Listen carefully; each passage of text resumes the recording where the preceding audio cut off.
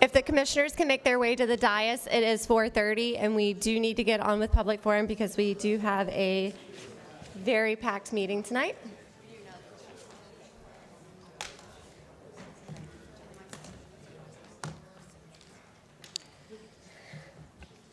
All right. Allison, I can go with 3, right? Okay. This meeting is called to order. This is public forum. Please turn your cell phones to vibrate, silence, or off setting. The Gary Sansing Public Forum is intended for matters not included on the agenda for the upcoming County Commissioners meeting. Citizens wishing to address items on the agenda should sign up to speak to such items at the regular County Commissioners meeting. Speakers shall refrain from abusive or profane remarks, disruptive outbursts, protest, or other conduct which interferes with the orderly conduct of the Gary Sansing Public Forum. Each speaker is limited to 3 minutes unless otherwise determined by the chairperson to allow for sufficient time for all speakers. If 20 or more speakers are signed up, the time will be reduced to 2 minutes out of respect for all attendees. Members of the public who would like to present a visual aid when speaking must submit all materials at least 24 hours prior to the meeting via email to submissions@myescambia.com. That's submissions@myescambia.com. If you are signed up to speak today and you have not already submitted your visual aids, please see a county staff member in the lobby for assistance. Please note that same-day submissions will be determined on a case-by-case basis at the discretion of the BCC chair. At the chairperson's discretion, the Gary Sansing Public Forum may end 5 minutes prior to the scheduled start of the upcoming Board of County Commissioners meeting to allow the meeting to commence on time. We have 36 speakers signed up for tonight, so it will be limited to 2 minutes. Our first speaker is going to be Mary Konopka, and Leslie Huron is on deck. So Mary, if you'll make your way to the front, and then Leslie, if you will prepare your remarks.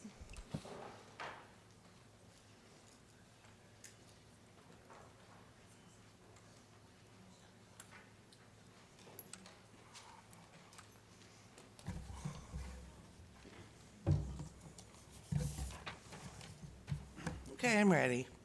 Commissioners, viewers out there with our county, talking to you today about term limits. I'd like this put on the ballot, but the commissioners, you should be able to vote for it. I've heard arguments about term limits not being good from a political aspect, but I've heard a lot of arguments from citizens where term limits is a very good aspect.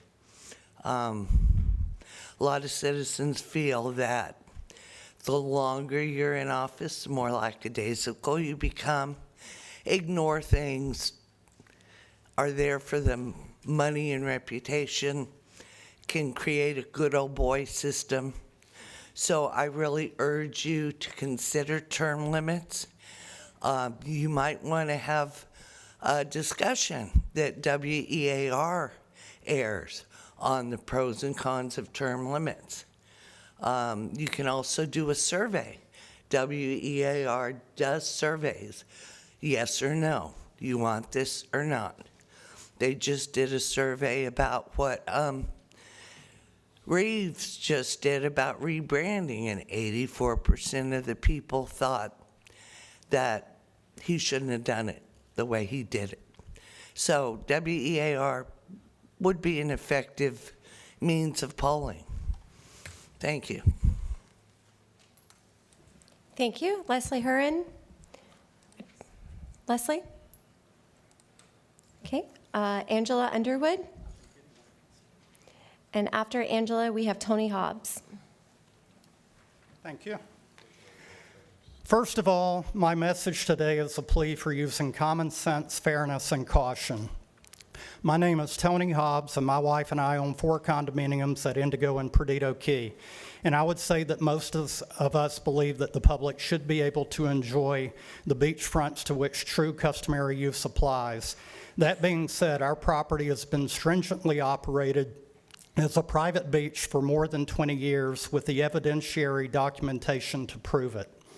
This element alone means any attempt by the county to apply customary use to our property will 100% fail in a fair and competent courtroom.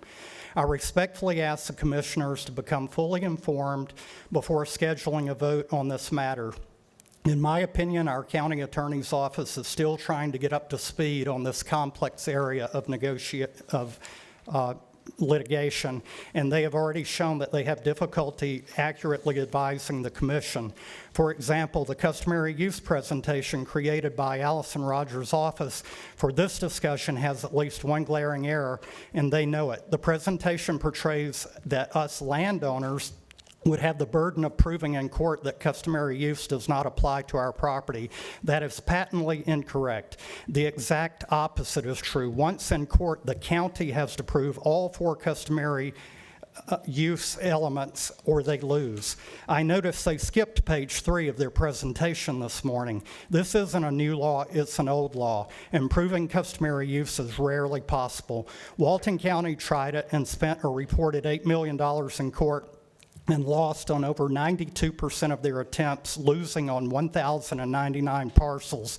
If you try the same thing here, you will pay a handsome price in terms of your future time consumption, in addition to the legal costs, which can very well include reimbursement of attorney's fees incurred by the landowners, potentially costing this county $10 million or more. Thank you for your time, and thank you for what we saw this morning with you considering and gathering the facts. I think this board is on the right track. Thank you so much, Mr. Hobbs. We appreciate your time. Angela Underwood and Joseph Kleinenpeter will be after Angela. Hello. I'm Angela Underwood. I'm a reporter with opgov.ai. I've been covering Pensacola, but I was asked to come to this meeting. And I'm not really scared to speak in front of you guys. I've been a reporter for 20 years, WER. I don't know why Mary gives them so much credit, but either way, I'm going to read what she said. I guess she was worried she wasn't going to have enough time. So I'm going to read on behalf of Mary, I guess, this is what she thinks. And I think so too. And I think it's a shame that time limits, you have to come up and rush, but we'll address that another time. So, Chairman Who's Hofberger, there you are. Okay, we are here to talk impact fees. If you read the Florida statute, impact fees are not complicated. As an example, I will use the city of Titusville. Impact fees on a single-family dwelling run $3,000 to $4,000 each. If the developer wants to pass the entire cost to the buyer of the residence, that will increase the monthly payment on a 30-year mortgage by $8 to $10 a month. People will either buy or not buy their homes, but Titusville sure does not have a problem with home purchases. Lastly, the job of commissioner, and that's all of you, not just you, I don't know why she singles you out, is to take care of the citizenry of the entire county, not just their district. As is apparent when you vote on issues that do not pertain just to your district. It's not your job to make the developers richer, I agree with this, and ensure their donations to your campaign by vetoing impact fees. So blatantly corrupt. It is your job, that's my little take on that. It is your job to provide infrastructure, a modicum of safety, and a decent place for citizens to live. And I still have plenty of Thank you, Angela. Joseph Kleinenpeter, and then Tim Mullins will be after Joseph. Yes, good afternoon. My name is Joseph Kleinpeter. I reside at 13621 Perdido Key Drive, which is Indigo Condominiums. I am the president of the association there. We strongly oppose this legislation, the proposed legislation on customary use. It is really bad policy. It will not achieve the objectives of increasing public use of the beaches. There are much better alternatives, and we urge you to consider those.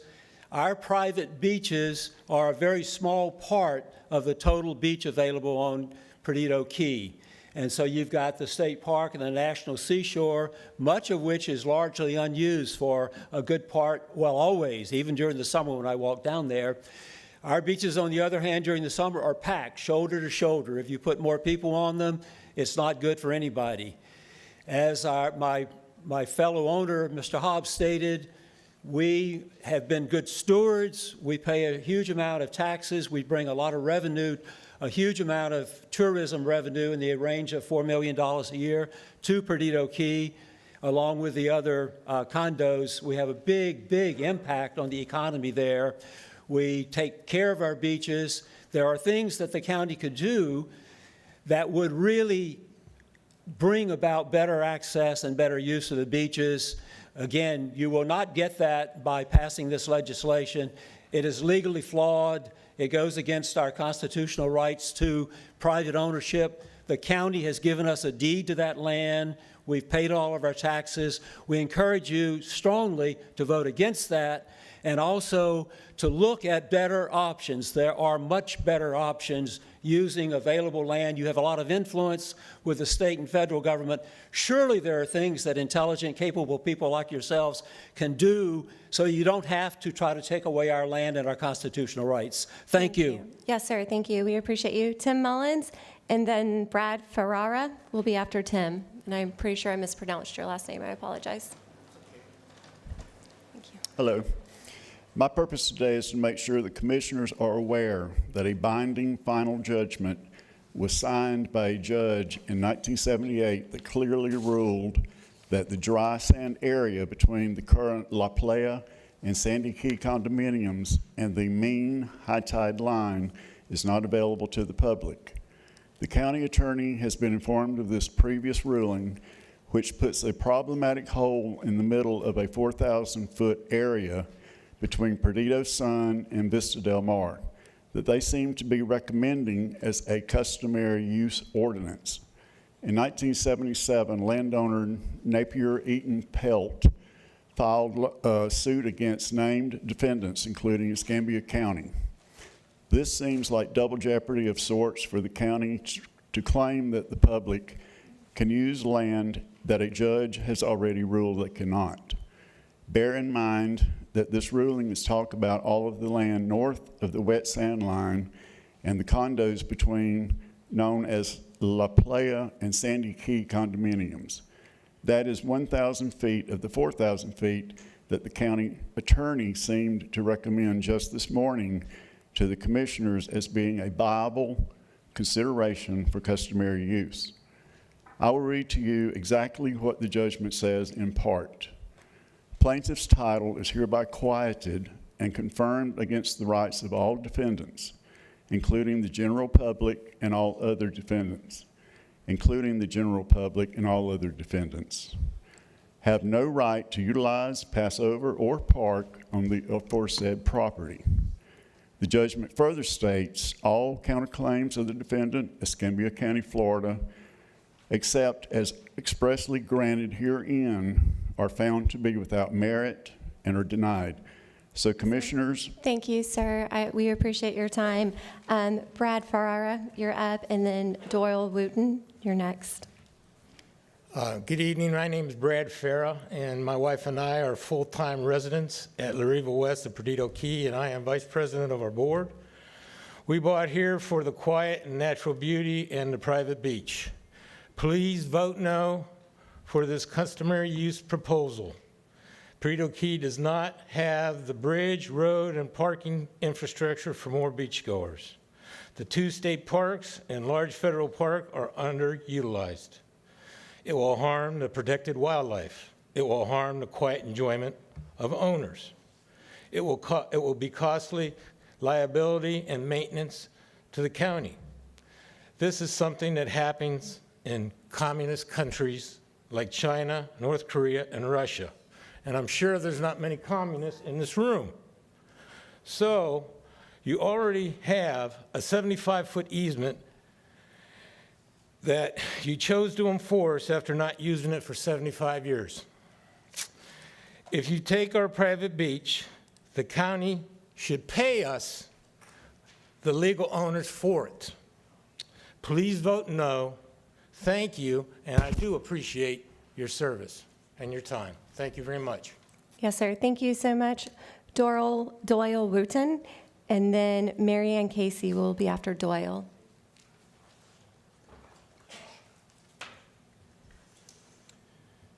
Good afternoon. My name is Doyle Wooten. I live at Indigo Condominium. I serve on the board with Joe Kleinpeter. I've served about 30 years in the service and another 10 or 15 years as a civil servant in the Department of Defense. We moved here for the quiet and the serenity of the Perdido Key offers.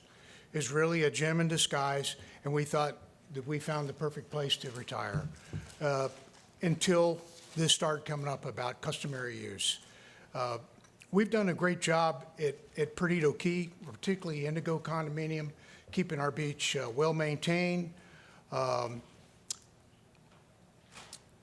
adding to our dune areas, particularly after Hurricane Sally, which provides an environmental sanctuary for the local habitat.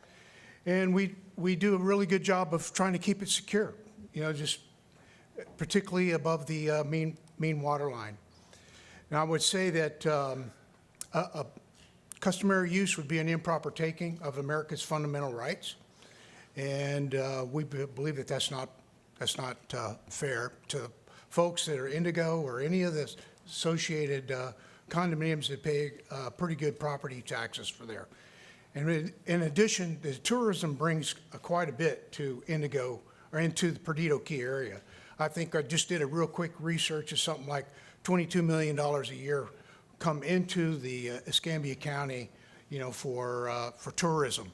So I think anything of that, you change that balance, you're going to disrupt some of the tourism that comes in here. That's all I have to say. Thank you. Thank you, and thank you for your service. We appreciate you. Mary Ann Casey, and then Jerry Price will be after Mary Ann. Good afternoon. I am a owner at the Indigo Condominiums at 13621 Perdido Key Drive.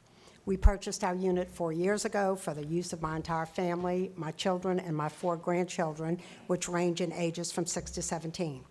At the time of the purchase, we were deliberate in choosing a well-maintained and professionally managed property that emphasized safety, security, and responsible stewardship. We pay substantial condominium fees and property taxes in support of those expectations. We also understood, based on clear representations and longstanding practice, that Perdido Key is served by several public beaches and public park accesses, including Johnson Beach, and that the public has the right to walk along the shoreline. This balance between private ownership and public access was transparent, understood, and valued by all parties. Given that these property rights and expectations were clear at the time of purchase, it's deeply concerning that such rights could now be materially altered through government action. If these rights were relied upon in good faith by property owners, how can they be removed without due process and meaningful engagement with those most directly affected? We value the existing arrangement not only for ourselves but for the broader public. However, a major policy change of this magnitude raises serious questions about process. We respectfully ask the county that they have an obligation to property owners to conduct multiple public forums and ample notice before advancing any action that would significantly affect private property rights and long-established expectations. We have long vacationed in Florida. We have a deep affection for Perdido Key in particular. That said, if this proposed change moves forward, we would seriously reconsider our continued investment here and look elsewhere. We believe many others may reach the same conclusion. Such an outcome would have broader consequences, diminished property values, negative impacts on local businesses, and reduced Thank tax you revenues. so much. We appreciate your comments. Jerry Price, you're next, and then Gary Holt will be after Jerry Price. My name's Jerry Price. I live at 27 Gulf Street. I came up here to talk about ex-prisoners going back out into society today. And in the area where I live, which is District 2, and thank you, Mike, for running again, and appreciate all the work that all the commissioners up here are doing. You've done a really good job. But with the ex-prisoners, we've got about a dozen in our area that are going up around Fairfield and Mobile Highway in that particular area. A lot of trespassing, a lot of panhandling, refusal to get jobs, and they don't want to go into programs. I don't see the county jail giving them 2-piece ID so they can go out and get a job when they come out of jail. short-term or long-term. There's other things, housing and the mission, maybe they could go there and stay for free for a while and get a job with the temporary services that pay them daily. But with our area, this has been going on for more than 2 years, maybe as much as 4 years. I don't know if there's anything you can do. I know the county pays for the jail facility, not the sheriff's department. So I think that you guys would have some input in what you can do and what you can't. Sure, it's going to cost money, but I think it would be an advantage if you could try to help them out while they're in the jail to see if you can get them to get a job and come back into society. Thank you very much for your time. Yes, sir, thank you. We appreciate your comments. Gary Holt, and then Charles Krupnick. You'll be after Gary. Thank you, Gary. Good afternoon, Commissioners. I'm here to talk about customary use again. We were here this morning and been here the last 7 months. I represent 300,000 Escambia County citizens that have been using this beach. I'm 67 years old. I've been using it for 67 years. This 2018 bill came upon us 7 years ago. I'm 67 years old. It didn't seem like that long ago that I turned 60. So 7 years we've been fighting this customary use to take away our rights to go on the beach. And it's a no-brainer. I can't believe that we're all here for this today. Nobody's on the beach today. 9 months out of the year, there's nobody out there. They got their beautiful view, everything's fine. But you know, when the locals want to go out to the beach, we should be able to go where we want to, like we always have when I was growing up. And I got emotional in Commissioner Stroberger's office a few months ago, telling him about a 14-year-old kid that caught a nice fish on the beach, and the people were yelling at him to get off their private beach. 14-year-old kid out there on a recreational area, caught the nicest speckled trout I've ever seen on the Gulf, and people just ruined his day. I mean, that's what we're talking about, you know. And it's just been the last 7 years. I mean, some of these condo people and the Gulf front owners, they remember, I mean, past 7. Most of them own condos and property, you know, back in 2010, 2000. I owned an Eden condominium in 2000 to 2008, Eden condominium. Nobody told me I owned the beach. We had a security guard at the boardwalk to keep people out of the pool, but we weren't taking people off the beach. Give me a break, man. Y'all represent the locals of Escambia County, you know, and that's what we're asking for. This customary use law it works everywhere. It's not nothing unusual. Thank you all again for your time. Thanks. Thank you, sir. We appreciate you. Charles Krupnick, you're up, and then Nestor Rodriguez will be after. Thank you, sir. I appreciate that. We will be next. Okay, thank you for the open discussion this morning on Perdido Key and customary use. It was particularly good to see proposals for specific solutions to specific problems, such as Commissioner Kohler's recommendation to contact the Department of Interior to see if some sort of relief could be provided to local users of Gulf Islands National Seashore, Johnson Beach. Local incentives could also be pursued, such as maybe adding a $20 voucher to Escambia County residents who could visit the park so they could have a yearly access fee of $45 instead of just $25 for one visit. The recommendation for further work on acquiring new beachfront property also seems appropriate. One hates to pay above assessed valuation as demanded by the property owner next to beach access number 3, but perhaps it needs to be considered. As was made apparent by Commissioner Stroberger's recent meeting, imposing customary use on Perdido Key is not a mass movement. I know Gary said he represents 300,000 people. It's not a mass movement, but it's an orchestrated effort to by organized groups determined to impose their views on what Perdido Key should look like. Something like this happened some years ago with redistricting, when without much local consideration, Perdido Key and Innerarity Point were moved from District 2 to District 1, resulting in a district that looks like, frankly, a monkey on skis. Okay, not quite a gerrymander, but certainly not a unified geographic unit it should be. Consider as well that more beach access on Perdido Key means more visitors from Alabama to use our beaches. With Orange Beach day use fees at $15, who can blame them? A final comment. Thank you, sir. We appreciate your comments. Okay, thank you. Nestor Rodriguez, I'm getting tongue-tied there, sir, you're at, and then Buddy Stromberg will be after. All right. Especially this group over here. And Buddy Stromberg, you'll be next. All right. I hope you give me more than 2 minutes, but I'll make it as quick as I can. And this is totally different than what I've been hearing here.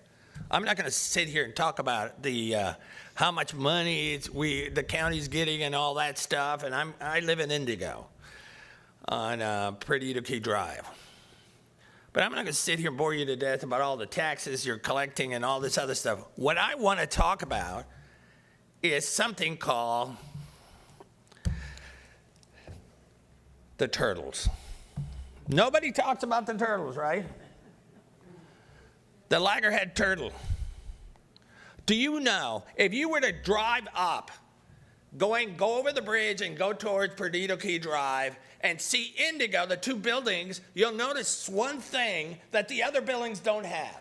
We don't have a breezeway. It's dark. Why? We become steward of these turtles. In our bylaws, at a certain time, you got to turn off, close the curtains so the loggerhead can come. Do you know that the loggerhead has the siblings cannot survive hardly? At night, the biggest thing that they hate is light. And all the other condos, even the public beach, you'll have all that. They don't like noise, they don't like light, they don't like garbage. They don't like all kinds of different things. But in our condo, if you go there at night, you'll see that the beach is perfect. Isn't that right? Combed perfectly. So these turtles can make their way. And we're strict about that. You're talking about a 14-year-old kid that did with it a turtle? Well, I've seen a bunch of kids that take a turtle and throw it away. That's right. You know, we got the cheerleader squad over here. Why? Let's go ahead and destroy more beaches. Thank you, sir. Your time is up, and we appreciate you. Oh, really? Advocating Please? for Turtles. our- Think about turtles. Thank you. We're just going to kill more nature. Right, guys? Thank you. Your time is Kill up. more nature. That's all. Let's kill more nature. Hi, Buddy. Hey. Thank you, sir. And then Robert Stanley will be after Buddy. Okay. Yes, Buddy Stromberg. I live at Cruzat Way. You know, I remember when there was not. Let's give it a minute. We want to make sure we're able to hear your comments. I'm going to need everyone else to calm down so we can move forward with our meeting and give Buddy the respect that he deserves. All right. Yeah, Thank you, I Buddy. remember when there wasn't the first condo out there. Not the very first one. As a matter of fact, right where they built the first three at, there used to be an airstrip right there that the military used for doing touch and goes and bombing on No Island, which was Goat Island back then. Now, people have been going to that beach, and the people knew the people were going to that beach. So when they built the condos out there was nothing going on. Then all of a sudden, everybody's mad because somebody's walking across your beach. Well, who said it was their beach to begin with? And I thought that sometime along the line here, when Mr. Bergosh was in office, that he found something about the military whenever the government sold that property, that it was supposed to be a 75-foot easement from the Hymen line up. So that gives you the right to walk across the beach. I mean, what are they going to do? Stand out there checking everybody's ID walking across the beach? Sounds fruitless. I mean, it sounds stingy as hell to me. And besides that, so let's say when a hurricane comes and annihilates their beach, they're going to want it put back. So who's going to have to pay for it? The taxpayer, right? So if this goes through, why don't you impose a fee on them to help subsidize what it would cost to put their beach back. That's pretty much all I have to say this evening. Thank you, sir. We appreciate your comments. Bob Stanley. And then Laura Bagros, you'll be after Mr. Stanley. Thank you for your time, Commissioners. Sorry I wasn't here this morning. I was working. First time I've been before you.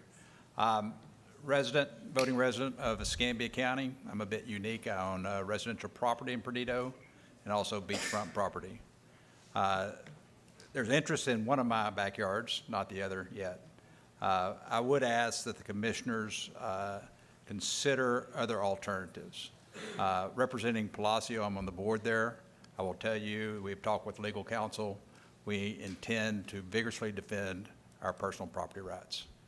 I fear as a taxpayer of this county, this will evolve into a very expensive food fight, and there will be no winners except for the lawyers. So I ask you all to consider alternatives. You know, Walton County spent well over $10 million on this. There's going to be $10 million on the other side. It's going to be a very expensive undertaking for the taxpaying residents of this county. So I urge you to strongly consider other alternatives, possibly parking, that will enable residents of Escambia County to have close to free or very subsidized beach access, and the county can recognize revenue from parking from non-residents of Escambia County. And that's all I have. Thank you for your time. Thank you, sir. We appreciate your comments. Laura Bagros, and Laura Bagros is next, and then Lori Newman will be after her. Did I get it right this time? Yes. Thank you. I addressed this initially to Commissioner Strohberger. I left the cow this morning and realized I'd finally heard exactly what you felt about customary use. You mentioned town halls that I had not been aware of and knew that I needed to educate myself about those. The things you said this morning led me to believe there had been multiple town halls recently, and during these meetings, people didn't care or were uninformed. I could only find one town hall in June of 2025 and then one in Beulah on the, I think it was, January the 29th. I encourage everyone to listen to that town hall in Beulah. It was enlightening. We can skip past your disparaging remarks about Indians sitting around smoking peace pipes and focus on the fact that those that spoke up were absolutely aware of customary use. Seems to me that when the person who had done the most research on the issue had some valid points to make in favor of customary use, you quickly changed the topic to sunshine laws. Since only one of those that spoke up was not in favor of customary use, it appears that you've misrepresented the community at large. Please correct me if I'm misinformed. I can only go on what is publicly available, and obviously I don't have access to your private meetings and dealings. You referred to those of us that showed up this morning to support customary use as the microphone mafia. I'm deeply offended by your remark, as I believe everyone here should be. You also said that we weren't willing to compromise. I haven't been asked to compromise, and I've been speaking on customary use for several months now. Have any of you that support customary use been asked to compromise? No. Okay. So I did appreciate that. Thank you. Your time is up. Commissioner Strohberger, I see your light on. Did you want to make a remark? Were you at my town hall last week? Pardon? Were you at the town hall last week? The one, I listened to it online, the one in Yeah. Beulah. There were two people that raised their hand that knew what customary use was about, what the whole issue was about. That's what I said. I think if you'll go back and listen, I think if you'll all listen, I don't have to listen to it. I was there. You weren't there. You go back and listen to it. I did. I listened to it today. You asked for a private meeting. Okay, thank you so much. We're going to go in and move forward. Lori Newman, you're next. And Margie, I'm so sorry. I cannot pronounce your last name, so if you'll just know that you're next. Perkerson. Okay, thank you. Lori Newman, did we get Lori? Yeah, that's me. That's you. Okay, That's thank me. you. Okay. Hi, my name is Lori Newman, and I am here to support an ordinance that opens customary use on Perdido Key Gulf Front from the dune line down to the water's edge. from the east starting at Johnson Beach to the west, all the way to Florida, Alabama state line, because that is the historical use where those beaches have been used and will be amply demonstrated by testimonials that will be shared in the future. On that note, I would like to address immediately on the heels of the COW meeting from earlier this morning, the idea that beach advocates are unreasonable, ill-informed, confused, reactionary, radical, emotional, or any other derogatory qualifier Commissioner Strohberger can try to employ against us. Please don't be a Doug Underhill. You're starting to really sound like a Doug Underhill. Many Escambia Beach advocates have been closely following all aspects of customary use for years. Michael McCormick, for instance, used to travel to Defuniak Springs regularly to attend the hearings in person and tirelessly related updates of the legal proceedings for anyone interested. Our position, which is that a customary use ordinance would be geographically assigned to the Gulf Front area from the dune line down and from Johnson Beach on the east to the state line on the west. It is not an emotional plea, a knee-jerk reaction, an uninformed position, or a hard-line negotiating tactic. The governor signed an executive order. What more do you need? Customary use needs to be reinstated now. Thank you. Thank you so much. We appreciate your comments. Margie, you're next, and then Anita Felicio will be after.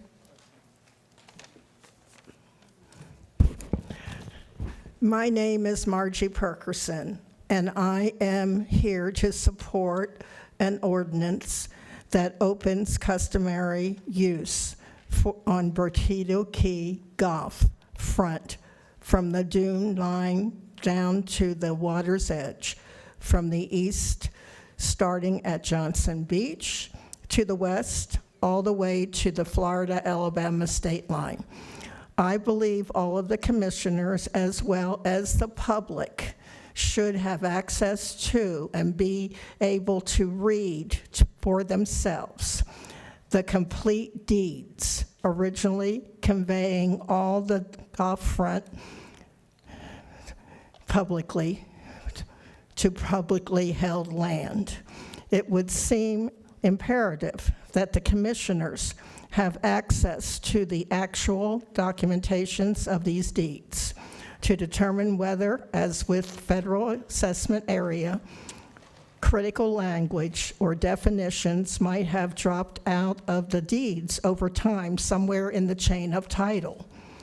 The cleanest, most honest, and most legally sound way to define customary use on the key is the whole golf front, setting aside the federal assessment area. And we believe that the testimonials, which we have already been hearing and soliciting with, demonstrate that historical use is a fact. I am asking you to please support customary use on Perdido Key. Thank you. Thank you, ma'am. We appreciate your comments. Anita, you're up, and Beverly Gunsley, you'll be after Anita. Oh, sorry. Hi, I'm Anita Feliciano, and I'm here with the Save Our Beaches movement to support customary use from the dune line down to the water's edge, from the east Johnson Beach area to the west to the Alabama-Florida state line, setting aside the federal easement area, because patchwork, piecemeal application of customary use is not going to work. It won't work legally, and it won't work culturally. In regards to the COW meeting this morning, it is the historical use of the beaches on Perdido Key, which can be equally, adequately demonstrated, which offers the strongest legal position for the board to take against any lawsuit, whether it be brought by private landowners or the public, who can and will sue for customary use. We, the public, do have standing according to the written directive of the legislature. We believe you should not put the county in the position of a piecemeal definition of customary use and enforcement, as it is the surest way to a barn burner of a lawsuit. In the meeting this morning, when Mr. Day talked about the lowest lying fruit, he is speaking of the areas on Perdido Key Gulf Beach that are traditionally not as contentious as other areas when it comes to customary use. We want to make those owners more contiguous quickly, saddle their properties with customary use, and then try to explain why they will have the public recreating on their dry sand, but the other owners will not. We are asking you to bring a clean, simplified ordinance for customary use. Thank you. Thank you, Anita. Beverly Gunsley, and then Diane Cromell. You'll be after Beverly. My name is Beverly. I'm here to support an ordinance that opens customary use on Perdido Key Golf Front from the dune line to the water's edge, from the east starting at Johnson's Beach to the west, all the way to the Florida-Alabama state line, because that is his historical use, where those beaches have been used. That will be amply demonstrated by testimonials that will be shared in the future. In regards to this morning's CAL meeting, far from being unreasonable about the timeline, we agree that the upcoming case over the east side of Florida could indeed have some legal bearing, in part. In particular, we hope it may provide some legal case law to set aside the ridiculous notion that bad legislation that has now been repealed, can be considered an interruption of public use because it gave the property owners a temporary legal ability to kick the public off the beaches, something the public never agreed to. And in fact, from the time the bad 2018 legislation went into effect, the Gulf Front owners started forcibly removing the public from the dry land. The public has never stopped trying to retain their historical, and some would argue constitutional on a state level, right to set foot on that dry sand. So while we are hugely grateful to Ms. Hankins for a careful and thoughtful exposition of similarities and differences today, we retain the opinion that no two sets of traditional customary suits in different geographical locales are completely analogous from an historical and therefore legal standpoint. We are also hopeful that the case might help guide the way towards the public being back on the beach where they have always been and have always belonged. Rather than trying to please a handful of people on Perdido Key, I think the focus should be on the 300,000 Thank you, Beverly. Your time is up. We appreciate your comments. Diane, you're next, and then Kevin Wade, you'll be after Diane. We heard today that an area of Daytona Beach used the window of opportunity afforded to them before the worst effects of the 2018 Huckabee legislation went into effect to pass a customary use ordinance. The reason we are here today is because the corporate board allowed a single commissioner to decide the fate of one of our area's most vital natural resources, the beach of Perdido Key. One commissioner who was beholden to 8-person board of the Perdido Key Association, who claimed to represent not just the 2,500 Gulf Front condo owners, many of whom aren't even Escambia residents, but all Perdido Key owners, and played politics with an essential tourism and economic driver by destroying access for the 335,000 residents of Escambia County, and countless tourists who came to Perdido for the beach, were harassed and kicked off the dry sand by condo owners, and will never return to Escambia as a result. When Escambia should have been protecting one of its most treasured assets, we instead let one vote on a 5-person board to dictate what happened on the Key. And the clear result is that now the #1 beach in the country is, yep, you guessed it, Pensacola Beach. The #2 beach, yep, Navarre. Does anyone really believe that Navarre is any better than than Perdido Key? Or is it because it is the public is allowed on it? Is it because it is prettier, cleaner, has a better sunset? Or is it just because it has 18 pavilions, picnic tables, all kinds of amenities on the beach? While Perdido Key has crime scene tape and stop signs and off-duty deputies, people screaming at families to get off the beach. As we heard today, Perdido Key has already been nursed many times after multiple storms with millions of taxpayer money. Why didn't that make the beach public? Because the game of calling it dune restoration by Underhill instead of nourishment. Dredge the intercoastal, truck it over to the Gulf, dump it on the dune line, spread it towards the water. Just don't put it in the water. Look, Ma, no beach renourishment. Nobody said that there wouldn't be any lawsuits, Commissioner Stroberg. Stroberger. I believe, as Commissioner Berry Yes, ma'am. once said to Thank you Doug so much for Underhill, your time. you're We welcome to your appreciate it. opinions, but you're Kevin not allowed Wade. to have your own Kevin Wade, facts. you're next. Come on, y'all, do the right And then thing. Melissa Pino, you'll be after Kevin Wade. Kevin Wade, 413 Southeast Boblets. Thank you, Indigo. Bring back turtles, absolutely. You made me hungry. I was really unhungry after this meeting this morning, seeing more of the Underhill tactics. You know, the fear of Somali pirates. Oh, that was at the town hall, yeah. You know, Doug Underhill was an angry man who couldn't fix traffic. There we go, there's campaign.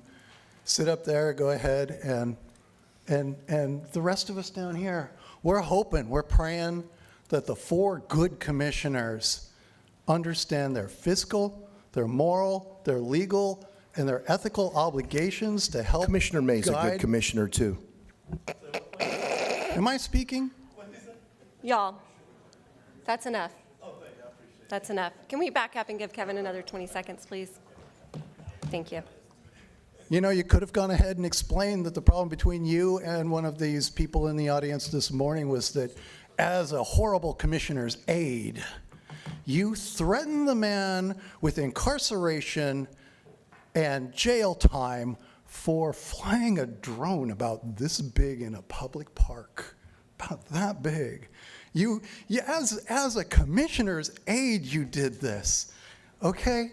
And what is, and like to sit up there and spew about the microphone mafia, you know, your fear of an Indian smoking a peace pipe, like this just, you have a fiscal, moral, legal, ethical obligation to legislate. And your petty, keep your petty stuff for that $200 million skybox that you lust after being built and the refurbishing of the Bay Center. That's what you really want, is you want to be away from the public, right? Right? Insulated. Thank you, Kevin. We appreciate your comments. Melissa Pino, you're next. And then Francis Orbitz, you'll be after Melissa Pino. Thank you, Melissa. Melissa Pino, 413 Southeast Boblets. I want to make really clear that I am, in none of my comments, mocking or saying anything poor about the condo owners that they're here. When I say that this feels new to them, it's not new. We've been doing this for 10 years. We've been listening to these same excuses for 10 years, and now we have a repeat of Doug Underhill up on the dais. None of that is new. Y'all figured out how to deal with it when you had a rogue commissioner that refused to represent the Escambia County constituents and the majority of his own constituents. I want people to really think about this. Do a thought experiment and just follow with me. Close your eyes and imagine that you've got a retired military commissioner who at least twice in his life has vowed to uphold the Constitution, willing to repeatedly disinformation on the Declaration of Independence, a sacred founding document of our democracy. And maybe it's because we're getting the message not all that democratic. You think? We hold these truths to be self-evident. It's life, liberty, and the pursuit of happiness, Commissioner Stroberger. It ain't property. If that's what knocks your socks off, go ahead and accumulate it as much as you want. Crouch on your skybox. The public deserves to be back on that beach. And I'm not calling disinformation on any of these people who got up. The only thing close was the turtles, and I think that he actually does believe that there are no turtles on public beaches, but the people over in Pensacola Beach could tell him differently. We know how to deal with this. Game on. And we've won all of them.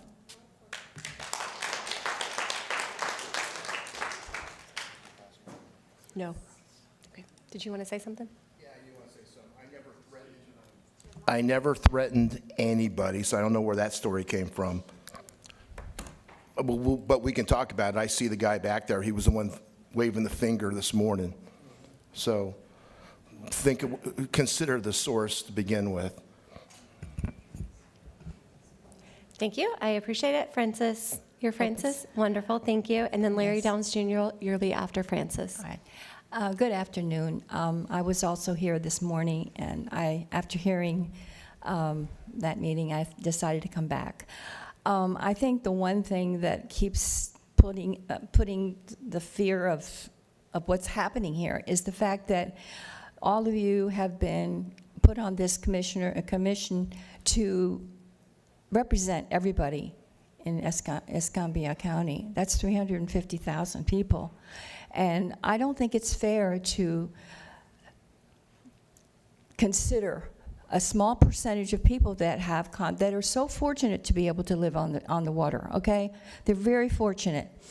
But most of them don't even live here. They're second homes. And yet, when I try to walk the beach, I'm being told that I'm on private property. I also pay taxes. 350,000 people here in Pensacola pay taxes. We all pay taxes. And I came here for Johnson Beach. That's the reason I'm here.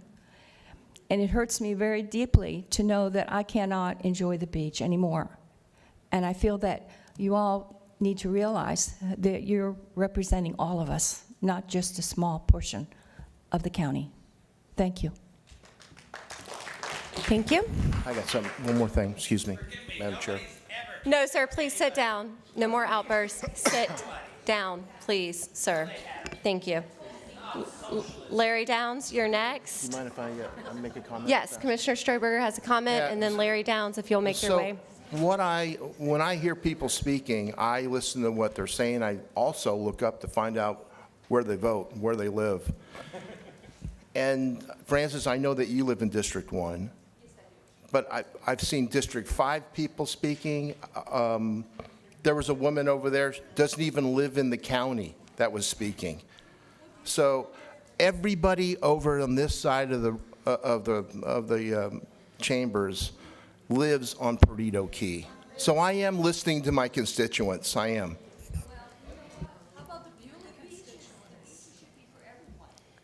They are for everybody. Well, they're not if they're not letting you walk the beach. I cannot walk the beach. Okay, Commissioner Stroberger, did you have anything else? All right, thank you for your time. If we can have everyone sit down, it is Larry Downs Jr.'s turn to speak. Larry, we're excited to hear from you, sir.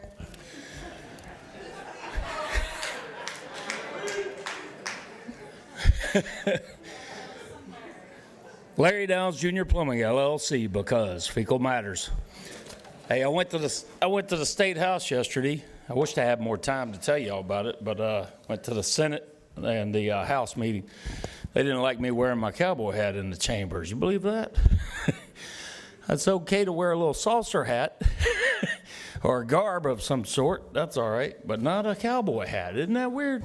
So anyways, hey, I got a few notes here. I wish I had more time, but anyways, we do have some constitutional rights. One is the First Amendment, so, you know, they can gesture if they want to. I mean, it's just part of our constitutional rights. You have to have a thick skin to be a county commissioner, just like a referee. I've had to learn over the years. And I'd like my time reimbursed for me when Lumen interrupts me. Anyways, the taking clause. The 14th Amendment, deprivation of rights. That's a problem. You can't take somebody's property rights without just compensation. So if you are going to force people to share their property, you know, sharing's caring, then you're going to have to compensate them. And it's not right for you to force them to allow people to use their property that's deeded to them without, I don't even think with compensation. You're going to have to take that property from them. You got to take it, eminent domain. That's your only choice. You can't force people to be allowed on somebody else's property. That's unconstitutional. I mean, where do you right side that? You know, it's just, you know, customary use. When did customary use start? With the American Indians? How far do we go back? How far do we come forward? You just can't do it. I hate to be on the wrong side of these people, but the mob Thank you, Larry. We cannot appreciate rule. It. Diane Burnett, and then Eric Sharplin.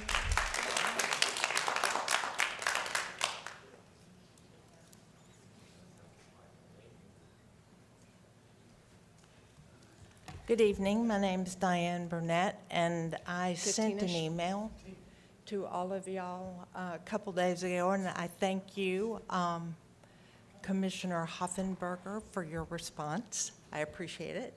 So I'm not going to go over everything that everyone else has discussed.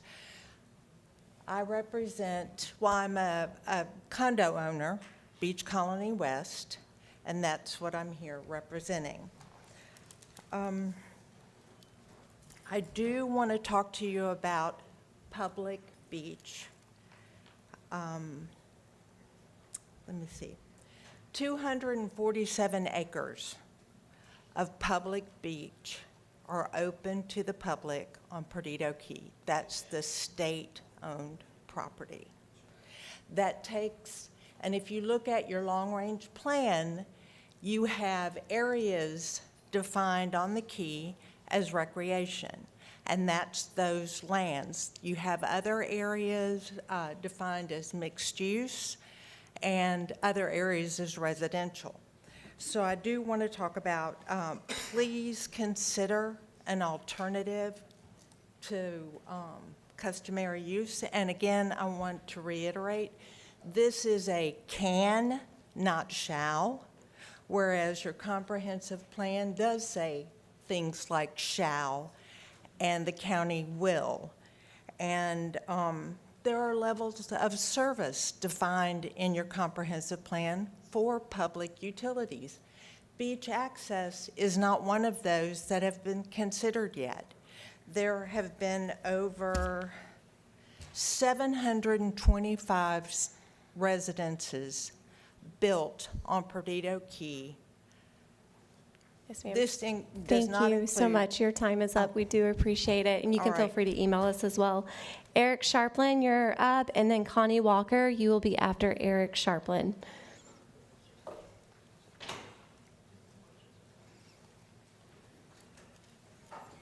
Good evening, Madam Chairman. I really hate that these people started in on Steve Stroberger. We don't need a repeat of the Pino Underhill showdown that went on for 3 years. A little assessing contest, and I think the comments were out of line on you, Commissioner. I really do. I just don't need to see this. I thought with the commission it was a broken record. They were at each other's throats back and forth for 3 years. It wouldn't stop it. Public forum. We've got to learn to be nice, have our facts in order, and, do the right thing. One thing I would like to see happen in Florida is what we do in Louisiana. We could solve these primaries. Why don't we consider going to the jungle primary? Put all the candidates on the same ballot. Your top 2 vote getters go to the runoff. The only time it backfired was in '91 when David Duke, the crook, and Edward Edwards of the KKK fought it out. And they had to pick Edwards because he was the crook, Edwards was the KKK, but it would stop the voter suppression. Because a lot of Democrats here feel like they are suppressed because write-in candidates pop up all the time and they say, well, what's the use? We can't even vote. But that was the main thing. And I would like to say, Ms. Hoffenberger, you're doing a pretty good job. The only negativity I have heard is the one county commissioner's wife is why you weren't at the Martin Luther King parade. But you know how people are, they're going to complain, and that's their right. So I thank you for your time, ma'am. Thank you, sir. We appreciate your time. Connie Walker, you're up, and Francisco Yarnbarn, you'll be after Francesca. Francesca, thank you. Welcome back. Connie Walker, President of Perdido Key Association. In summary, beachfront property owners' major concerns are increased liability insurance, maintenance of beach cleanup, decreased property values resulting in less revenue, and tourism resulting in rental income decline, damage to fragile ecosystems negating years of conservation, maximizing security expenses, combating continuing problems with vandalism, unauthorized parking, and access to condominium and private homes. Legal actions would be unjust to beachfront property owners who will incur their own legal fees as well as considerable taxes to help pay county legal fees.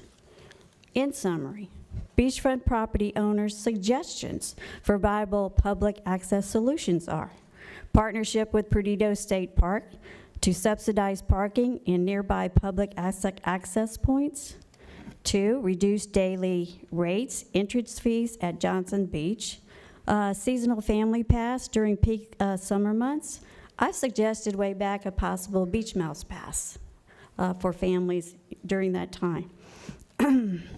If county managed paid parking public accesses are implemented, provide local residents and property owners discounted or free parking permits. Perdido Key beachfront owners' sustainable eco-conscious vision continue to show environmental stewardship as a guiding principle for future planning. Priorities are natural beauty, family-friendly, low-density living, and local community value as core to the Key's future. As commissioners, consulting and researching all actionable opportunities are imperative, as well as input from Perdido Key beachfront property owners' concerns and solutions to public accesses. Thank you so much. We appreciate your time tonight. Francesca, you're next, and then John Shell, you'll be after.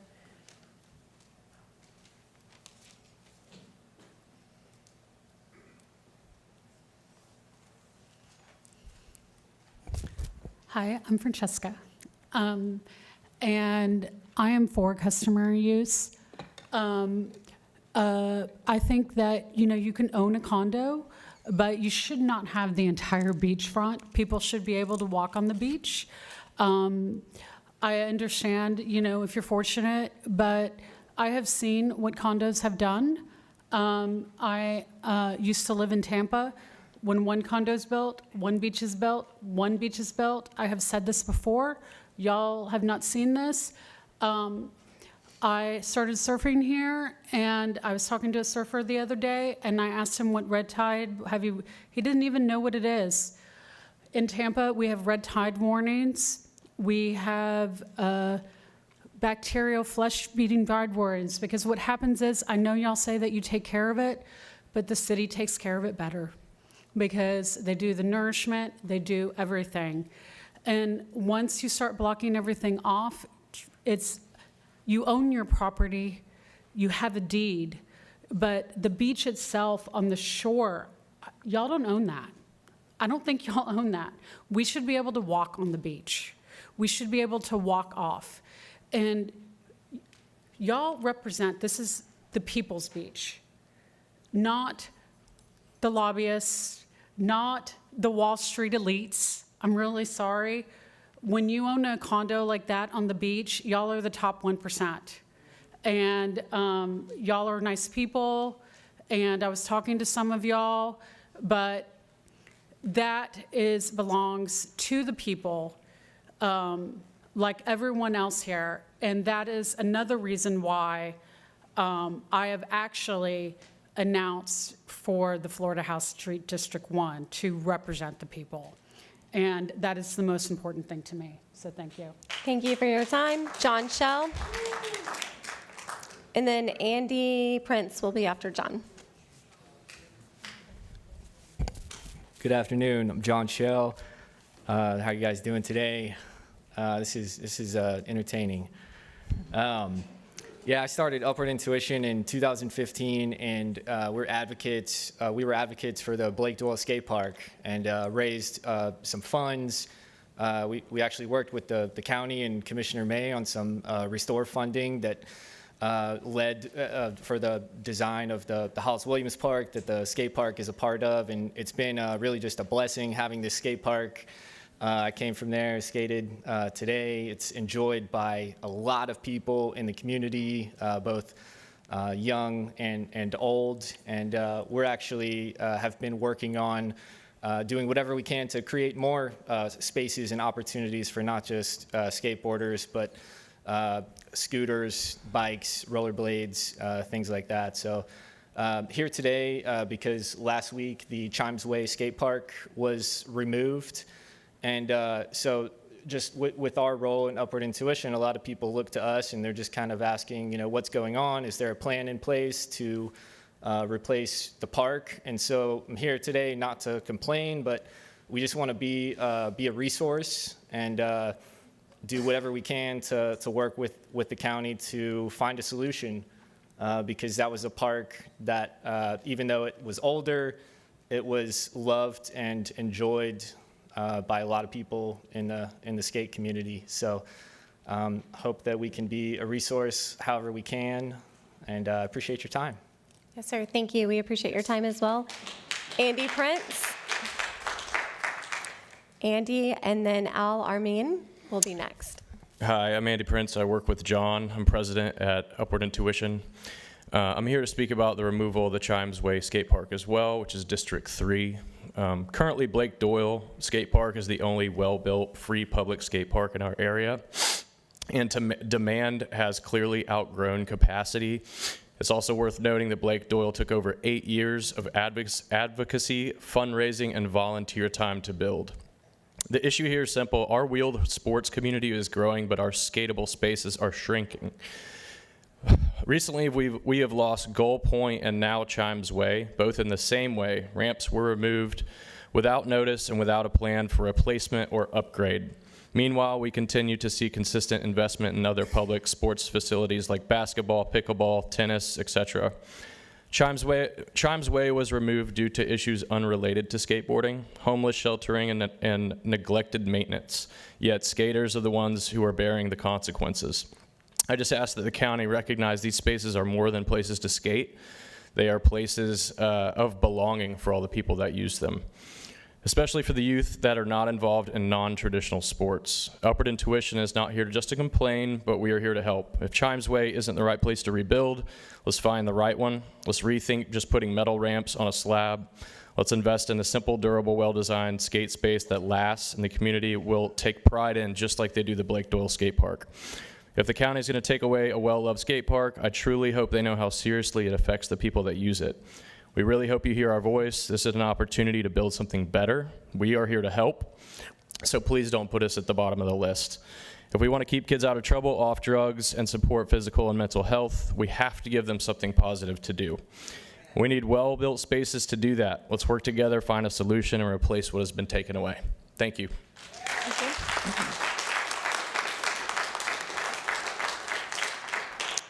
Al, are you in the audience? And then Bobby Powell will be after Al. Thank you. Hi, I'm Al. I'm also a local skater from the area. I know the main excuse for closing the park was because of unhoused folks, and to be quite frank, that is another very pressing issue in this city that needs to be addressed completely separately. The mishandling of Pensacola's homeless community is abysmal and needs to be changed systemically. Y'all's lack of regard for the unhoused should not be an excuse to disrupt a separate community by taking away our very minimal spaces. What I see from you guys is blatant disregard towards your community. Chimes Way Skate Park has been a staple in my life for years, and so many others here. It is a place for play and camaraderie, and some of the only places in the city where I genuinely feel safe to be myself. In less than a year, we lost 2 out of these 3 safe spaces. The destruction of W Street is devastating for the neighborhoods around it and the kids who live on the west side of town. The park was actually accessible. You have now narrowed our options to one specific and very privileged area of the city. To expect everyone spread all over the city to have consistent access to Blake Doyle is unreasonable and to strip away the access from everyone besides those with the privilege of living downtown. It has not been lost on any of us who don't have cars, who do not live downtown, and who know we never get a say in these decisions. I would implore you to connect with the communities you impact in this kind of decision-making and development.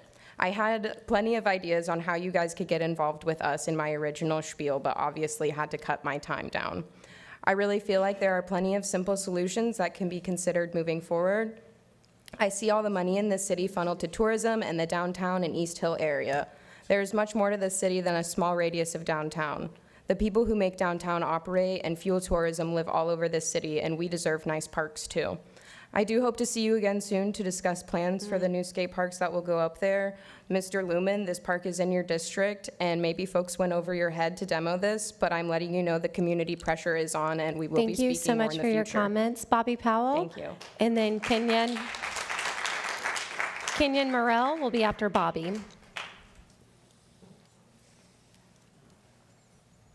everybody, what's happening? Bobby Powell, talking about Chimes Way. So, you know, a lot of concerns here, but the concerns didn't come from out of nowhere with this particular space. You know, multiple issues led parents just to say they didn't feel safe taking their kids there anymore. But at the same time, removing a skate spot does not solve the issue at hand. So we know that there was homelessness. We know that there were people sleeping underneath the ramps. So the solution was get rid of the ramps, get rid of the space. It didn't create housing. It didn't expand mental health services. It's not providing any kind of outreach. What it did was remove a piece of public infrastructure, one of the few places where young people, local skaters, and families gathered to use a county park in a positive way. Skate spots like Chimes Way exist because there aren't enough designated skate spaces. When these spaces don't exist, skateboarders, especially youth, adapt to use what's available over time. These areas become community spaces where friendships form. Skills are developed and energy is directed towards something constructive for many young people. Skateboarding isn't just recreation, it's community, and it's also belonging. We can address safety and public health concerns in our parks while also being proactive about recreational planning. That means intentional, maintained spaces and clear policies rather than reaching out only after issues escalate or reacting after issues escalate. If the goal is healthier parks and stronger communities, the solution isn't simple removal, it's investment in skate infrastructure and maintenance and in real support for people experiencing homelessness. That's how county parks can serve everyone. Thanks for your time. Thank you, sir. Kenyon, you're up, and then Chris Kerb, you'll be next.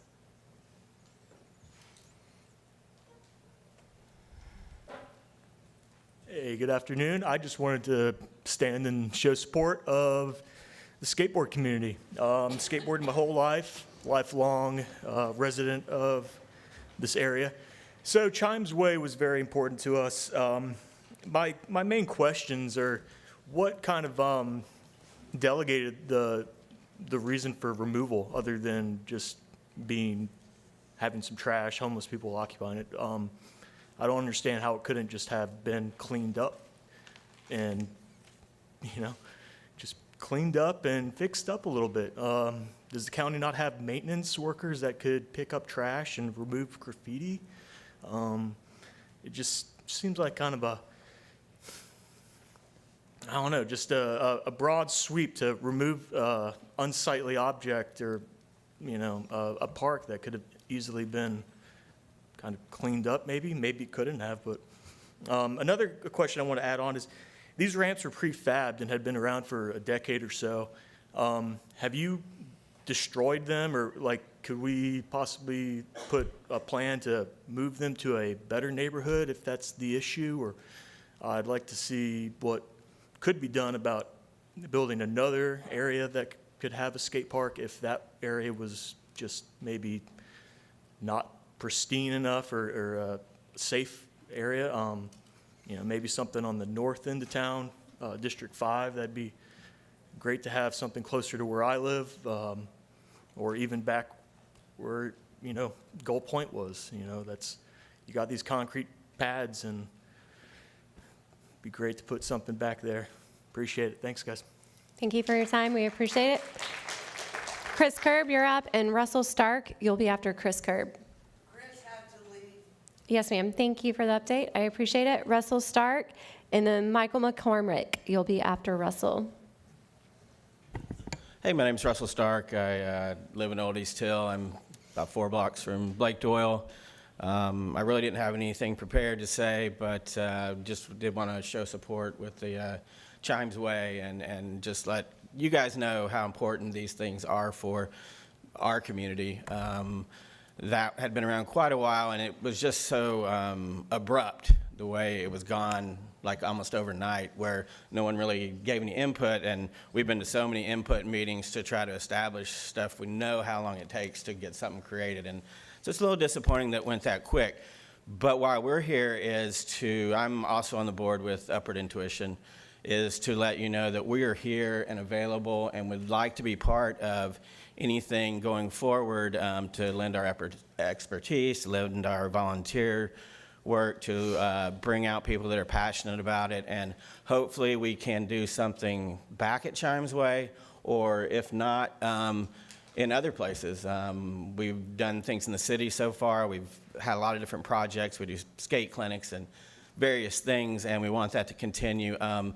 Quick reason why I'm so involved with it is with child safety and creating safe places for children to be. With Blake Doyle, I live 4 blocks. I mean, easily I can go there. I still skate on 52, but I generally just try not to fall down. I don't really do anything crazy. But is for safety for children, about 2 months before Blake Doyle opened, my only child was skating in the street in my neighborhood, got hit by a car and died. We're going on 2 months will be a 3-year anniversary. But we saw kids coming from all over the city trying to get to Blake Doyle, and it's just not, we need safe places all over there, not just one big park that everyone can use. So we don't want other tragedies. Thank you for your time. I appreciate all of you guys. Thank you for sharing. We appreciate it. Michael McCormick, and then Jacob Rockwell. Madam Chair? Yes, sir. I'd like to address the skateboard committee, and I'm very proud of the position that I've taken. Dan Thorberg, who's a good friend, John Shell, would know there was no elected official that put $1 million into developing a downtown in the city of Pensacola. Without the $1 million of my discretionary, that could have went anywhere else. It went down to help develop what is now called the skate park. And so our commitment resonates in the support that we've given to the skate community regardless of where they live. And so I'm very proud of that, and we stand on that. There's not another elected official that has given more money for the development of that skate park than Lumen May. The Neighborhood Association reached out. As we all know, there are issues with homelessness, vagrants, and those type of things. I implore you, John, and your group, no one reached out to me, no one called me. Just as when we were developing that skate park, people reached out and talked to me. I have an open door policy.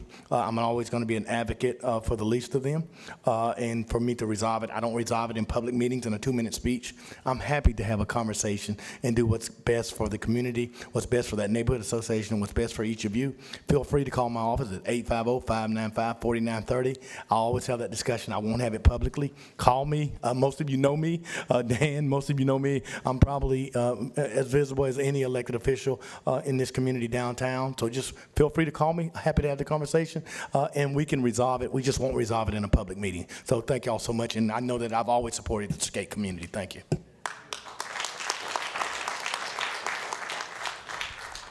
Madam Chair, gentlemen, my name is Mike McCormick.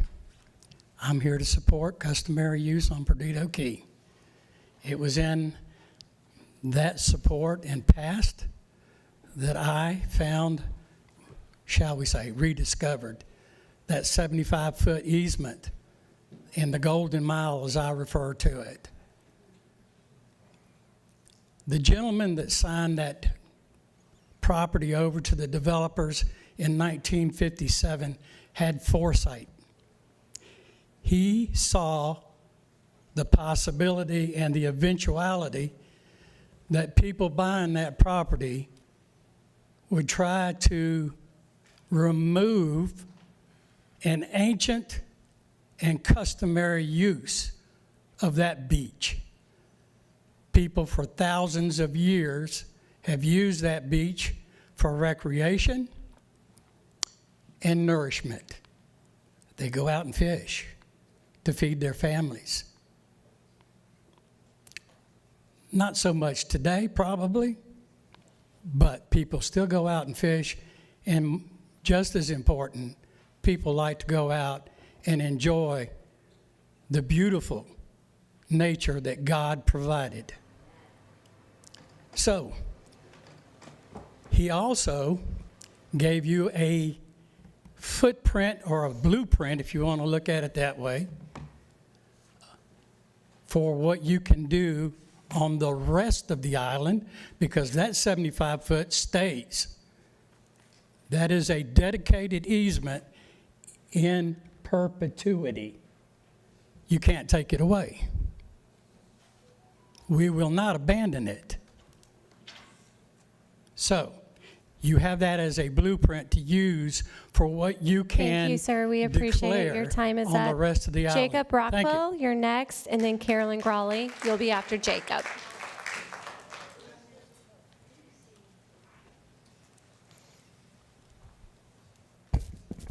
All right. Now, 4 out of 5 of y'all ran on a conservative Republican ticket.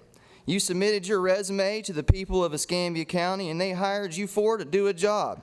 That job being to manage and fund the infrastructure of this county within the confines of the budget, and maybe even lower that tax burden a scotch.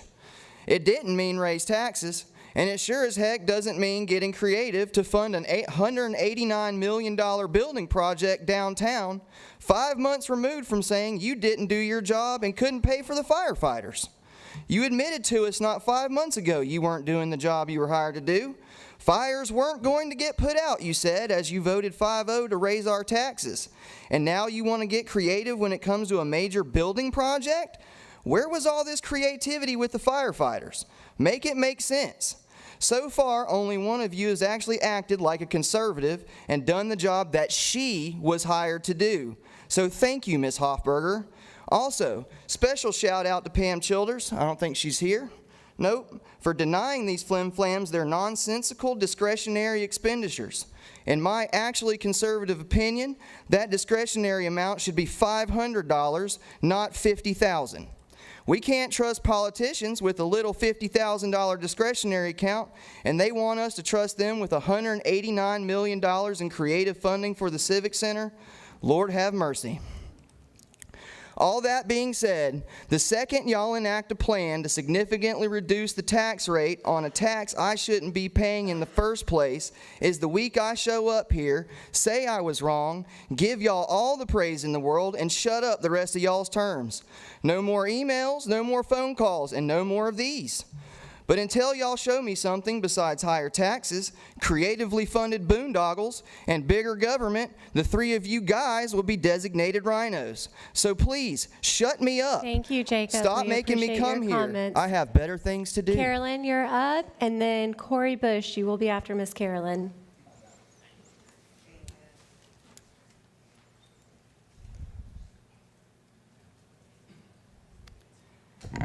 Good evening, Commissioners.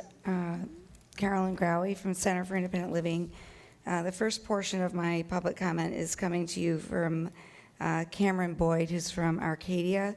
She's not able to be here this evening representing her residents of her facility. She's wanted to report that when calling for Flex Transit rides, she's having an impossible time getting through on the phones to make her rides for her persons that she needs to get rides for. She has a hard time getting people approved. She runs a facility that's for rehab, so she has people that's coming in and out for physical rehab post-hospitalizations. She's having difficulty with getting residents to and from their dialysis, that they're there late almost every single time, and that she wants to see transit go back to the services that it was before, that at least when there was both Flex Transit and ITL, when there was both community transit that was in and out of this ECAT services, that they were able to have choices and that there was more opportunity for services to be available to our residents. I wanted to also come up here for the public forum time for myself to say thank you for improving the process for signing in.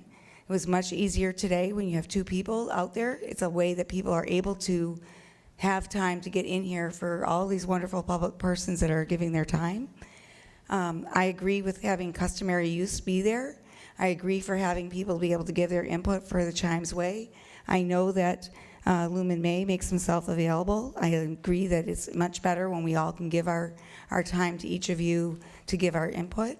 I also want to congratulate 3 of Escambia County women who have been acknowledged for being awarded or nominated for awards with the Junior League. We have Commissioner Hoffberger, we have Pam Childers, and we have the librarian, I'm sorry, I forget Ms. Bell's first name, but three of our dedicated workers in our community have been nominated from the county for those awards, and I think that's terrific. Thank you. Thank you so much. Thank you. Thaddeus, where are you?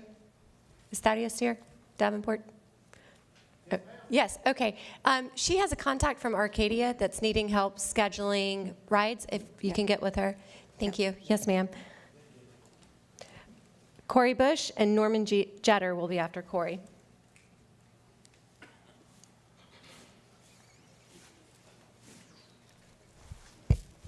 Hey, what's up? Corey Bush. I'm a skater. I moved to Pensacola in the last couple of years and got back into skateboarding very shortly after because there's such a rich community here. I was skating a lot of street. I've been kicked out of that parking garage so many times. It's a great curb. But after that, I finally decided to go to Chimes Way, and it was the first time that I skated with like dozens of people that I still skate to and see like every couple of days. Met Owen. I was just skating down at Blake Doyle with John before this, and he invited me to come down. And you know, it gets pretty crowded nowadays, so I've gone back to Chimes Way. And I've had the session just by myself or with like a bunch of more like core community people, and it's so important for our community to have, you know, these different types of spaces. For years, it was the only skate park in our town, and it was an important piece of like our history and our nostalgia as a community, and now it's gone. I think it's pretty clear that Pensacola has a homeless problem, not in their size or their location or their activities, but in the way that we're treating them. It's illegal to sleep in the street. It's illegal to sleep in a car. It's illegal to be at the MLK Plaza after dark. I'm a Food Not Bombs volunteer, by the way. I think we're leaving a lot of members of our community behind. We lack outreach and people to intervene in these situations, and it's leading to laws that affect people more than the circumstances that like led to these laws. Why not confront the members of the community who are living under the ramps? This conflict avoidance just pushes people elsewhere. It pushes homeless people further into the fringes, and it pushes skaters out of the space they've had. I think it's a dangerous precedent to set to destroy places where homeless people are gathering. I think we should be critical Corey. and We move forward appreciate with it. compassion. Norman Jetter.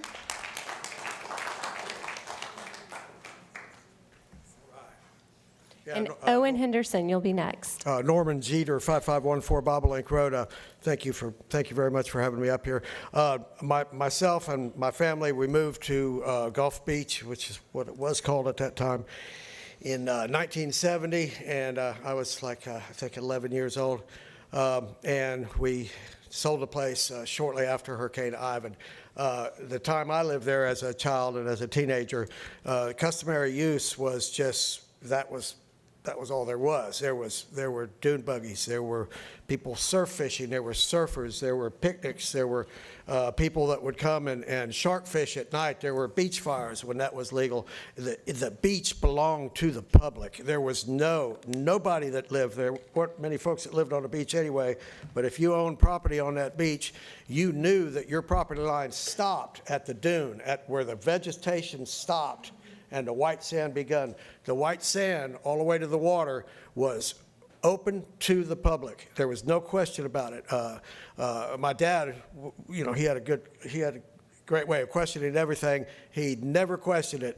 Those people were not trespassing until they went over that first dune and went into the sea oats.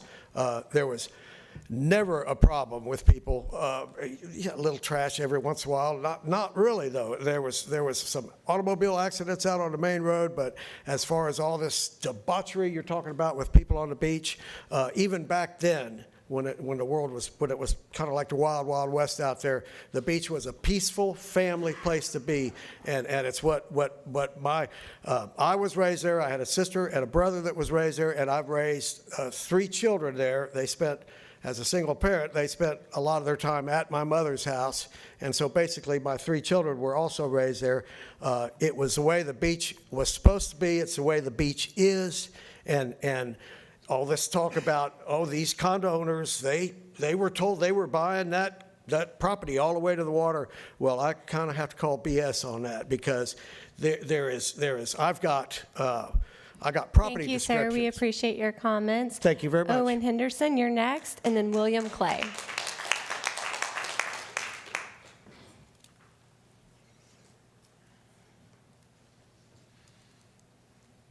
Hey, I'm Owen Henderson, and I'm here to speak about Chimes Way Skate Park, or Dubs, as it was more affectionately known.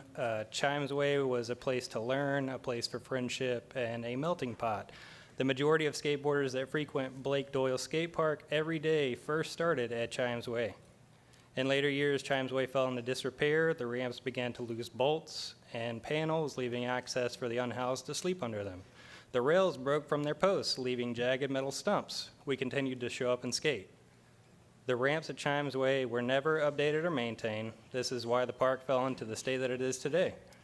Please make efforts to rebuild and also maintain Chimes Way Skate Park. Thank you. Thank you, sir. We appreciate it. William Clay.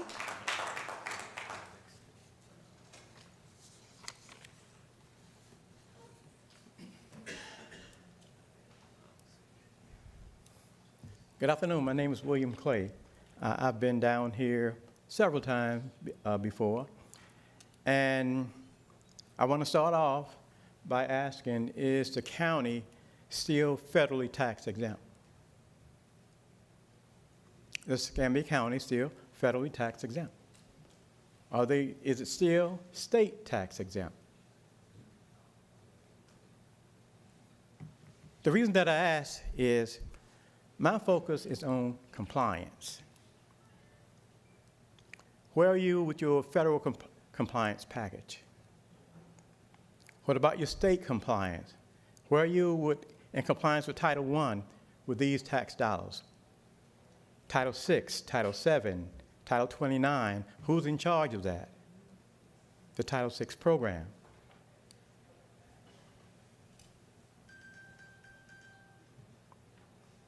Don't have but 3 minutes now. I'm halfway there now. I would like to sit down and talk to someone about public tax dollars, the taxpayers' dollars. You all are in charge of that. I'm asking, where are you under Title VI as far as your federal contract compliance? Any type federal compliance. Who's in charge of managing the dollars? How do you know people are doing what they're supposed to do? What about a formative evaluation? What about a summative evaluation with all the activities of the county? And the people that you contract out with, services or whatever, construction, are they in compliance with the dollars that you afford them?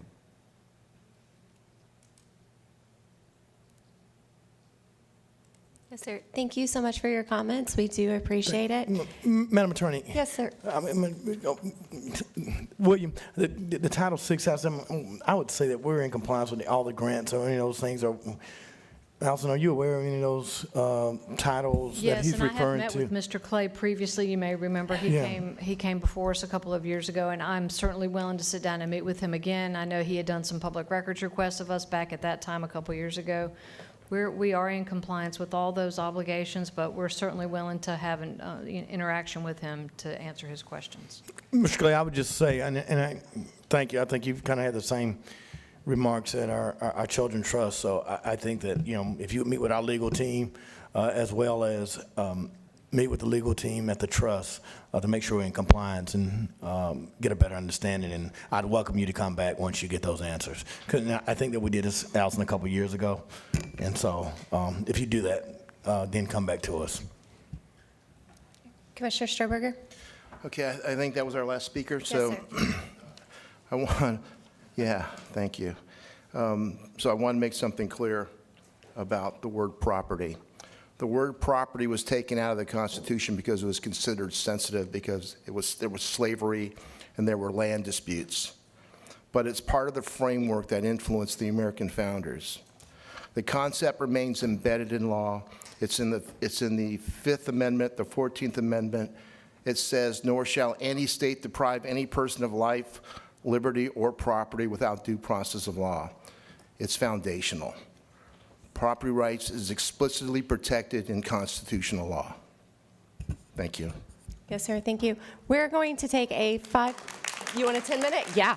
We're going to take a 12-minute break, and we will reconvene at 6:15. It is 6:03 now. We'll see you at 6:15. Thank you. 6:15. Yes, sir, thank you.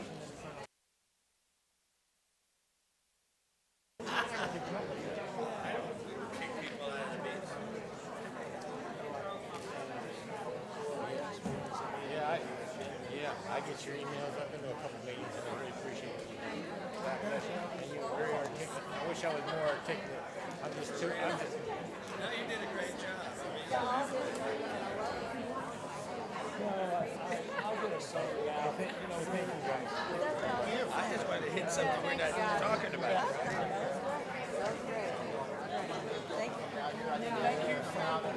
Yeah, I started saying, I'm doing it all wrong, because I've been thinking about the environment, beach mouse and turtles and everything all along, and I never really. Liberals can't fight against that.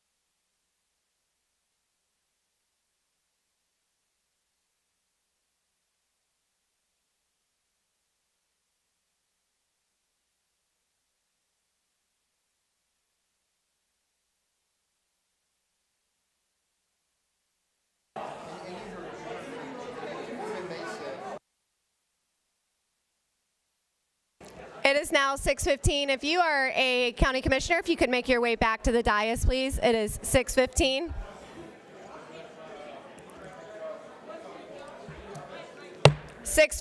Please make your way back to the dais. Thank you.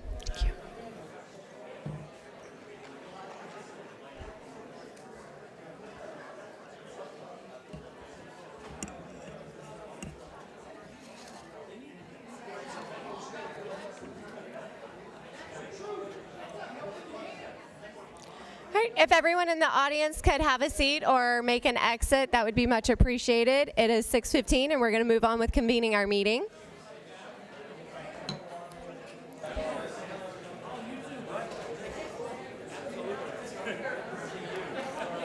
All right. This meeting is officially called to order. Thank you. Please turn your cell phones to the vibrate silence or off setting. The Board of County Commissioners allows any person to speak regarding an item on the agenda. Speakers are limited to 3 minutes unless otherwise determined by the chairperson to allow sufficient time for all speakers. If we have more than 15 speakers signed up to speak, out of respect for all attendees and speakers, we will be limiting speakers to 2 minutes. Members of the public who would like to present a visual aid when speaking must submit all materials at least 24 hours prior to the meeting via email to submissions@myescambia.com. If you are signed up to speak tonight and have not already submitted your visual aids, please see a county staff member in the lobby for assistance. Please note that same-day submissions will be determined on a case-by-case basis at the discretion of the BCC chair.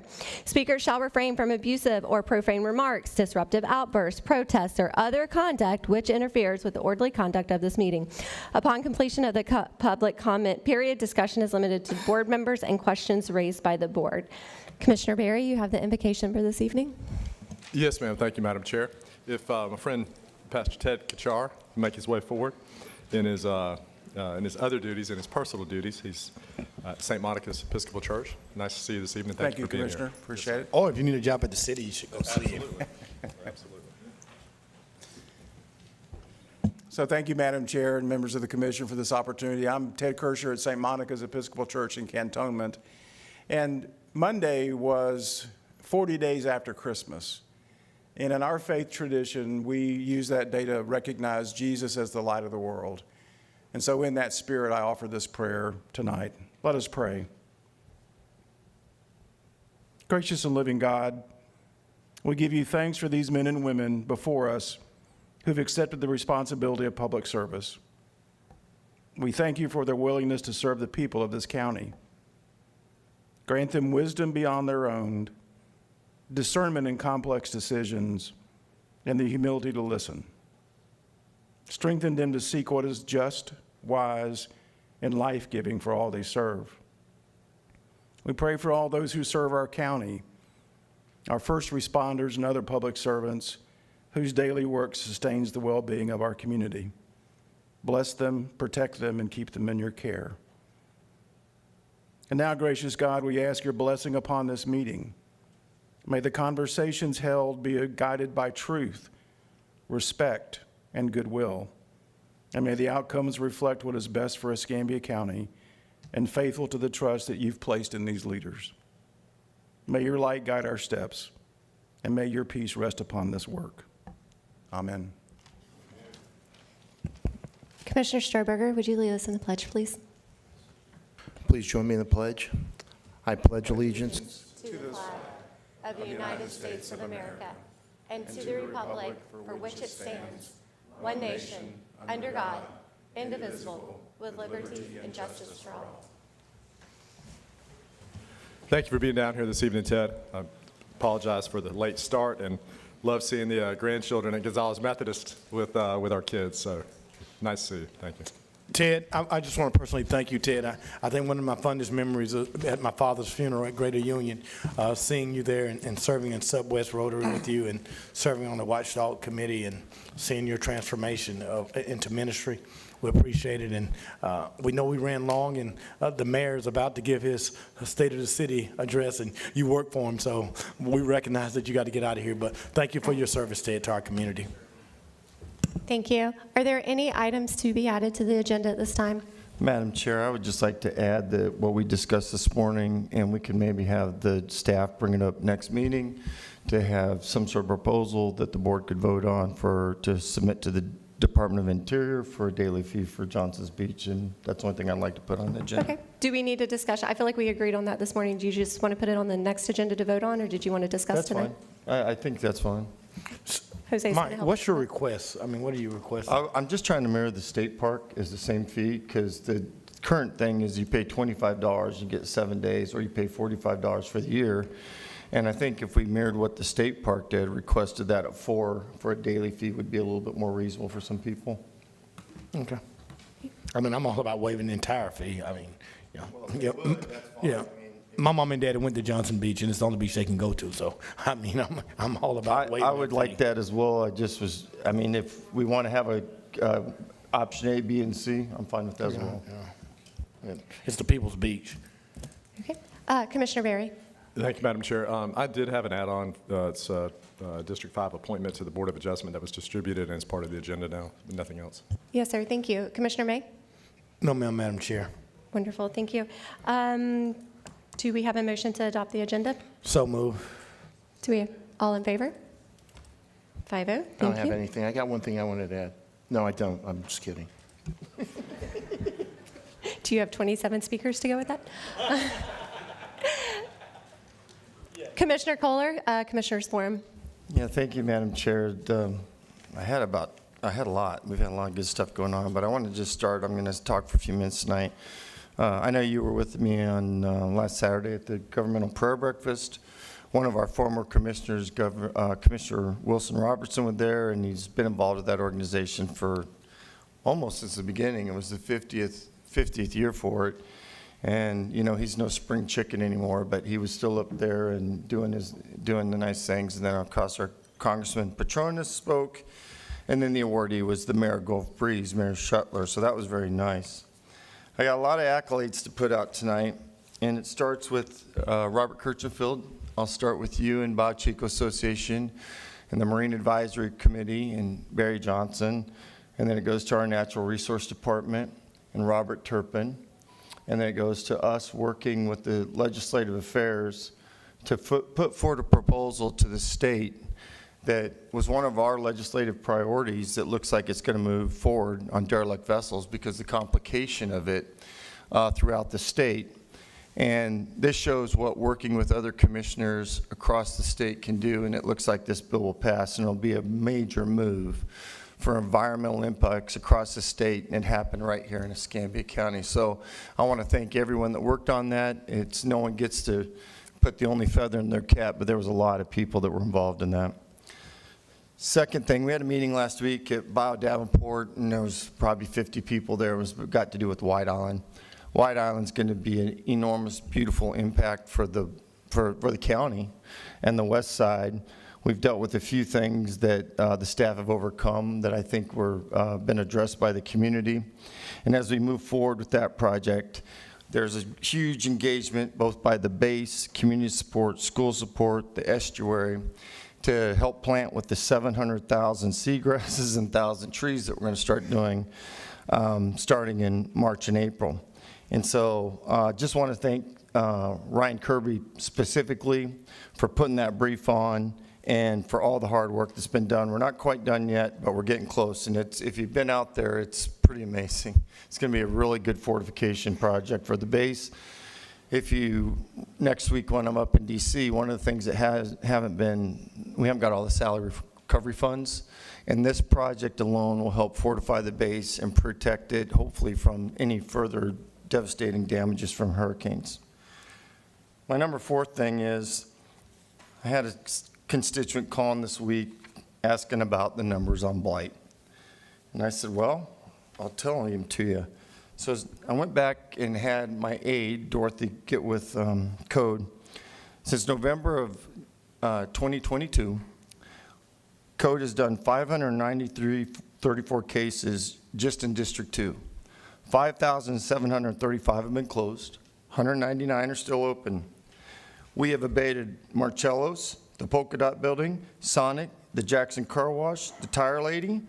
We have removed the Florama, which you now see the Circle K, which was done by changing the overlay. We have abated multiple drug houses to include the one on First, Osceola, Mayfair, Lakewood, cleanup on 57th Avenue. We have worked with Ocean Hour, People Against Litter, Navy Point. This board has increased funding to Pensacola Beautiful to help with blight.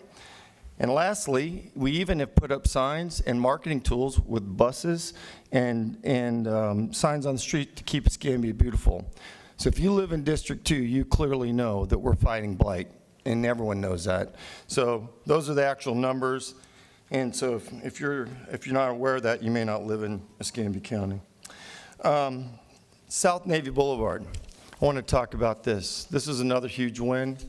This wasn't by accident. Last year, before Congressman Petronis was elected, I went up with the Northwest Florida Defense Coalition.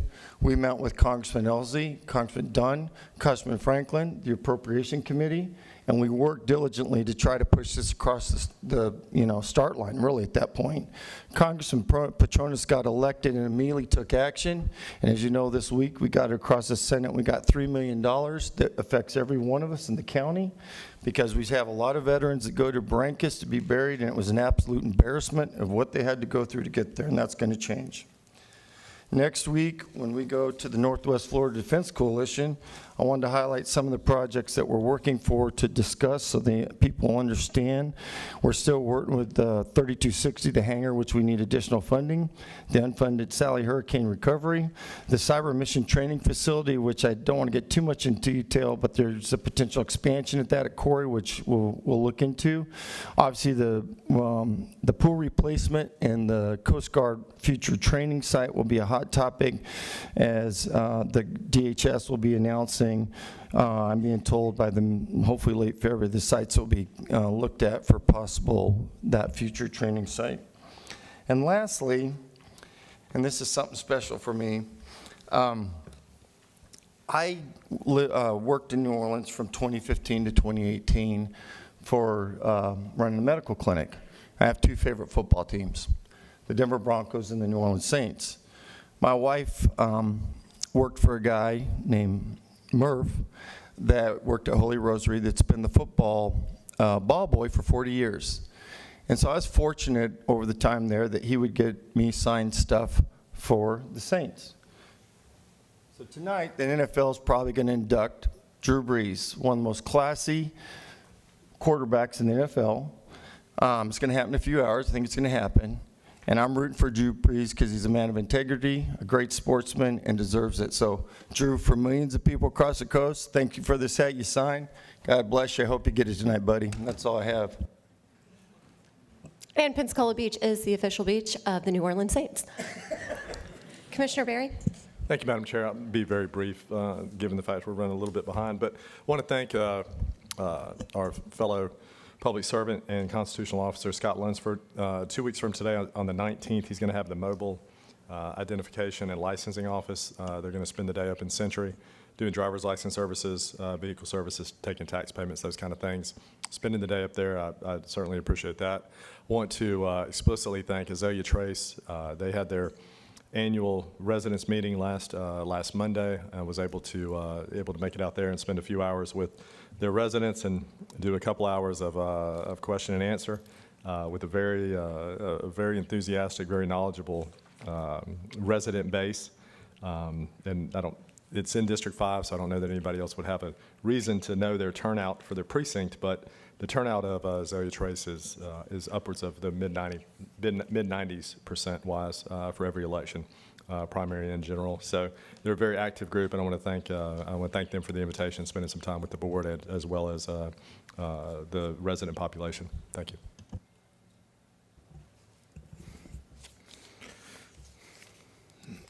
Thank you, Commissioner Berry. First, I do want to recognize a couple staff people today in public forum. There's some people who came out that probably were not fully informed of everything that happened. But I do want to thank Tim Day, Michael Rose, Claire Long, Wesley Hall, in recognizing that there's a thin line between vagrants, a thin line between homelessness and trying to navigate to make neighborhoods safe and to also provide the recreational opportunities for all of our citizens. And I appreciate them, and I know that they're going to continue to do it. I know that she's been recognized, but throughout MLK weekend, throughout other events and cultural events that are important to me, Andy Gibson is always there, and she enjoys it, and she got a few dance moves better than Commissioner Kohler, because I did see him at the MLK event, you know, and Commissioner Stroberger, you know, y'all really, you know, I felt bad that you guys can dress better Motown than I can. And Commissioner Kohler, you dance very well. I mean, they can't say that you can't dance, and so I mean, at least in the eyes of the beholder, you danced as well as you could. But I certainly want to congratulate the Washington High School girls basketball team, the Pine Forest girls basketball team. Unfortunately, we have not been able to support them in the way that we've supported for the last 12 years. But when they're winning regionals and when they're winning state, the recognition that they bring to Pensacola and Escambia County quite frankly, does as much as any marketing tool that we would do with any of our marketing destinations, because they're wearing Pensacola uniforms and they are playing basketball and playing in front of thousands of people. And as Roy Jones said, you know, you must have forgot, they are always there representing Pensacola, and I think they deserve our support. And we look forward to being a part of watching them play on this Friday night when they have to play each other. But both of these teams are going to go far. Willie Kirkland, my appointee, thank you for being elevated to the chair, and it's so good to see you. And so with it being Black History Month, I certainly want to recognize some educators who have done great jobs. Ms. Lett, Ms. Cartledge, if you ever went to A. Dixon, Miss Richardson, I quite frankly see her daughters out here. When you think about Miss Richardson and you think about those, and you think about Ulysses Hughes and Sherman Robinson, H.K. Matthews, Georgia Blackman, elected officials such as Hollis T. Williams, Cecil Hanna, Willie J. Jr., and Ellison, I know you would appreciate it. In this Black History Month, they were trailblazers. Ms. Richardson was a trailblazer. Willie J. Jr. was a trailblazer. And so as we go into Black History Month, we do honor them. And finally, they are deceased and they've gone on. But we have history right here in Escambia County. And I dare not recognize Horace Jones. Horace, for being our first African-American planning director, and to continue to give back in this community and be in Wedgwood and be a role model. It's quite an accomplishment to face the obstacles that you face and still overcome. And so thank you, Horace. I mean, history will record you for the work that you've done. Thank you, Madam Chair. Thank you, Madam Chair. I want to first begin by congratulating Trinity Barnett of Blue Angel Elementary School. Trinity is Escambia's Teacher of the Year. Congratulations to Trinity. Blue Angel Elementary is in District 2, but Trinity lives in District 1. So you're welcome.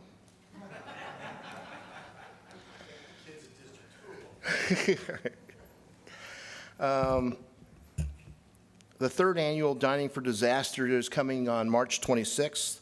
Local restaurants join the Northwest Florida chapter of the American Red Cross by donating 10% of their sales that day to disaster relief. Last year in Perito Key alone, there was Jellyfish, Lillian's Pizza, the Sports Bar, the Salty Pearl, Sunset Grill, and others that participated and donated a lot of money to the Red Cross. I'll be making contact with many more this year, and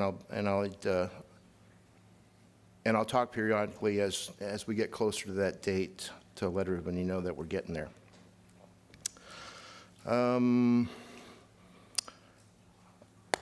I was invited to go to a birthday party today, and I didn't get to go. I didn't go. And it was for Dwayne Bruton. Mr. Bruton is 109 years old today, and he's one of a handful of World War II vets. I wish I'd gone, and I hope to still go up there to say happy birthday to him, even if it's late. I made fun a little bit because it wasn't monumental, it wasn't 109, so I'll be there for the 110th birthday. The last birthday I want to celebrate is my own mom's birthday, Cecilia. She turned 90 years old on Sunday, so she's still a spring chicken. I remember more than a few years ago, she looked at my hair and she asked me what happened. Happy birthday, Mom. Hey, Madam Chair, I got invited to that too, Commissioner Stroberger, and he was a World War II vet. I didn't get the information until late last night. It just didn't work out, but I think the board should put a proclamation together for him. I've already got the ball rolling on that. Okay, thank Yes, sir. Thank you. No, that's all I care about. It's results. Wonderful. Good evening, and thank you for being here tonight. I am grateful for your involvement and your continuous advocacy for what you believe is best for our community. A few months back, I made a comment what an honor it was that we have complete strangers praying for us.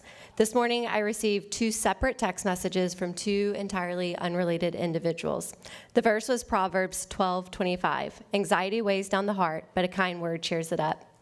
As I mulled it over drinking my morning coffee, I thought, how does this pertain to me today in the moment that I'm in? I am thankful to be here tonight and be here with you all on this board. This past week and even today, there have been decisions made within our government, both locally and national, that given the information I have, I would have made a different decision. Looking at these decisions through a lens of grace, I see the glaring question, what information did they have that I did not? So I started asking questions, and I will tell you, once you ask questions, decisions make a lot more sense. So tonight, I encourage you to consider showing up with grace, gratitude, and a curious mind. On a county level, I want to congratulate China Moore. Today, we had our first infrastructure meeting using the Procore platform. Our meeting was much more efficient and much more streamlined, and I know she put in a lot of work to get that online, so thank you, China.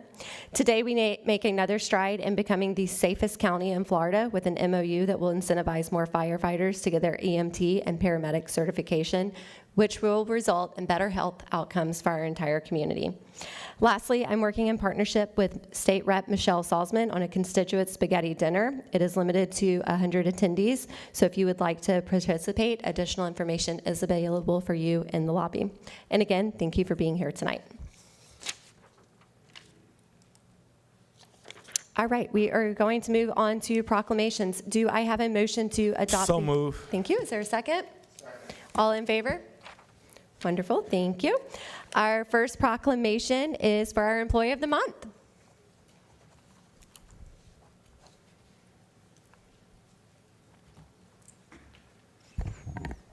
All right.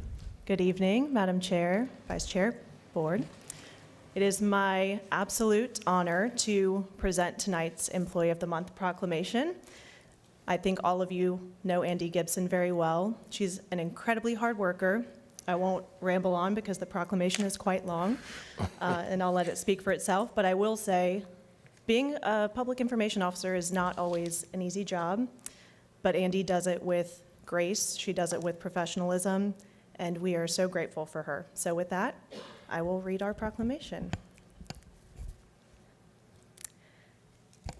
Whereas Escambia County has established an Employee of the Month program to recognize one employee to represent various departments, and whereas Andrea Andy Gibson, Public Information Officer of the Community and Media Relations Department, began her employment with the county on August 16, 2021, and is selected as Employee of the Month for February 2026 for the standards of excellence she displays in the performance of her duties, and whereas in her role as a Public Information Officer, Andy coordinates internal and external county communications, authors press releases and social media posts, and fields media requests from local, regional, and national media outlets. And whereas, in addition to her regular job duties, she routinely serves as an on-call point of contact for media requests, responding after hours and on weekends to ensure information is provided to the media in a timely manner. And whereas Andy is well known by her colleagues throughout Escambia County for her professionalism, strong work ethic, and positive attitude, also representing the county exceptionally well when working with elected officials and external partners. And whereas she also serves as the Vice President of Communication and Digital Media on the Board of Directors for the Pensacola chapter of the Florida Public Relations Association, promoting events and meetings to chapter members.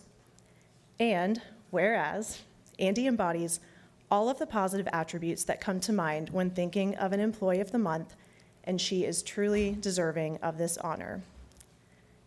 Now, therefore, be it proclaimed that the Board of County Commissioners of Escambia County, Florida, hereby commends and congratulates Ms. Andy Gibson on her selection as Employee of the Month for February 2026. Board of County Commissioners, Escambia County, Florida, Ashley Hoffberger, Chair, District 4, Steve Stroberger, Vice Chair, District 1, Michael S. Kohler, District 2, Lumen J. May, District 3, and Stephen Barry, District 5. Congratulations. And before I give Andy the mic, if she would like it, if you'll hold on to this, I do have one more surprise. So Andy's grandparents are watching from Jacksonville. They could not be here, but they wanted to send a little something to congratulate her. No, I already have 3. Aww.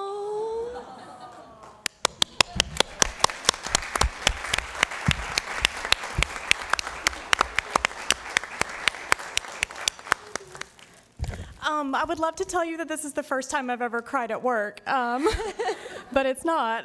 But this is a good thing, so, oh my God. This is so surreal to be up here. I'm always taking pictures of people coming up here for their Employee of the Month proclamation, and I did not ever think that I would get to come up here, and sorry, I did not. We talked about this. I said I was not going to cry. I have so much to be grateful for in my life, and a lot of it has to do with the people in this room. I have such an incredible team that supports me every single day, and I get to work with so many amazing staff members. I don't say thank you nearly enough to all of you, but you all inspire me so much every single day to do great work that is meaningful and makes a difference in our community. I've been really fortunate to call Escambia County home for the last 3 decades. Sure, I'll tell you how old I am on a live stream. But I really love it here, and every day that I get to come here and do work that makes a difference is a blessing. My family is here with me tonight, my parents and my sister, and they support me every single day and have told me to say yes to everything, which has been the best piece of advice I've ever gotten. So thank you so much to everybody who cheers me on and supports me. This has my name on it, but this is for all of you too. Thank you. Thank you. Don't go anywhere, Andy. Hey. Andy, I want to say, oh, you can take a picture. You want to take a picture first? No, I need a minute. Yeah, thank you. You want me to get in the picture? No, I'm kidding. I was later. going to say that I don't know who the employees usually are, or the employees of the month or the year. I don't know any of them, but I know you. We all know you, and you support me. It feels like, and I've said this when I was working with Mike, it seems like all the directors just work for District 2 because they're so responsive, and I'm sure all the other commissioners feel the same way. And I asked them all, when I first in my first meetings with them all, I said, I want you to now focus all your attention on District 1, and it feels like you do Yes, that too. Commissioner. Yeah. So I want to thank you for everything you do for me. You're welcome. Thank you very much. Thank you. Hey, Thank you Andy, so I much. just want to say thank you. I see you out there taking pictures for us all the time, and it's special. You're like, the whole CMR team's really great, and I know you have a lot to be grateful for, and I'm still trying to find out who gave you that Taco Bell gift card, but when we do, When we find out, I'm going to do a public records request for that. I'm telling you, that person, big problem. Thank you. And Andy, I can't say enough about you because I get the opportunity to see you particularly dealing in the inner city and dealing with the disadvantage, whether it's homelessness or whether it's just people hanging out on the street of Montclair. And as you make all 5 commissioners feel special, you make every citizen feel special. Thank you. And so that's a unique skill. And I've told you multiple times, you probably could be the next administrator because anybody that could keep all 5 of these clients, I mean, if you keep all 5 of these happy, you can do anything. And so you have a great future ahead of you, man, and we support you. Thank you so Thanks. much, Commissioner. I really appreciate that. Thank you. Thank you so much for all that you and your department do. I know that making sure that things get on social media and the memories are captured is really important, but there's also the transparency element, and that really helps us communicate with the community and make sure that they know exactly what's going on and how it's happening. So thank you so much for capturing those moments and making the entire community a part of what we do. You're welcome. Thank you. All right, we're going to take a picture. You guys. It's okay.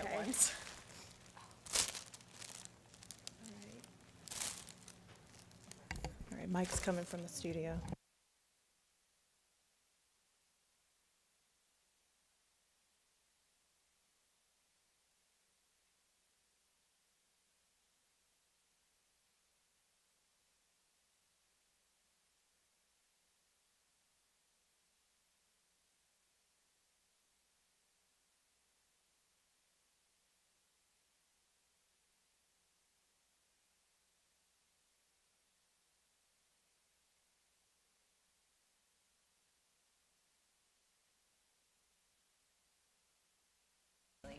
And thank you to Melanie for taking our photo, because usually that's our job.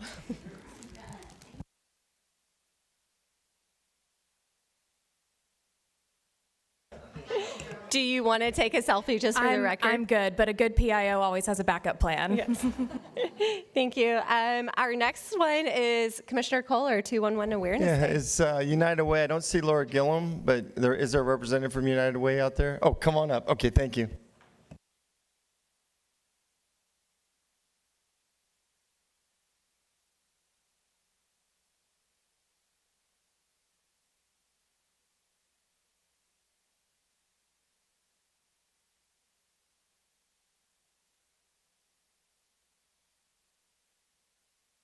There we go.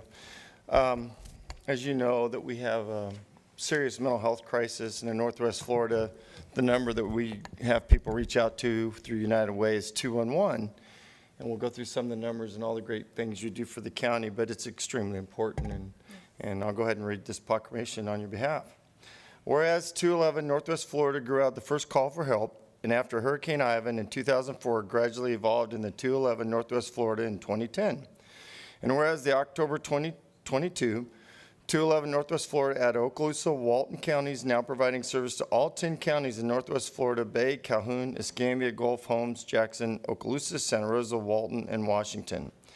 And whereas during the year 2025, 211 Northwest Florida answered 44,209 calls, serving 70,623 people in our community.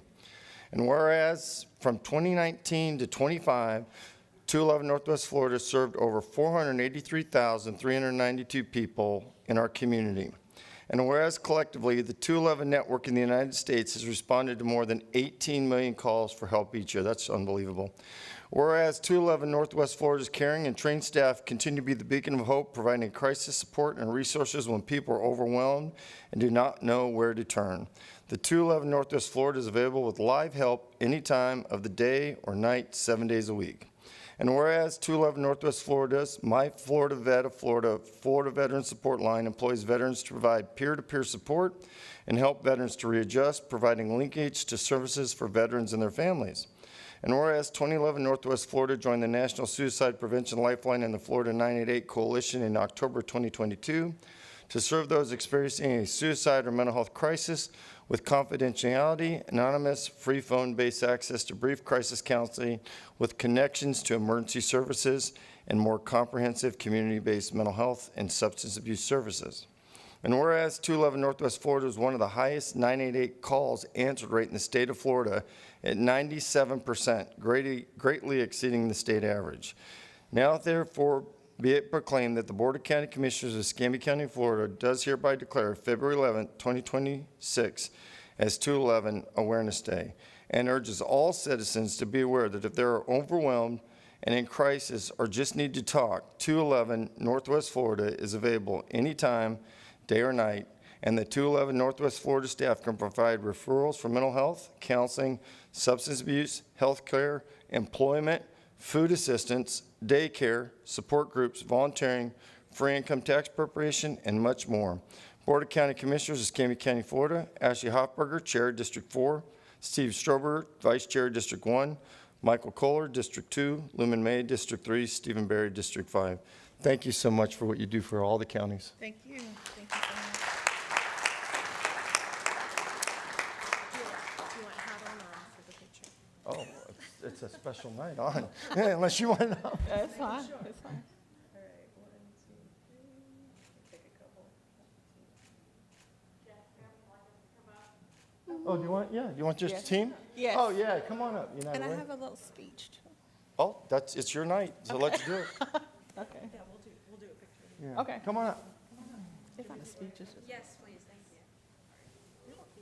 Sorry about that we didn't, I apologize. Okay, we got excited. I didn't know you had the whole team here. Yeah. Where's Laura? She got a She's Liberty in card? Tallahassee, Oh, okay, advocating for okay. those dollars. All right. Yeah. Bringing those dollars back home. Okay. Yeah. A little something. Thank you. Okay, I'll do one on here and then the phone, okay? Scooch in just a little bit, Commissioner. Okay, all right, so yeah.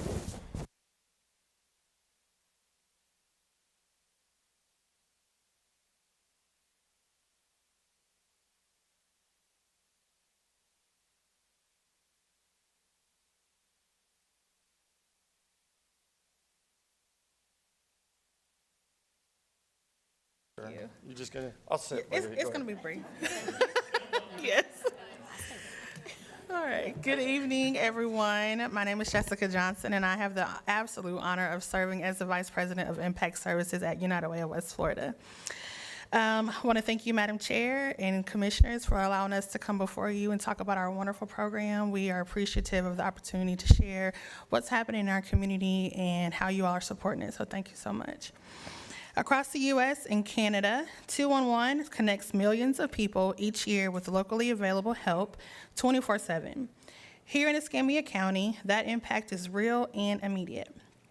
Just this past month, our team answered more than 1,200 calls and supported nearly 2,000 Escambia County residents, including 598 children, 305 seniors, and 104 veterans. Our specialists provided 633 food referrals, 982 health referrals, 1,390 rent and housing referrals, and 1,091 utility referrals. Districts 3 and 5 have the highest number of impacted residents at 624 and 230 respectively. More than 380 individuals were homeless or at imminent risk, and 38% of callers said that they would recommend 211 to anyone that they could. Behind every call is a trained specialist who listens, identifies the root causes of a person's situation, and connects them with a full range of community resources, including our Florida Veterans Support Line and our 988 crisis counselors. We are grateful for your partnership and for recognizing the essential role that 211 plays in strengthening stability and well-being across our community. Thank you for helping us ensure that every person in Escambia County knows if you are overwhelmed, in crisis, or simply need someone to talk to, 211 is here with a steady voice on the other end of the line. Thank you so much.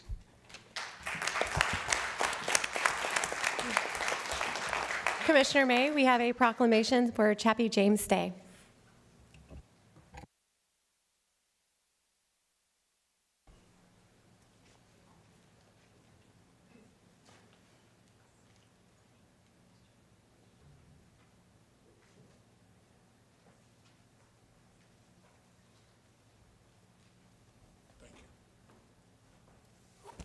Thank you, Madam Chair.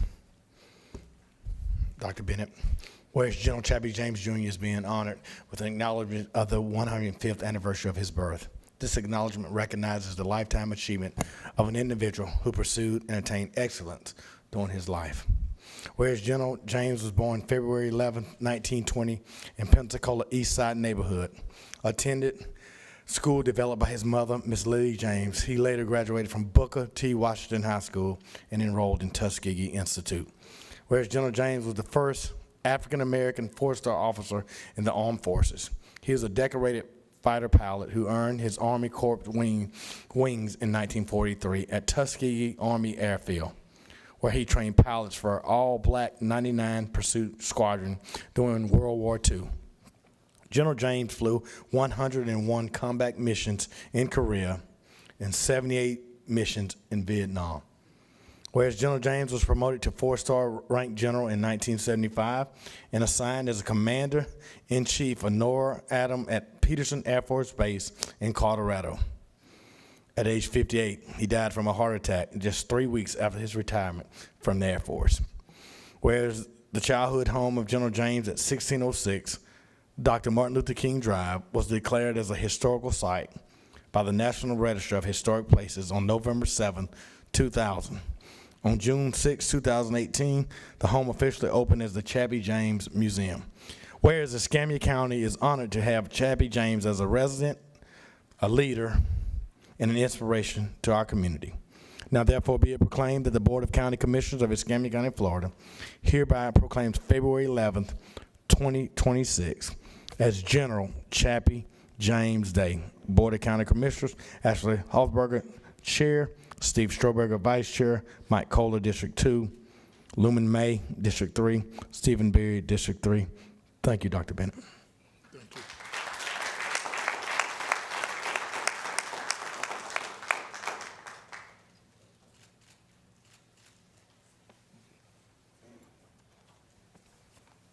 Thank you. On behalf of the James family, General James and I happen to be graduates of Booker T. Washington High School. Go Wildcats. Tomorrow night, our girls will be playing Pine Forest girls for the district championship.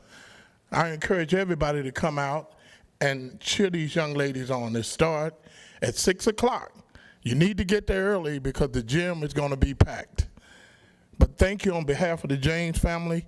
I live 2 blocks from the museum, and I will deliver this tomorrow morning. His son, every year, in honor of his dad, ride a motorcycle from New Mexico to Pensacola. His son is a retired major. Thank you all.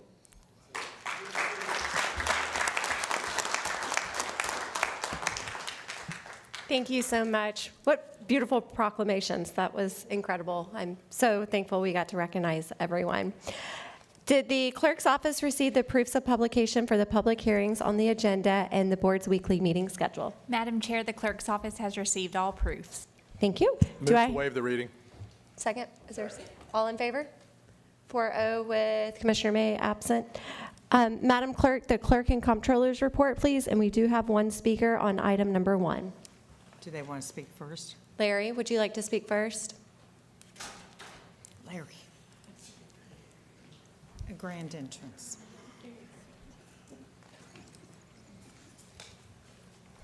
Hello, Larry Downs Jr.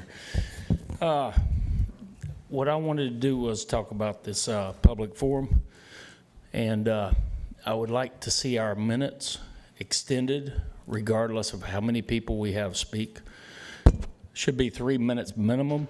The school board allows donating minutes, and they fill up their rooms too, occasionally when it's needed. When it's needed, people show up. When not, they don't. Same way with even the city slickers. Even the city slickers over in the city at the city hall give you a Leroy Boyd forum at the beginning and at the end, and they'll stay there till midnight. Larry, is this related to the item? Is it the public forum?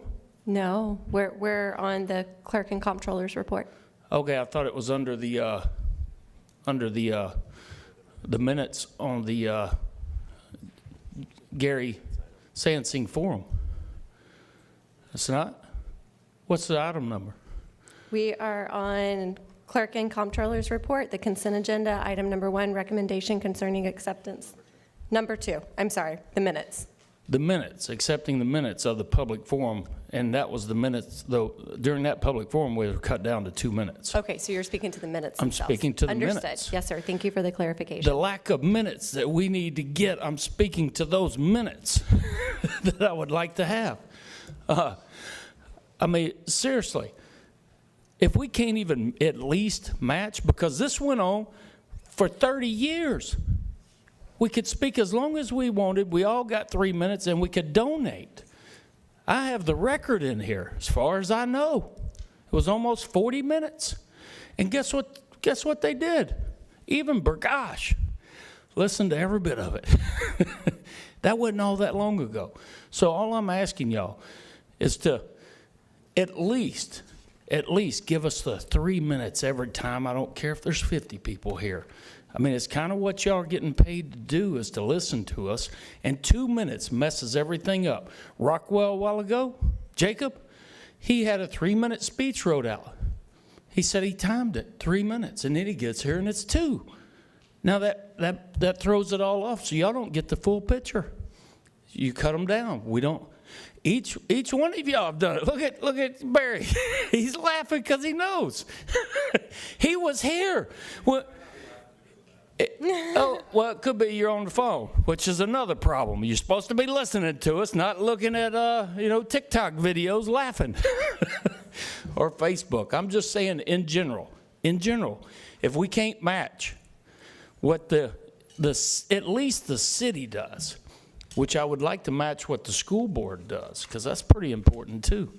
So they're concerned about the children, and they want us to be able to speak. So we get to donate minutes there, we get up to 9 minutes. I mean, and I get it. I know, I don't want to hear these people either. If I was in y'all's seats, I wouldn't want to hear them either. Half of them, You know, half of them are cuckoo. I'm crazy. I'm crazy. There's a difference. There's a difference, but they don't want to listen to my craziness. I don't want to listen to their cuckoo-ness.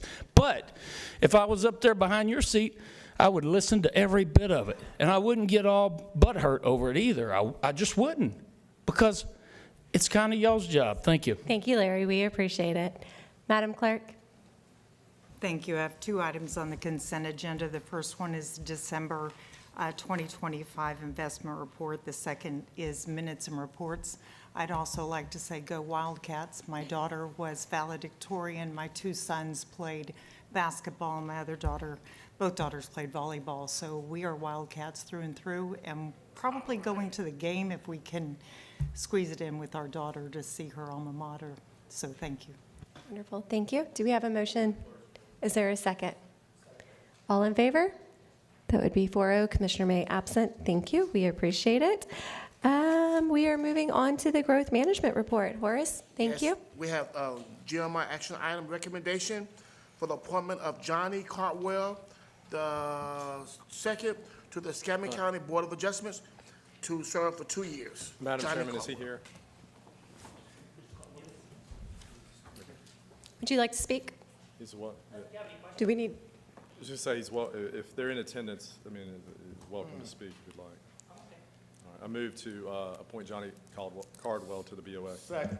All in favor? That would be 5-0. Thank you. Congratulations. We're excited to have you serving.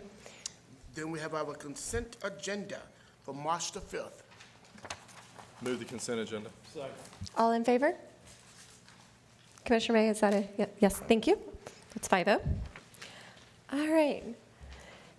Debbie, the county administrator's report, please. We do have several speakers on this. Yeah. There are 8 items on the technical public service consent agenda. There are no changes, but please hold CAR 17 for 13 speakers. All of those in favor? That would be 5-0. Thank you.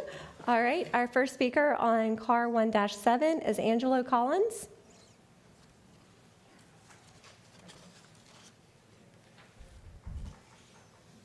And Willie Kirkland, you'll be next.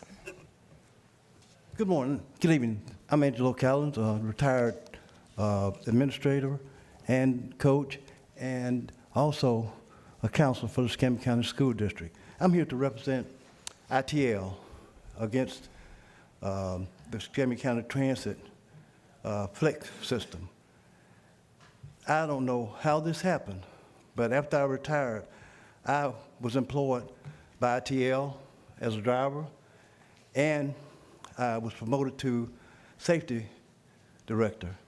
And we had a great program where drivers were taught professionally how to transport disabled and wheelchair clients. I have heard throughout the city and the county that this is a travesty.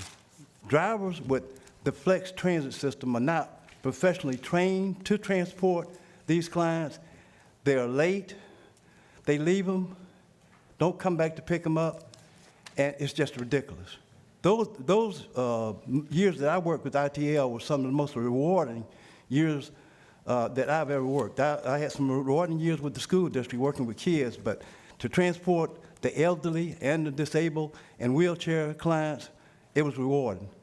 And whatever could be done to restore ITL's professionalism in this matter will be greatly appreciated, because it's a travesty what has happened. There's injustice in the White House, and it seems like injustice is coming to this house. Thank you. Thank you, sir. I did talk to Wes earlier this week, and he said that 90% of our trips are on time based on the software that we're using with ECAT. So Willie Kirkland, you're next, and then Carolyn Grawley, you'll be after Willie Kirkland.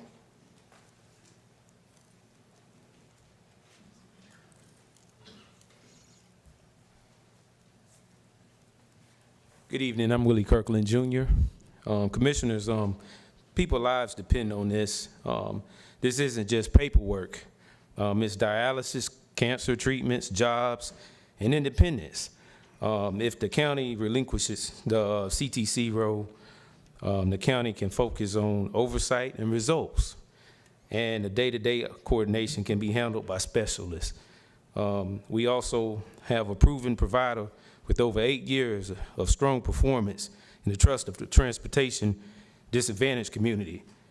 Please do what improves service and protects the people who need it most. And one reason why I'm really up here this evening is because this is very personal to me. I have some disadvantaged people, some elderly, disabled people in my family that, you know, aren't as fortunate as some people to be able to afford certain types of handicap access vehicles or whatsoever. Some of them can't move. And this particular company that has over 8 years of experience have been very personal. And what I mean, they have been getting to their appointments on time. They have independence. They really care for them, and we don't have to worry about our family members. And I hope that whatever decision you guys make, it's the right decision for this community. And I meant the community of the disadvantaged, and I'm not talking about the poor. I'm talking about people that can't move, people that are very sick. And I hope that whatever decision you make is the right decision. Thank you. Thank you. Carolyn Grawley, and then Renita Ellis.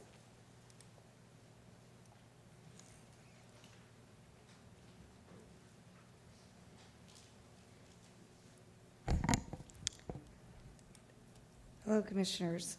Again, I'm here on behalf of people with disabilities as well as myself as a transit user. I believe that we need to keep coordination of the community transportation systems, but that we need to have a paratransit program that is separate from this flex transit system. You operate a bus system. You're required federally to have a paratransit program. We are not operating the microtransit, which is what Flex Transit was designed to be, the way it's supposed to be. We have problems with rides, not getting picked up on time, not getting to where they need to be on time all the time. We also have issues with getting things scheduled, getting to places where people need to be. We have issues with how drivers are trained or not trained. We have issues with how drivers are being paid, that drivers are being paid underwaged, that we have people that were getting union wages that aren't getting union wages now. We have how people are not getting trained, that they're not getting ride-alongs. I myself was almost run over by one of their buses. You can look at that on the videotape yourself. Nobody has ever got back to me from my complaint about when that happened, being dropped off at the wrong address for myself. Oh, it's just around the corner, ma'am. You can just go there. Oh, it's just a smooth ride. You can just walk there. No, it wasn't. So those kinds of things are happening, and if they're happening to the person who's your advocate, who knows how to use the system, I know they're happening to the people that are not able to use the system. And we do get calls about that. We get calls about the ones who cannot use the system. We didn't have that problem before. We continue to have that now. You have this new phone system in place. We still can't get through. We still have wait on calls. Yesterday, I canceled my ride, and still they went to the place to pick up anyway. So they're not being efficient with the taxpayer dollars either. And that wasn't just yesterday. This has happened more than once. So they're not being effective with how the system's working all the time either. So we need to get a handle on all of that. The microtransit's also a zone system is how it's supposed to work. That's not what paratransit is. So we're still not using the systems the way that we were billed or told they were going to be as taxpayers. And the people who need this service most, we're not getting, that's not what's going to be going forward. And I'm still really concerned if we're getting a transit disadvantage program and a paratransit program, and then we're being billed for one thing, what's going to happen to our grants in the long run? And how is that going to play out? Yes, ma'am. Thank you so much. We appreciate you advocating. Renita Ellis, and then Diedrich Tate. Right here. Thank you. Thank you for being here tonight. We appreciate you taking time. Thank you. Thank you very much. My name is Renita Reed Ellis, and I'm here on behalf of ITL Solutions. The one reason why I moved back here to Pensacola is because it's Pensacola. I'm a native Pensacolian. And I trust that the community here have changed. I understand that all the commissioners up here, including Commissioner May, and some of the other names that I see familiar with, but the one thing that's very important to me is for everybody to understand that we, as senior citizens here in Escambia County, are very, very, very looking at each one of you as registered voters in our community. And I trust at this time that you would consider the seniors here. And not just because I'm African American, it's because I am a registered voter, and I am very, very looking at each one of you. And I know you don't know who I am, but I tell you this. Well, ITL Solutions, I am very much familiar with how in metropolitan cities, how it is so unearthed when it comes to our security. I don't drive anymore, okay? Unfortunately. And because I don't, I'm looking to make sure that I'm secured in everything I do. I'm not looking at it from a political standpoint. I'm looking at it from a human standpoint. And each one of you have someone in your family, I'm sure, that if you was in a position like I am, that you would make sure they are secure in every aspect of their lives.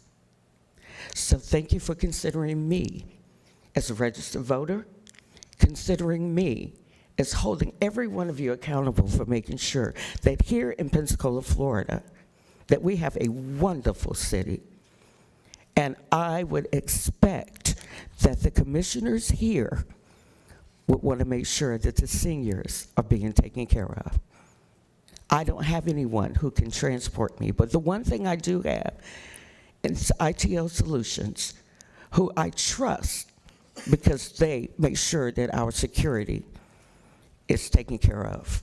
And we don't have to make sure that we are getting represented correctly. And the one thing that I want to know that's on this memorandum of agreement, Thank you so much. Thank you. Your time is up. We appreciate your comments. Diedrich Tate, you're up next. Thank you. Yes, sir. Thank you. Yes, ma'am. Thank you for being here tonight. Please consider what I said. Thank you very much. And Ben Dials, you'll be next.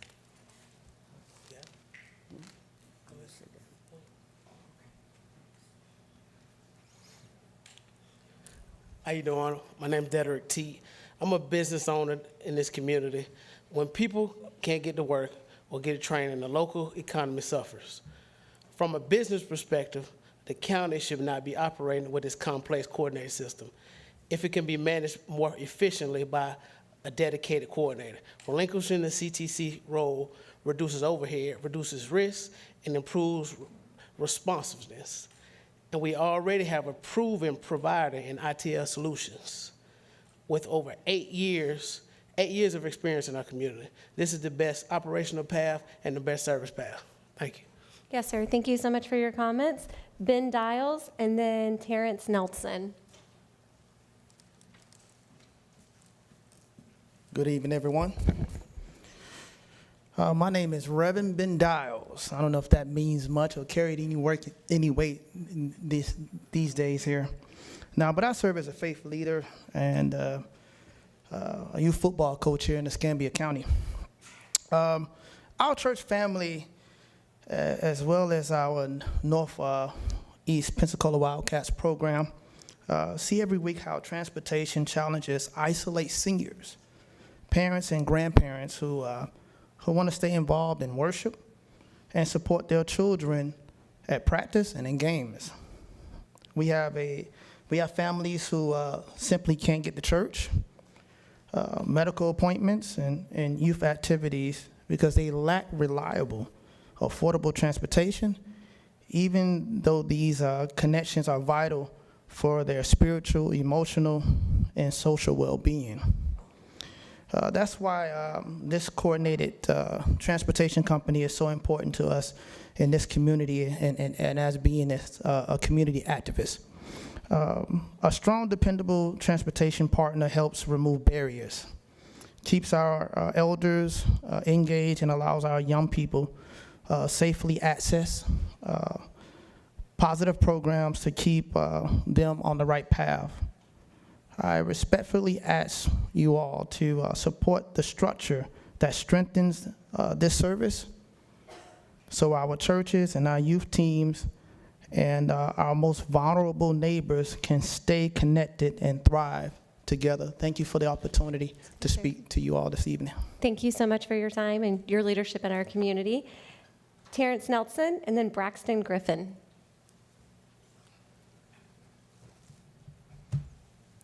Good evening, Commissioners. My name is Terrence Nelson. I'm a local here, Escambia County taxpayer. I'm a transit professional here as well, working locally with the community.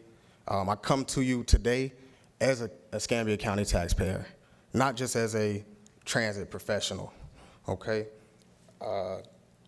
As you look to vote on this subject, I hope that what we discussed in the last meeting, you guys were able to go speak with FDOT and gain clarity about the grant reward and award process so that you can make this informed decision tonight. This is a fiscal decision on your behalf. And I know that here in Escambia County, as it relates to transit, the topic of transportation and the budget, it's not a mute topic. It's been something that's kind of been a hot topic for this area. And with relinquishing the CTC, that would take that financial responsibility off of the county. It would help you then put that contract out for bid. We're not asking you to give it to anybody, but put it out to bid so that you can bring in a nonprofit or private company that specializes in these services. That way, that private company or that nonprofit company could take that burden, that fiscal burden, off of your shoulders as well as the taxpayers in Escambia County. Now, Ms. Ashley Hoffberger, I know you spoke earlier about asking the right questions to make the decisions. And I hope that you guys were able to reach out to the people at FDOT. If you need help with contacts, we have them as well, so that you can make this informed decision. We don't want to get into a situation where the taxpayer is being punished, as we all are. It would be affecting all of us, not just us in this room, but you guys up as our leaders.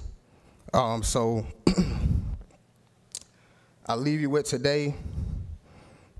You will not lose any funding as it pertains to TD funding. That funding will still be utilized in Escambia County. Relinquishing the CTC and putting it out for bid is one step in the right direction of chipping away at that budget. This is an expense that can be wiped off the county budget. So I urge you guys to vote to relinquish the CTC, put it out for bid so that a qualified transit company can administer those services to your individuals that are disadvantaged here. Thank you. Thank you. We appreciate your comments. Braxton Griffin, and then David Hawkins will be next. Greetings, how you guys doing? Go Wildcats. I was on the same team your son was on also. I'm not sure, maybe I cut my hair. I believe government shouldn't be doing more than it has to do, especially when the taxpayer has to pay or lose money. We do not need bigger government. The county does not have to be the CTC and add this spending budget and spending budget to its budget sheet. In other cities, it is done by the private sector and costs $0 to the county and the taxpayers. We do not need more spending and big government. Please vote to relinquish this to the private sector. Thank you. Yes, sir. Thank you for your comments. We appreciate it. David Hawkins and Lori Kellum will be next.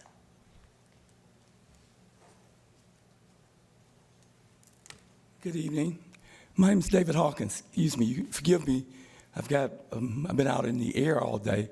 I own Joe Morrison's Son Funeral Home, and we've been at the Naval Air Station all day in the air. But commissioners, to you, Ms. Childers, and to all of our staff members, I just wanted to stop by, stick my head in the door once again, and just convey to you the importance I feel of allowing ITL to continue their contract that they've had for about 8 years. Taking that contract away from them and allowing the CTC to do it, it's right now, I'll be honest with you, I don't think that's the right move where we need to be. Take a look at what we can do together with these dollars as a community, working together, and not we're over here, you over there. But the support from all 5 districts, just think how powerful we could be. We all agree, and we're all on that same page, that our goal is to take care of the elderly in our county, make sure they get to their doctor's appointments, make sure that they go to work, whatever that is that they have to do. Let's don't lose sight of that. Let's make sure the people, these young people that we've had with ITL, they were doing their job. I'd say, please, let's find a way to make sure that they can continue doing this job. They deserve that. I really do believe that. I've worked with them before in my business, and they've provided transportation for me, and they were very successful with it, and I was proud of them. That's really the gist of what I had to say, and I genuinely appreciate your time, and I thank you so much for listening to me. Thank you, sir. We appreciate you being here tonight. Lori, and then Melissa Pino. I didn't plan on speaking tonight, but I got talked into it. I'm Lori Kane, the Senior Director of Governmental Affairs for Global Connections to Employment. Some of you might know us as GCE. I was here with a gentleman who is blind, works for GCE at NAS Pensacola. We employ hundreds of individuals out at the base. Many of them rely on the transportation to get to and from work. They're a part of our GCE family. They help our military men and women be at the ready. We provide food services and custodial services. I would ask that you really look very deeply into the importance of jobs for people with disabilities. They're taxpayers, they have families, they own homes, they rent, they want to be independent, and part of that is having a job. We actually, at GCE, we're part of what's called the Ability One program, which is a federal program. We are actually a Department of Work contractor. We are in 14 states in DC. We employ 1,100 people with disabilities, and that's growing. I'm happy to say that on February 11th, next week, we have a ribbon cutting for GCE Designs, which is a brand new business over on Brent Lane that's opening, that's gonna employ people with disabilities. So we're growing locally. We are the largest employer in Northwest Florida. We go from MacDill Air Force Base up to Eielson and J. Bear in Alaska. Work is so important. We would love to be, if we can be at any time, a person who could help you out when you have problems such as transportation. This isn't just in Pensacola. This happens across the country. The #1 issue with people with disabilities who work in New York City will tell you it's transportation. In Seattle, same thing. In Newport, Rhode Island, it's a huge issue in Newport, Rhode Island. There just isn't transportation. We've worked and we know other nonprofits across this country. There's over 400 of them in the nonprofit program that we're involved in who have rectified these situations, who have worked within their towns, counties, and come up with solutions. Let us be a part of maybe helping you find a solution. We could connect you with other people who have done this, been there, done it, and have been successful. If it could be something with ITL that we could help and connect them with people who do this type of transportation service, we ask just involve us.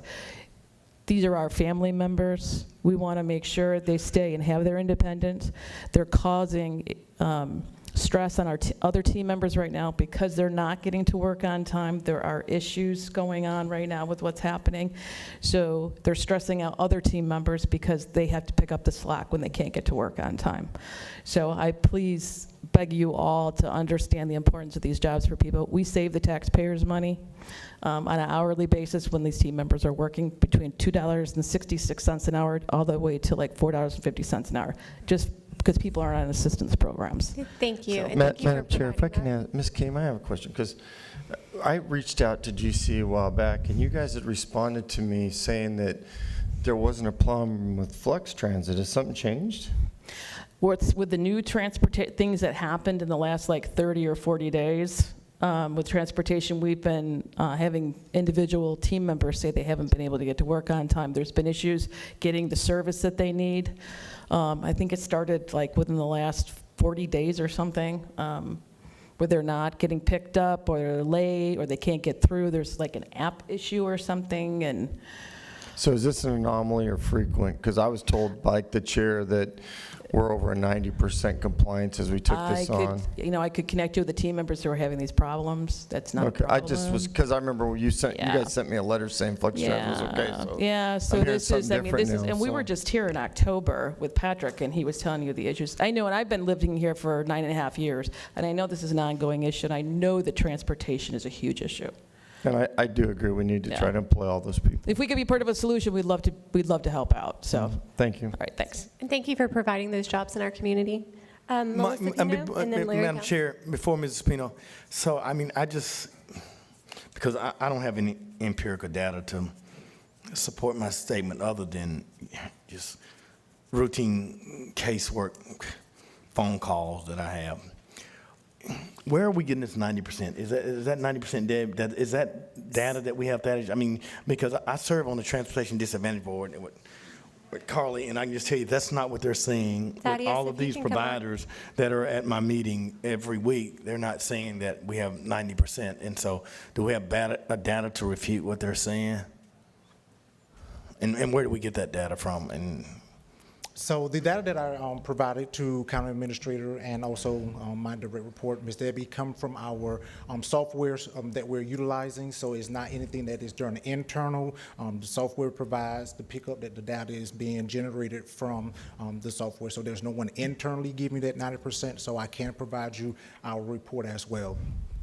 so if I'm not registering through this app, how am I making certain that this data is accurate? And so if it's going through our third-party provider, when we have multiple constituents who make phone calls, how are we capturing that data? So the data that is give our on-time performance all comes from the actual driver itself. So if it rides between the window that is scheduled, it is on time. So I'm glad you alluded to the app. So you have nothing to do with the app with on-time performance from the individual. So the driver's actually manually reporting that? No, they're not manually. How are they reporting it for us to capture it? So how they're reporting it, once they arrive to their address, they click a button which capture if they're on time or not. So if they're outside of the window, it will capture they're 2 minutes late, 3 minutes late. So if they're in the window, that is considered on time. So I get, and not the question, not the procedures. I just want to know because, I get the complaints. The driver clicks a button. How's it verified by the rider? So how it is verified by the rider. If I can click a button and say I was on time any day of the week. I mean, it doesn't mean it's true. So how do we verify that he's telling? I mean, candidly, we've had some flex drivers that they've been places they shouldn't be, and so I'm sure that they clicked the button and said that they were at church when they were at the strip club. Okay. But I mean, so how do we verify that? So we're verifying it through our vendor, which RideCo. So they pretty much optimize it, verify it, confirm it once it's reported to us. And you are correct. We have verified that some vehicles were not, and I can say that that individual was at the end of their shift. So there was no on-time performance or operational impact during that time. Right. Yeah. I'm just trying to verify. So are these verified by GPS? I'm assuming the buses have That is GPS. correct. Yes, it is. Okay, And, so and can I say our units do have actually 2 GPSs, one through the RideCo system and through the county GPS as well. okay, so if they click the button and say they're here, that matches their GPS coordinates. It does, yes, ma'am. Okay. And how often do we check that? Well, I get a report every morning. Every morning I walk in my office, the report is in my email. So And I can go back when to riders said they were in a certain place and they were not in a certain place, we were able to verify that before social media verified it. That is correct. Yes, sir. So we knew, I know of 3 instances, we knew where those people were. Yes, sir. Well, at the moment. before they got written up, because I didn't hear from it from staff before I heard about it from social media of where vehicles were. So we verified that. How soon did we verify that of the three that I know of? How did we verify that they were not where they were supposed to be? As soon as we received the complaint, we did a thorough investigation and confirmed that they were not where they're supposed to. But you didn't know it instantly, correct? We did not. Okay, all right. That's fine. But they were not on a call, so they didn't. Were they at work? They were at work, but they were not in immediate operations when they were at places they should not have been. Okay, so it's not like they were, to Commissioner May's point, claiming they were at church and they were at the strip club. Okay, understood. Thank you. Commissioner May, anything else? or- Thaddeus, you may want to stay up here because I'm going to have a few questions when we get done with the public speakers. No, you were. Melissa Pino and then Larry Downs Jr. Thank you. Melissa Pino, 413 Southeast Boblets. Do you believe him? Because I don't. I mean, you guys can disregard me, think I'm politicking. I don't know why on earth I would be politicking on this issue. I just get charged with it all the time. The woman who came and spoke that coordinates things on the base, do you believe her? You think she's making it up? If I had a gun to my head and somebody was standing behind me telling me that they've got the actual real numbers on this stuff, and they asked me, they said, yes or no, is 90% true? Because if you're wrong, we're going to shoot you. I wouldn't even think about it. And I would bet there's some of you up there that are wondering this too, or probably realize it's a bunch of BS. And so Commissioner Kohler and I are still debating about Edler because he loves to throw Edler out at me and tell me that I was wrong about Edler, but that's because he wasn't here for the history, because he doesn't know how right I was about Edler. Many, many times I stood at this podium and I said, you guys are going to have a bigger problem the longer this drags on. You better fire her now, because the longer she's here, the worse that lawsuit's going to get. And I told y'all that they were locking themselves in rooms, working with the numbers, working with the software, the single software expert from the EMS department, locked up in a room with some people that were trying to come to some particular results, and a lot of old paperwork being gone through. And I said, fire her now, because you're going to pay millions later. That's how wrong I was about Edler. If in your heart you know that you're getting BS'd and you're just like, oh, we got to get through this item, just got to get through this item. Just got to get through this item because Wes has recommended it and staff, and we've got so much on the line, we don't want to look like we don't know what's going on. If in your heart of hearts you know that you're going to vote this mess and then have to clean it up, maybe sooner, maybe later, you better give it a second think, because I'm telling you, you're going to regret this. You are really going to regret this decision. Here's another question for you, Mr. Commissioner May. When they dumped Carolyn Growie out at the wrong place, were they on time when they dumped her?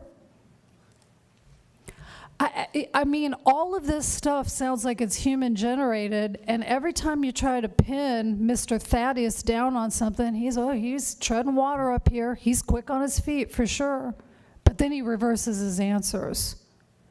You guys are going to lose money. You're going to have people stranded all over town, and at some point you're going to have to admit it, and then you'll be cleaning up the mess. Thank you, Melissa. We appreciate your comments. Larry Downs Jr. and then Harold Griffin Jr.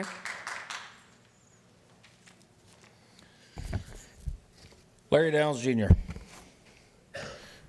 Y'all know there's only one thing that I hate worse than big government. That's government getting bigger. And this here, if the private sector can do it, the private sector should be doing it, just period. And I don't have a dog in this fight at all. I'm just saying the less government workers we have, the better. That's just, I mean, we can't all work for the government. We have to have some private enterprise. So every time y'all start, once upon a time, we probably didn't have control over ambulance services. I'm assuming it was probably hospitals and, and private industry. And then we got to take it over. Same way with garbage, same way with everything. So And Melissa's right about the, about how accurate are the numbers, the software. It was the same way with COVID and the COVID numbers. It was 90% efficacy until it wasn't, really quickly. Cases. Then all of a sudden the PCR tests were 87% not accurate. So, I'm just pointing out obvious things that y'all know. 6 foot social distance, we know that was not accurate. It was made up. I'm just telling y'all, we've been down these roads many a times. At least with the private sector, they're not, we can change. This company don't work, get another one. But when you have this, more government departments doing more, y'all can't hardly ever go the other direction.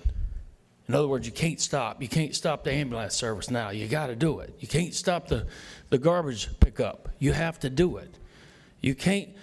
The more y'all do, the more we have to pay for mistakes. At least in the private sector, it's employing some private sector jobs, and they get to, get more of our tax dollars. At least it's ours. All right. Thank you.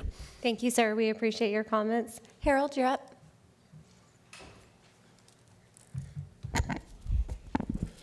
Good evening, Board. Harold Griffin Jr., 6869 Highway 95A North, Molino, Florida. City bus service has existed in Escambia County for 94 years, since 1932. What we know as ECAT has existed since 1971, so about 55 years. The CTC designation came about officially in 1990, so the big bus service existed well before it. This is not something that the county has to do, and it will not affect the big buses. Many counties choose to leave this service to the private sector. We talk about wasteful spending and being fiscally responsible. Relinquishing this designation will move us one step closer to doing just that. It'll reduce payroll, staffing numbers, and administrative costs. It's a no-brainer. No funding actually leaves Escambia County. I repeat, no funding leaves Escambia County. All this does is put the responsibility of this service with the private sector and not on our county. 31 counties in Florida have completely removed themselves from providing this service. Your previous transit director, before he left, wanted to remove Escambia County from this. He saw how it weighed down the county's resources and operations. I'll name a few of the counties who have removed themselves: Alachua, Baker, Bradford, Calhoun, DeSoto, Dixie, Franklin, Gaston, Gilchrist, Gulf, Hardy, Hernando, Highlands, Holmes, Indian River, Jackson, Jefferson, Lafayette, Madison, Marion, Martin, Monroe, Okeechobee, Putnam, St. John, Santa Rosa, Taylor, Union, Wakulla, Washington, and Walton. This is not something that the county has to do. It will reduce spending, it will reduce operations, it'll reduce staffing. So, thank you. Thank you so much. We appreciate it. That is the conclusion of our speakers. Debbie, I do have a few questions just to provide some clarity. So the funding mechanism for this, is that gas tax? Is that grants? Where's the funding coming from? It's grants. We have a TD grant. We also have ADA funds. And then of course we use the gas tax for matches for all of our grants there. So. Okay, thank you so much. Commissioners? Well, I'll start it because there's a lot I want to discuss. So, Debbie, why is the county recommending that we do this? Is it the $1 million we get? I mean, it seems like I talked to Wes, he recommends it.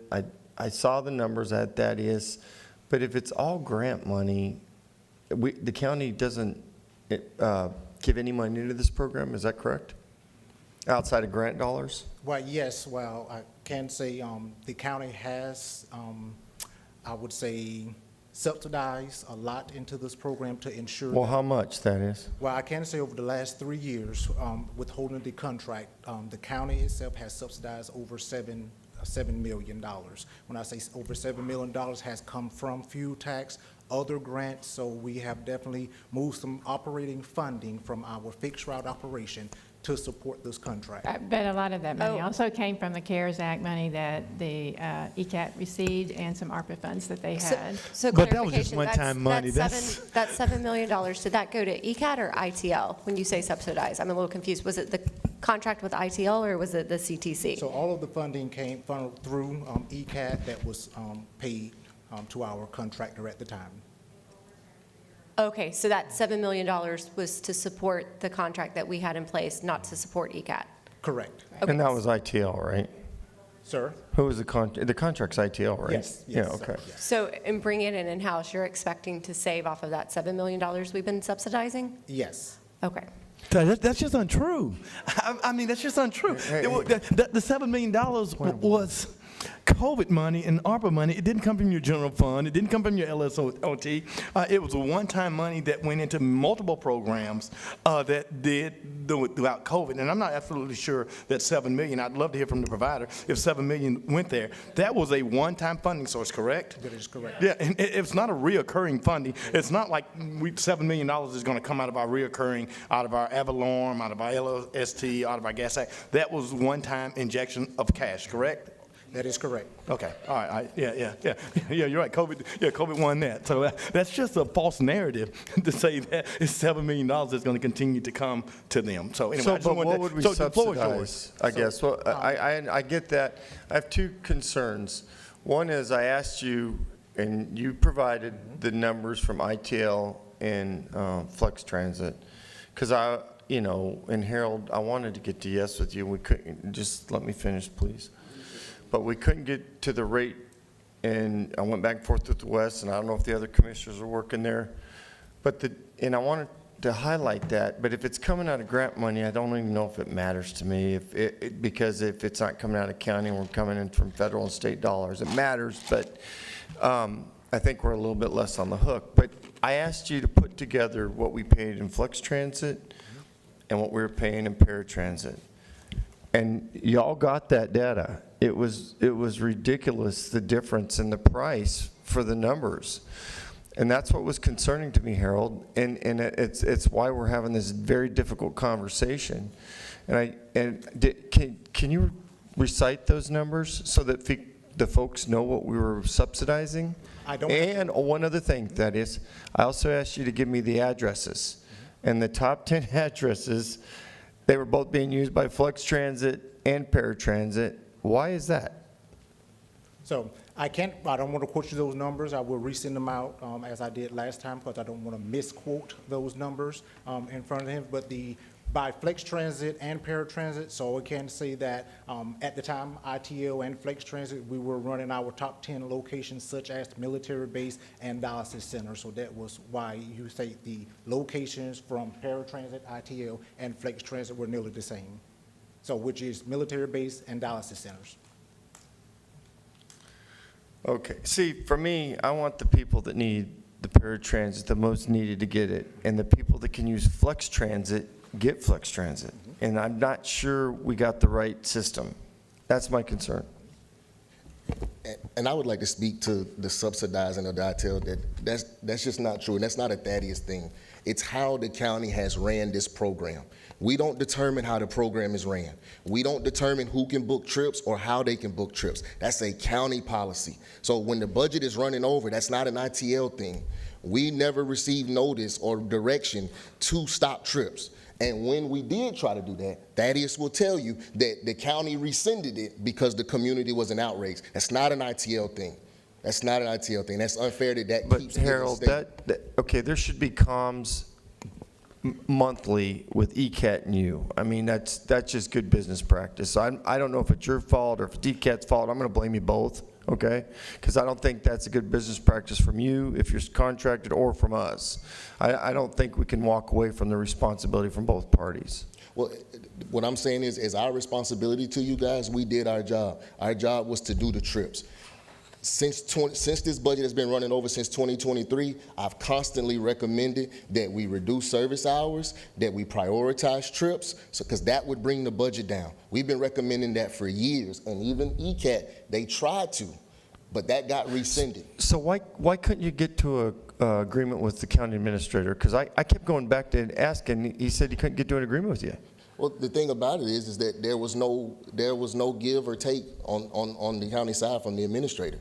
When we were meeting, The reason why our rate is what our rate is not strictly for transportation. In our contract, we have to have union personnel. We have to provide them with benefits comparable to the county. We have to operate 24 hours, 6 days a week. We have to pay for all the fuel. We have to pay for all the maintenance. We have to do everything.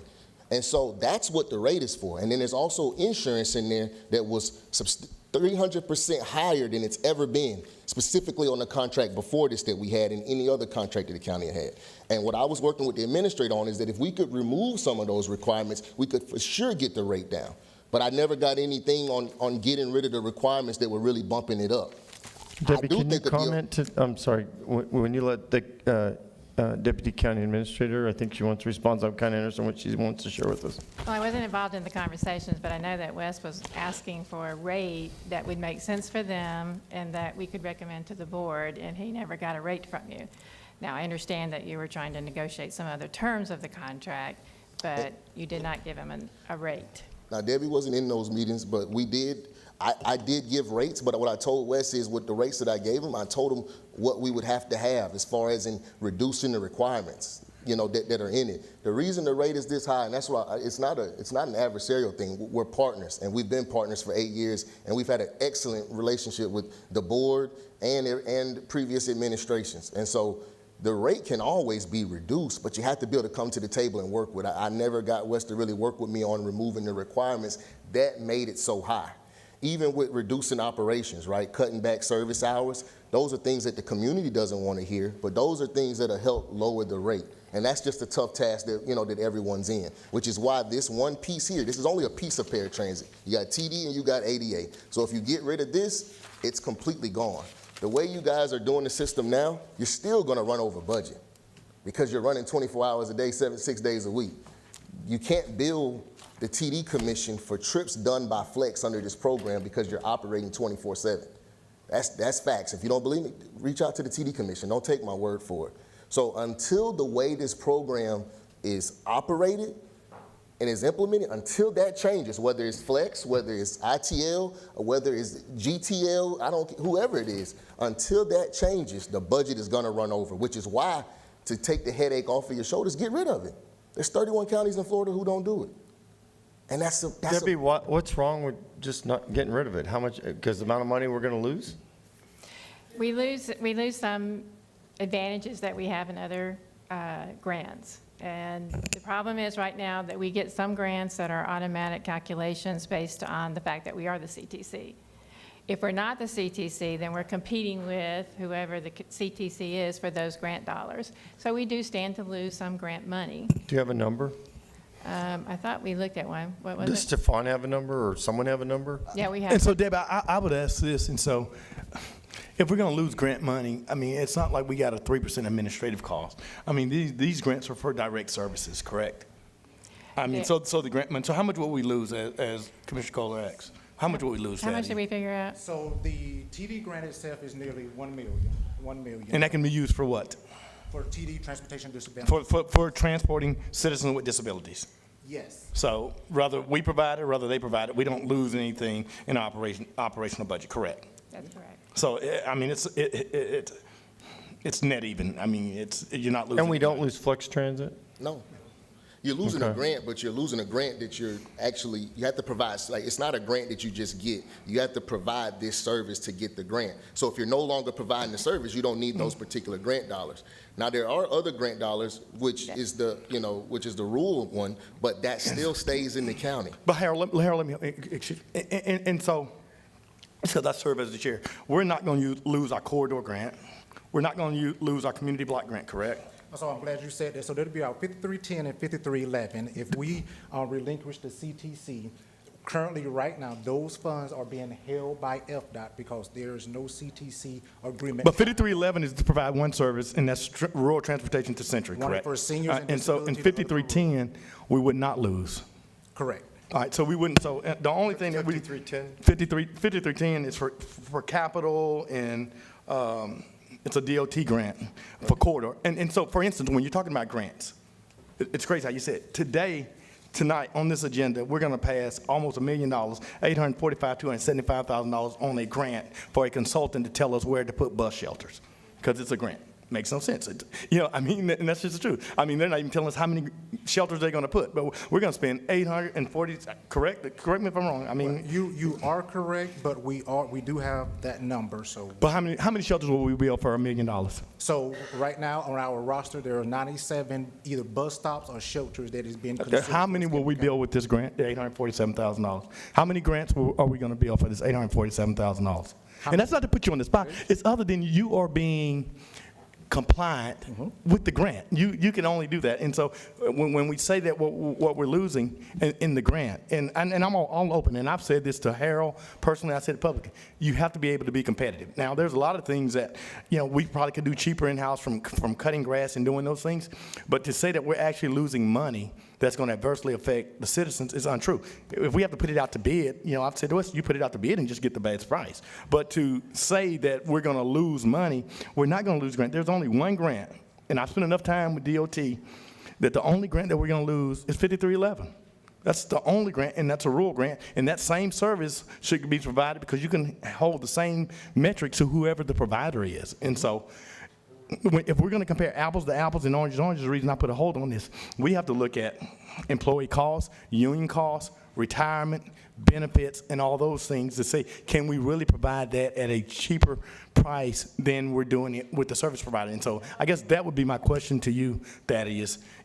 Should we put it out? If we were, the only reason, and Stephen might not remember this because he really wasn't involved, the only reason we took back the CTC because of the lack of performance and that we had people showing up here every meeting because our provider did horrible, and we took it back in. It wasn't even about dollars, it was about service. And so Debbie, I guess I would say to you that, what grants do we lose? I mean, I'm hearing $900,000 on the grants that we would lose if we didn't take the CTC in, but what would those dollars be used for? And so actually, what administrative costs, actually operating money that would come into this county that we would lose if it was to put the CTC out for bid? We lose some grant money that is automatically calculated because we are currently the CTC. What was the number that we calculated that at? How much money, based on what the calculations were that Amber did? The CTC was the million, but once you start factoring in vehicle, administrative costs, 5310 and 5311, we may be looking at roughly 1.5 mil or 2 mil. Once we look at the big picture, because once we relinquish the CTC, that's when those funds will be reduced. But those are federal and state funds that are designated for services, correct? Those funds are designated for services. That is correct. Regardless of who the CTC is. And so even if you looked at those funds, I mean, CTC, you could have Capstone, Pyramid, Independence for the Blind. Everybody could still apply for those dollars. You are correct. Yeah, I mean, so we're not losing those dollars. All those dollars can be applied for by any transportation disadvantage provider, right or wrong? Yes, you are correct. Okay. So, can I ask a question? Harold, there's no guarantee you'd get it if we don't approve it, right? The contract went to the state. No, there's no guarantee, but typically they go with the provider that has been providing those services. Okay. I do have a few questions on this. As someone who has advocated for subbing out as many things as we can, I know the last few months, we voted several times to increase the budget that we were paying to ITL at the time. Is that part of this? Are we looking at going back to the same contract that we were continuously giving more money to?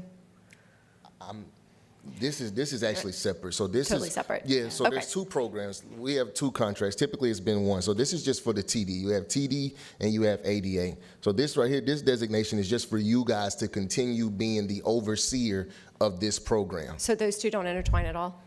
As what two? I'm Those sorry. two, where we were giving more money each month? No, I mean, really, this is the program that you can't control. Like ADA, you can't deny ADA. You can deny TD. You can restrict TD. And that was my point that I was saying, is that we don't have control over that. If you guys put in a designation that, hey, we're going to run TD at the $1 million budget, then we would run TD at the $1 million budget. But that just has never been in place, and that's no fault of Thaddeus, Debbie, or anybody else. That has just been the practice in Escambia County, since 2014, since you guys actually took over the CTC. So theoretically, since you took over the CTC, which is in 2014, you've been running the program this way. And so, Madam Chair, and Harold, correct me, you get paid to do transportation, I don't. Paratransit, we could still run paratransit through Flex, correct? Or not? I'm asking a question. Because in my mind, there's a difference between paratransit and TD, correct? That is correct. And then we got the CTC. Right, I'm asking Harold. Typically, for Flex, what Flex is supposed to do, Flex is supposed to be a microtransit program, and as Ms. Growie eloquently put, Flex Transit typically operates in zones. When you have a microtransit, it operates in small zones throughout the county to get the big buses off the road and connect them to your actual routes that are productive. You guys haven't done that yet. That's what you voted on. That's what they sold you guys, but it hasn't gotten to that point yet. Now, for your paratransit rider, especially the paratransit riders that have been here today that have voiced their concerns and have been voicing their concerns for the last couple of months, they don't need typically with Flex or microtransit, it's curb to curb, meaning you run into the situation in Ms. Growie there where they pull up somewhere, hey, it's right down there, go walk. Your person who really needs paratransit, you can't drop them off at the curb. They need door to door. They need to be taken to the door. They need to be from the vehicle to the door. They need that actual extra service. And that's what paratransit, and that's what we have been providing. So there are paratransit people that can be put on Flex. Yes, that is true. But your paratransit rider, the ones who've been coming here voicing all these concerns, that's their issue because they haven't been getting the service they need. And I offered that, Harold, because I sit at the TDC with many people. Public transportation and personal transportation and disadvantage are two different things. Yes. And so when you take Flex and Para, it's a connector to take big buses off the street all across this country because we know that you can no longer be efficient with keeping these big buses. So you bring these smaller buses, and then they connect neighborhoods to mass routes, W Street, Cervantes, and all those, because they're not intended to go into the interior of neighborhoods 100%. Because it's just not efficient. And so, but when you have people who are blind, you have people with disabilities, you have people with cognitive things, those are the people that almost this personal transportation is geared up to. And that's why it's so important to have that. And so that's a unique skill set. That's why government and mass transits don't do that. And so I said all that to say, commissioners, that's why I was wanting to get this on the committee home, because it is a further conversation. And I wanted to be clear, there's not a loss of money. Because we got to provide the service anyway. When we're getting grant money, it's not like we're taking it and putting it. We can't take this money and put it into our reserves and say we got another $1 million in our area. It's cost reimbursement. We have to spend it, and we should spend it because we're spending it for the citizens. But in order to have a robust mass transportation, you have to have personal transportation for citizens with disabilities, as well as public transportation for citizens who are trying to get to the job and who don't have rides. And so I think that there's a happy medium there. Yes. And for the record, I've always said that the private sector has been able to provide it at the same cost or less than the public sector because we're steward of taxpayer dollars. And so that's, the issue at hand is the CTC. And I just want to be on record in saying that, this is from DOT. The only thing that gets lost, and we would never do it to my colleague in the North End, but we provide presentation, 5311 is the only thing that's in jeopardy in terms that we would lose in direct dollars, but that service could still be provided for whoever the CTC provider is. That's correct. Yes, Thanks. And I have a question more on the contracting side, so if this is you, answer it. If not, let's pass it to somebody else. The benefit that we have as a county to subcontracting is that you don't have to do the same benefits that we provide as a county. And many times, employees of the county take a lower wage because our benefits are so great. Who dictated that you needed the same benefits in your contract? Was that us or you? You guys. And that was an excellent point, actually. They started that in 2017. And the reason why they did it, and like I said in some emails I wrote you guys, it was good thought. But the way the contract is, the way you guys write the contract now, and when I say you guys, I'm saying the county, not you guys actually, you souped it up with so much extra stuff that you increase your cost. Like you said, that's the benefit of moving it out to the private sector, because they're being competitive. The goal is to get the client the best price possible. And so that's what I was trying to work with West on, is like, how do we pull back some of the requirements so you guys can get the best price possible? Your rate is not just flat rate transportation. The other thing that I want to mention, because you guys are, there's just information going everywhere, is the $90 a trip. When this contract went out, you guys, I gave a per mile option and I gave a per trip option. The county selected the per trip option. So yes, you can go a certain distance and pay $45, but yes, you can also go from the beach all the way to Perdido or all the way to Molino, and you're gonna get the same rate. And so that's the benefit of a per trip rate. But the county was given multiple options, given per rate, it was given per trip and per mile. And so, and even during our negotiations, some people do per hour. I offered West that. I never heard anything back. We never got actual offers from West across the table. We talked about stuff, but we never got an actual written offer. And so, I mean, we always had great conversations. It's nothing against West, but we never actually got a formal offer from any type of back and forth with West across the table. Okay, and then just for my curiosity, please tell me we don't write that into a lot of contracts? No, we don't. Okay. And he is correct. We've done some research, and that there are better ways to do a contract if we do a contract. I do want to correct you on one thing. The contract doesn't require certain wages. That's your union contract that requires that. No, ma'am. No, ma'am. Take a look at it. It says you have to do the it's the, if you look at the one of the, I looked at it today. If you look at the RFP, you have to provide wages for the livable wage calculator. If you look at the livable wage calculator, it's this random calculator that the county put in the contract back in 2017. That calculator determined the baseline for the wages, which, of course, like Debbie said, the union knew that. So when we come to negotiations, they're looking at that livable wage calculator. If I don't give them something in that livable wage calculator, you know, now we're in dispute and they're bringing you guys into it. So that's what originally started it. When they first put that in there, guys, in 2017, you jumped the cost of your service up 30% actually just by them doing that. Just by them putting that livable wages and benefits comparable to the county, and this predates Thaddeus, that jumped the price up of service 20 to 30%. Your previous provider before we got here was paying the people $9.50 an hour in 2017. We instantly had to go to like 12. So it's not just, that we're running Ramshot. We're trying to do what we were contracted to do and what we have to do. And so those are things that I can't not do. All right, and Madam Chair, for some context on that, the board is who dictated those terms be in the contract.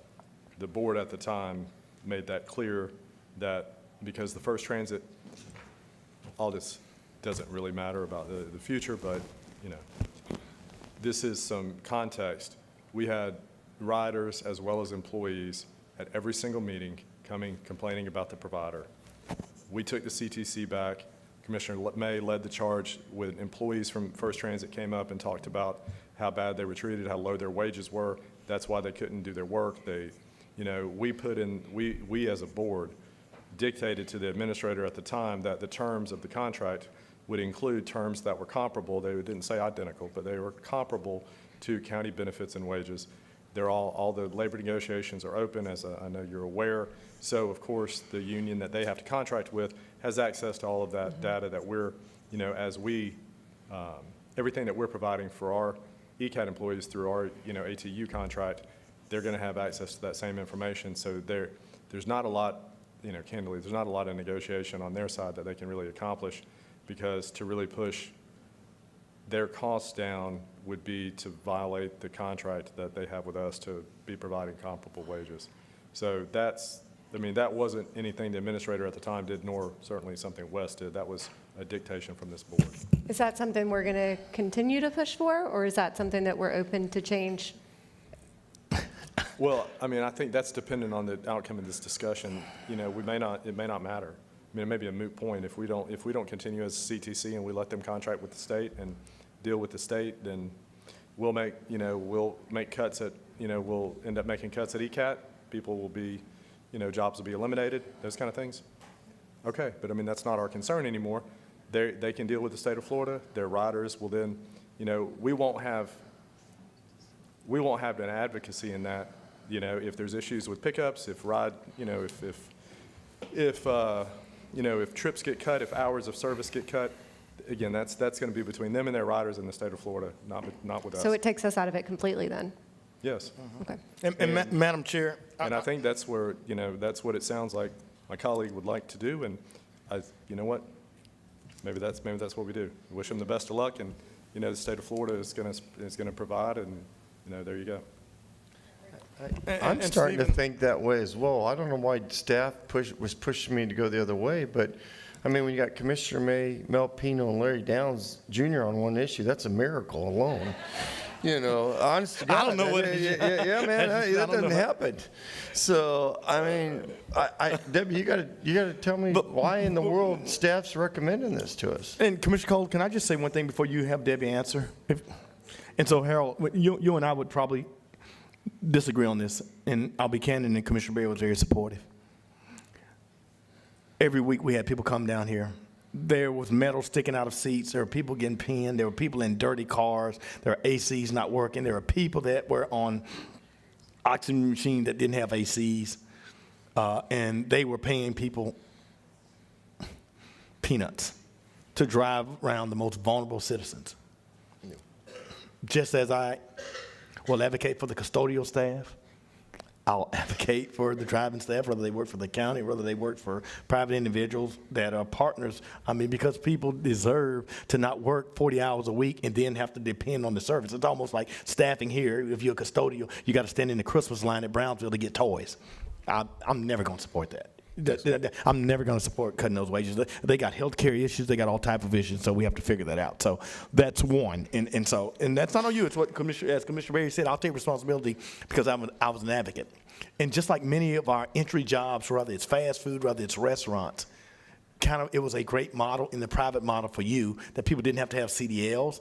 Now, they didn't make what the CDL bus driver made, but it was a great entry level into driving while they prepared. And we had a training program where we had simulators that we brought that they could then become, it was our program where they could get their CDLs. And so that's important to me that people are compensated. And so actually to answer your question and give it back to Mike, I can't see other than 5311 what dollars we lose as a county if we give up CTC and as Commissioner Berry, other than not being here to 10 o'clock tonight with constituents coming.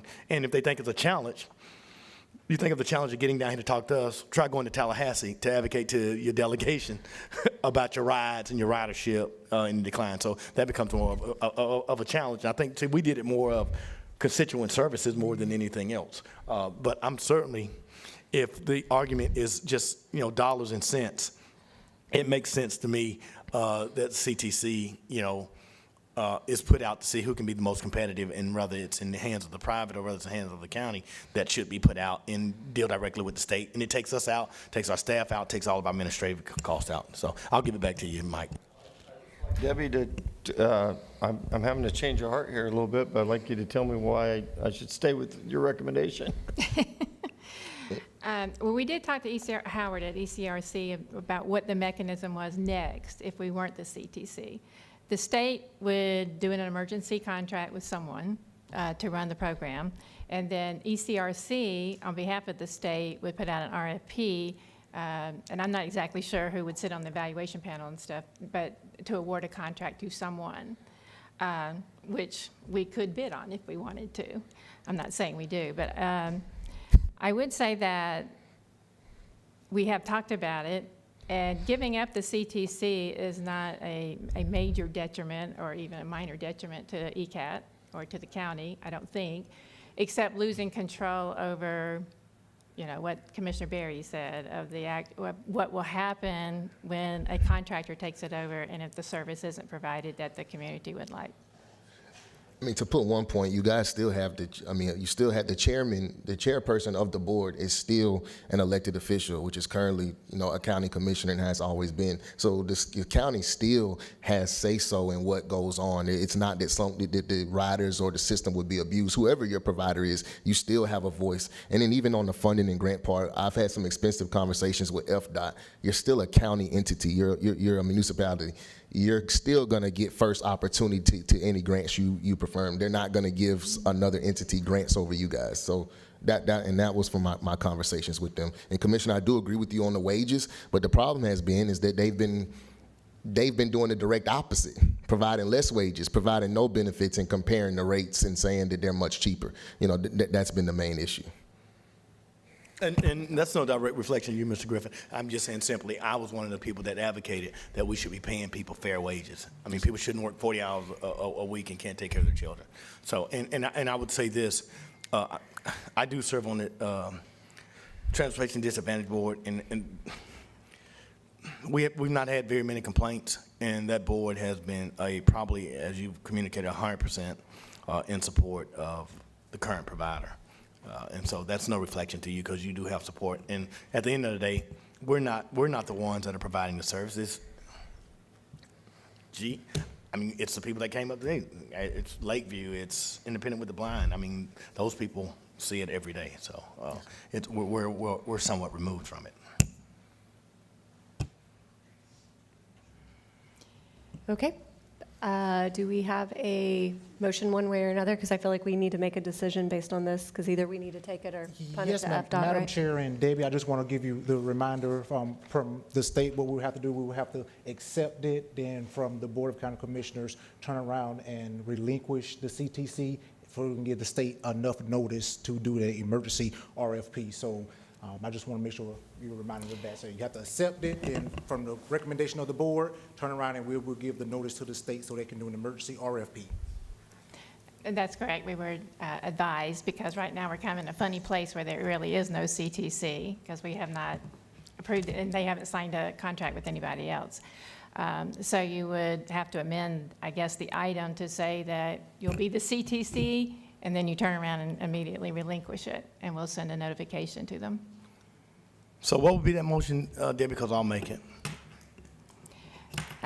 That you would approve being the CTC, but then the next step in the motion would be that you want to immediately relinquish it as soon as the state can provide an emergency. So we don't have a current CTC right now? We're the CTC. Correct. Yeah, so Well, I mean, we don't have to accept it because we are currently the CTC. No, we didn't sign the agreement. So we've been in limbo since July, when the MOA expired. Correct. So what the state has requested is, if we're going to give it up, is that we accept being the CTC, so all the we can retroactive it back to July. So all the payments and everything would be legitimate, and that you can say that you would like to relinquish the CTC as soon as the state can provide the service through their emergency contract. So they have not been reimbursing us in June of 2025? They have been reimbursing us, but they don't have it on their books. They don't have an agreement. But they've been giving us our money, correct? Well, I they mean, have- because, Up- if up not, then, until- we're non-compliant. July of 25. Yeah, it's been, the last time it expired in June of 2025. I mean, because we discussed it. But from what I understand, we've been getting our payments. All the way up until June of 25, everything is now on hold until there is an agreement from the decision on tonight. Well, you've gotten payments since Yeah, July. correct. Yes, But ma'am. they stopped, or they have said. When they stop payments? When did they pay? When did they stop payments? July of 25? No, they didn't. So we hadn't even provided ITL since June of 2025? No, they have been paid. ITL. And we hadn't gotten reimbursed. The counties paid them, but the state hadn't reimbursed us? Correct. We have filed, but they are holding it up for the signature of the vote tonight. So they've been holding our money since June of 2025? It's been ever since the agreement came from the TD board, ever since the agreement came before the TD board. So if we approved it, they would pay us up till this date, is that correct? That is Correct. correct. They'd back Okay. pay, they Yeah, would back pay us. okay, 'cause, yeah, that June, would- July, August, September, October, November, December, January, 8 months and we hadn't been paid for all the trips that we provided? Oh, we got bigger problems than I thought. I mean, that's, okay. Okay. All right. Okay, that's fine. I mean, and you were not in the position, so, I mean, we couldn't hold you accountable for that. I mean, So it that's- sounds like we need to make a motion to accept and then automatically relinquish. Is there anything else that needs to be No, captured? that's it, man. I'm not making it, I'm just asking if that's how. I we don't know. wanna- We hadn't been paid since June 2025. I have no idea. I mean, would like to get I mean, is that the motion, Dave, I need to make?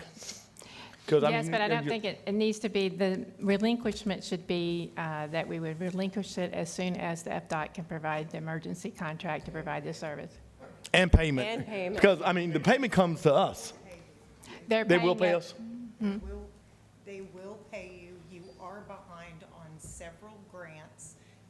tend to cash flow it with other money. ECAT probably has a negative on one of their line items, if I remember what it said in the audit. They will apply for the grant. The state will release it because you are now in, the name is now in the placeholder. They will give you the pro rata share because you are the CT of record, and then you will relinquish, And they'll give us our money back from June? That Okay. is the flow. Right, okay. Because we probably use reserves or something that. Correct, yeah. I want to just make sure the county is reimbursed for their money. So I'll make that motion, Debbie, if that's what it is. As long as we get our money back, as the clerk said, we'll get. Commissioner May, I do agree with this decision. I just wanted to let you know. We're getting there, Pam. Do we clap? We clap. I do think Thaddeus and his group do a fantastic Yeah, absolutely, job. it wasn't that Thaddeus, They no. were responding to what was being told of them at this dais. They were trying to do a good job because the money, when you're spending that much money for a paratransit system that's costing more than the entire mass transit, you got a problem. They were trying to find a solution. The best thing you can do is turn this part over to the state, and makes good financial sense. Well, I think this is a healthy conversation. I just wanted to get clarity, is where we were going. So, I think we need to, let's make the motion. I mean, it's 8:15. we need to, Yeah. I think we need to add another item, Allison. I think they need to authorize the county administrator to sign the notice to relinquish. Okay. So it's. I'm not a lawyer. Somebody give me the legal jargon that we need. The first motion is to authorize us to SEP being the CTC. Okay, all right, that motion as stated. Yeah, and the second would be that you want to give authorization to relinquish the CTC as soon as FDOT can provide an emergency contract. As stated by And Debbie. you want to authorize the county administrator or the chair, I don't know, the county administrator to sign. Designee, To sign a letter that relinquishes. as stated. CTC. All in favor? I think that's everything. 5-0, thank you. Thank you. Okay, our next item is, we're moving on to CAR 2. Budget finance and consent agenda. We have CAR 4, CAR 7, 8, 9, 11, 12 held for speakers. Second. All in favor? 5-0. The first one we have a speaker on is going to be CAR 2-4, and that's Ms. Carolyn.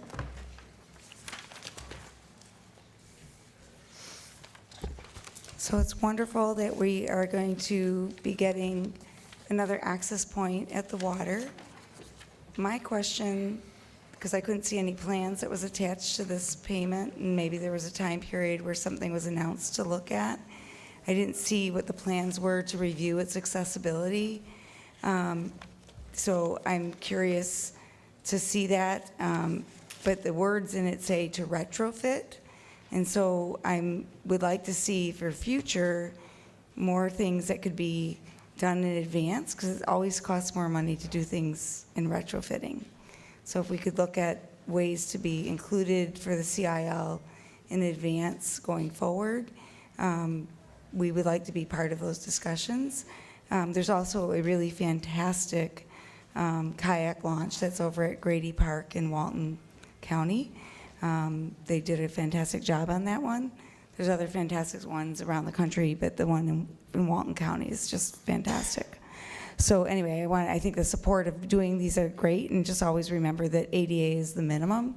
Universal design is always better. When we talk about universal design, it's about going above and beyond the minimum standards, and that's because people have different needs at different times, and we want to have each person be able to utilize things that make it easier for everyone. So just to think about that. And often those extra little pieces don't cost more, they just make us think more innovatively at going forward. Thank you.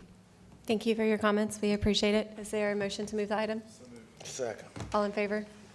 5-0, thank you. The next one is CAR 2-7. Our first speaker is Mary Konopka, and then Eric Sharpling, you'll be after Miss Mary.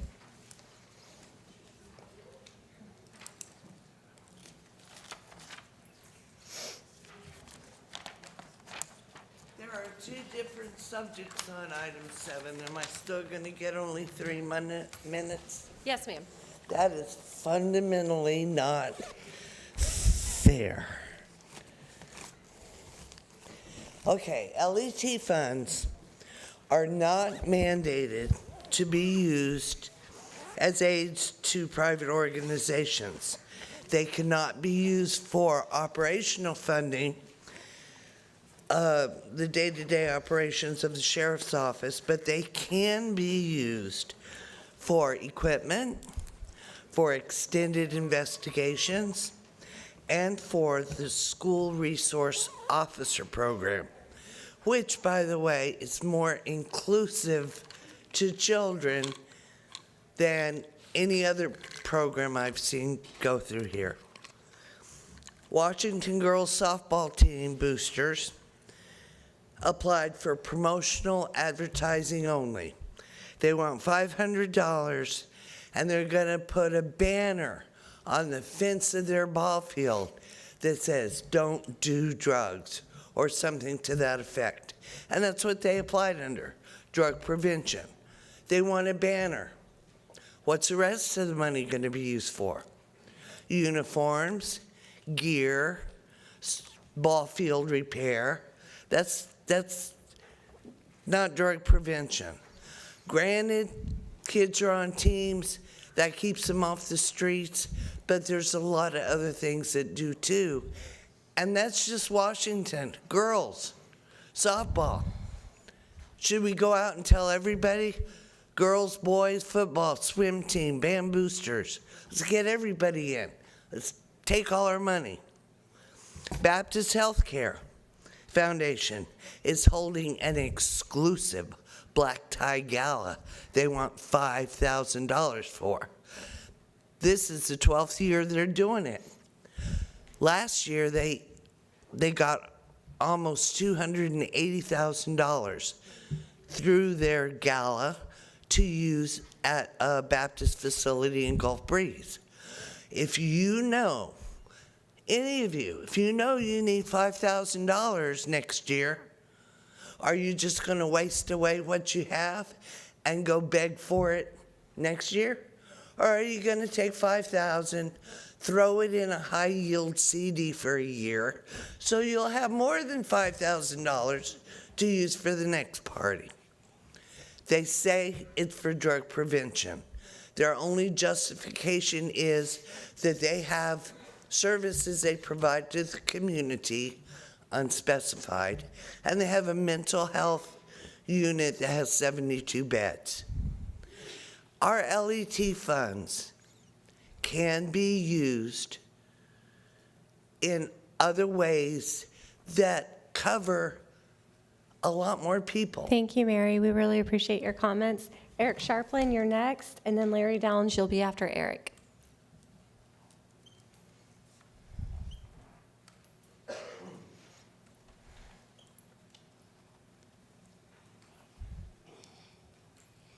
Here. Yes, my main concern here is Baptist Health Foundation. I don't know what kind of benefits we're getting here. You know, if Baptist Healthcare, took a 16th of 1%, they could fund their foundation. I mean, these people don't lose money. I mean, we're at a point where we're trying to save every dollar we can. Can someone up here ask me what kind of benefits we get for giving them $2,500?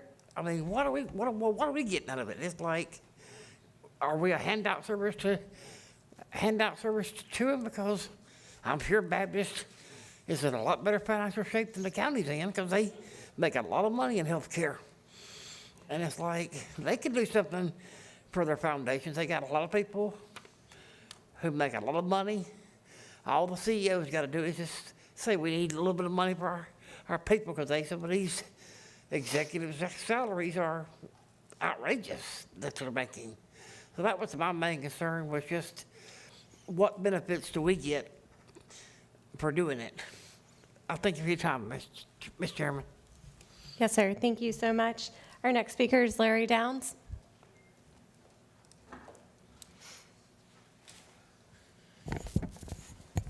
Alrighty.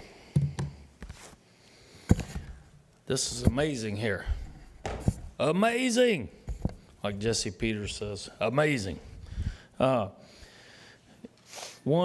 Baptist Healthcare Foundation, it says right here, Baptist Healthcare Foundation, based in Pensacola, Florida, a 501c3 nonprofit, has supported Baptist Healthcare for 50 years by procuring philanthropic donations for patient care, technology, and facility improvements.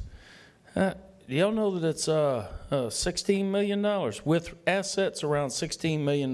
We always got to help them, though. The Corona Cares Act, American Rescue Plan, they were up here like vultures getting that money. Y'all remember?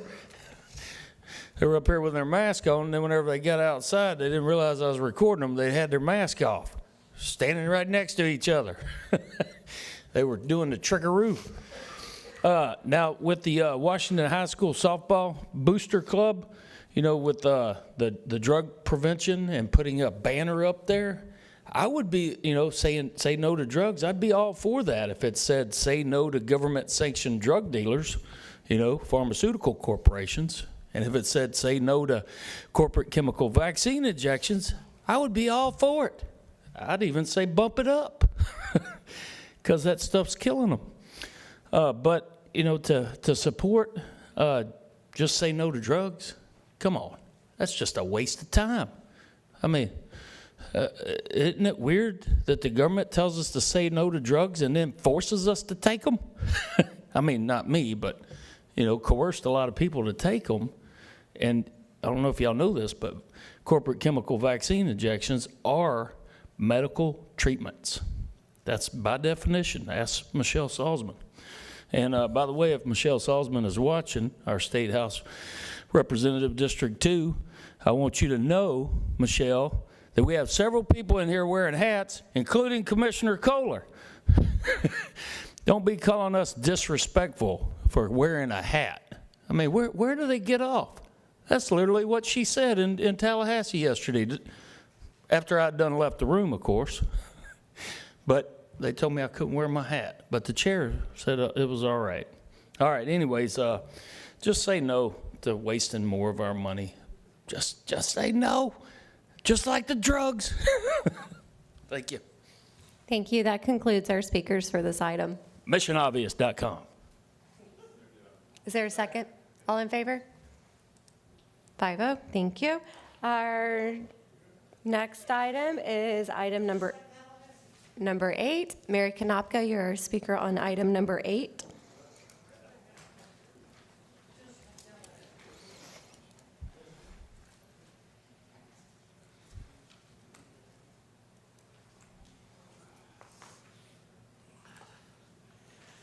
All right, I just want to remind everybody the Florida statute regarding LET funds is 932.7055, if you'd like to look it up. Apparently, I want supplemental money to reimburse the sheriff's office $142,776. And what's listed for reimbursement is miscellaneous sheriff fees, investigative costs, and reimbursement law enforcement. None of these fees are broken down in the attached paperwork. Investigative costs, I mean, LET funds cover extended investigative costs, so where does this fall? Miscellaneous sheriff fees, what's that? Because LET funds cover equipment, so is somebody watching what all this stuff is? How can we? Taxpayers can't know because it's not itemized. If the paper that's on the computer attached to the agenda is what you're seeing, that's awful because it's not itemized. We got to know where our taxes are going. If you don't want to know, that's fine. but the citizens want to know. Thank you. Thank you. Mary was our only speaker for this item. Is there a second? All in favor? That would be 5-0. Thank you. Our next item is item number 9. We have one speaker, and that's Mr. Eric Sharplin.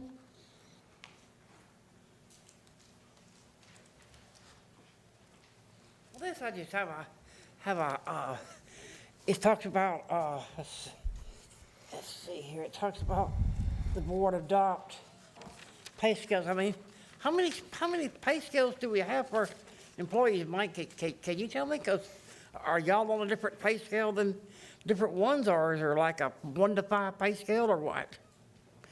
Well, Larry, the state legislature defines our pay scale based on the population in your county. We have nothing to do with our pay scale. What you're talking about is based on the county employee pay scale. But our pay scale is decided by the state legislature. All right, well, Mike, thank you for answering that. All right, thank you for your time, Mr. Chairman. Yes, sir. Thank you. Eric was our only speaker. Do we have a motion to move this item? Is there a second? Awesome. All in favor? 5-0. Thank you. Our next item is item number 11. We do have 2 speakers. Ms. Carolyn is going to be the first, and Lori will be the second. Here we are again, Commissioners, talking about an app that doesn't work. So as I sit here right now, and I'm supposed to be picked up now, as I'm sitting here, I still have no information about that ride that's supposed to pick me up. It has not given me any information on the app that I'm supposed to be picked up from Flex Transit to go home. So I don't know when it's coming, but it's supposed to tell me, but I don't have the information. You're going to spend another $100,000 on an app that is not working effectively. To me, that is crazy. And it's kind of funny, because as I'm saying to you it's not working, and guess who's calling? Flex Transit, because obviously maybe they're there to pick me up, I don't know. Answer it. Should I answer it and Answer say, I'm at the county commission meeting? No, answer it. Hello? Oh, I guess I didn't answer it fast enough. Maybe Mr. Davenport will be able to answer it to his folks, I don't know. But anyway, it never told me that they're here, they're not here, they're on their way, it doesn't say, right? So how am I as a transit user supposed to react to that? Can't function in the app, can't reach the people, can't use it, but we're gonna spend another $100,000 on an app that doesn't work. And as I said to you, when we're getting this app, excuse me for hitting the microphone, it's not working in Tampa either. Why are we buying something again that doesn't work? And I know you're just sort of thinking about moving the TD. That's not moving paratransit. So it sounds like you're still thinking that you're keeping paratransit, which is crazy for you to keep paratransit, but you're thinking about keeping it. And then for your 5311, your $5311 that you were just all talking about, if you're really doing microtransit, why wouldn't your zone for County Commissioner Barry's area be picked up with the zone transit from microtransit? And then the persons in microtransit area in Century and in Molino would get picked up. And they would get where they need to go, because they would be being picked up effectively with microtransit for zone transportation if it was working effectively. And I want everybody to get the transit that they need. And if they need paratransit in Commissioner District 5 area, then they should be getting that too. Every single person who needs transit needs to get where they need to go. And the app needs to work properly. And now I guess I need to catch my ride.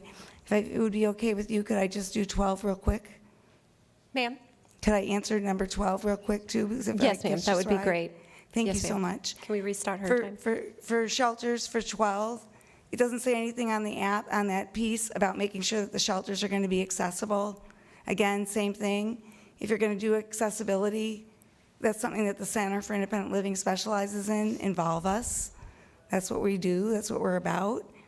If we put up shelters and they're not accessible for every user, Flex Transit, I'm at the County Commission meeting. I'll be just a second and be right with you. If the shelters are not accessible, then they're not usable. There's certain widths and things that they need to be. I don't know why we need to spend almost $1 million at this day and age to have a consultation about shelters. That's a lot of money. I would agree with what Commissioner May was saying. I'd like to see what we need to do about that. So, but I guess it's probably going to pass with all of you, but I'd like to see if that's going into effect, that we have some input as a community on what those shelters are and where they're going. Thank you very much for allowing me to speak. Yes, ma'am. Thank you so much. We appreciate that. Yep, don't miss your ride, Carolyn. Debbie, quick question. So are we still in the trial period of this microtransit? Because this is the second year of renewal. Remember, it was just our trial period that we were going to run it, and Yeah, we're not in the trial period anymore. We've so accepted. we've graduated Yeah, out we're of gonna run it. Yeah, so we the $1 million, because the trial period, we were paying for it out of the $1 million startup grant, right, for the trial period? It was being paid out of the trial period, and I think we're getting another grant for. So do we have a operating grant it. that's paying for this? Because I remember it was, Yeah. yeah. Right. Search Development Grant, 53. Yeah.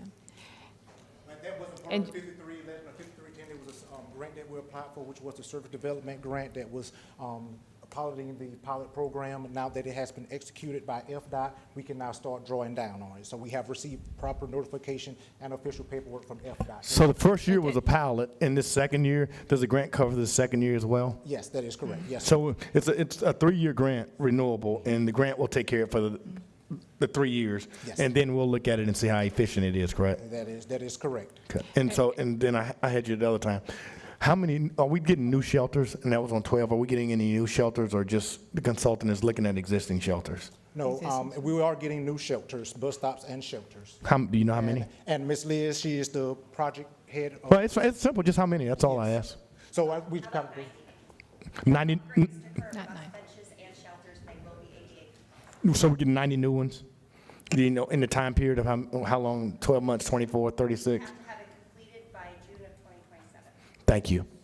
And so does this, and I know we're skipping ahead because we're technically still on item 11, but now we're talking about 12. Does that cover the design work of these two? Please tell me it's not just telling us where to put them. It's not. We've actually already identified the locations. This is a HUD grant, so it's going to cover Section 3 compliance, Davis-Bacon compliance, construction compliance, ADA compliance, pretty much the oversight of everything. Correct. Okay, wonderful. Thank you so much. And I just want to add to assure y'all that last board meeting, or the meeting before that, you did approve the design for the routes, the redesign, which includes what Harold had brought up about using these flex transit vans in neighborhoods, and then using the big buses on the major corridors. So we've already had our kickoff meeting, so we're in the process of doing that. Thank So you. to let you know that. We do have one more speaker on item number 11. Lori, are you still with us? Lori? Okay, I think she has left. With that, that is all the speakers for item 11. Do we have a motion to move item 11? Is there? That would be correct. Do we want to move 11 and 12? Yes. Okay, is it all in favor? 5-0, thank you. The next item is county attorney's report. I'm sorry. You do have We do have discussion items.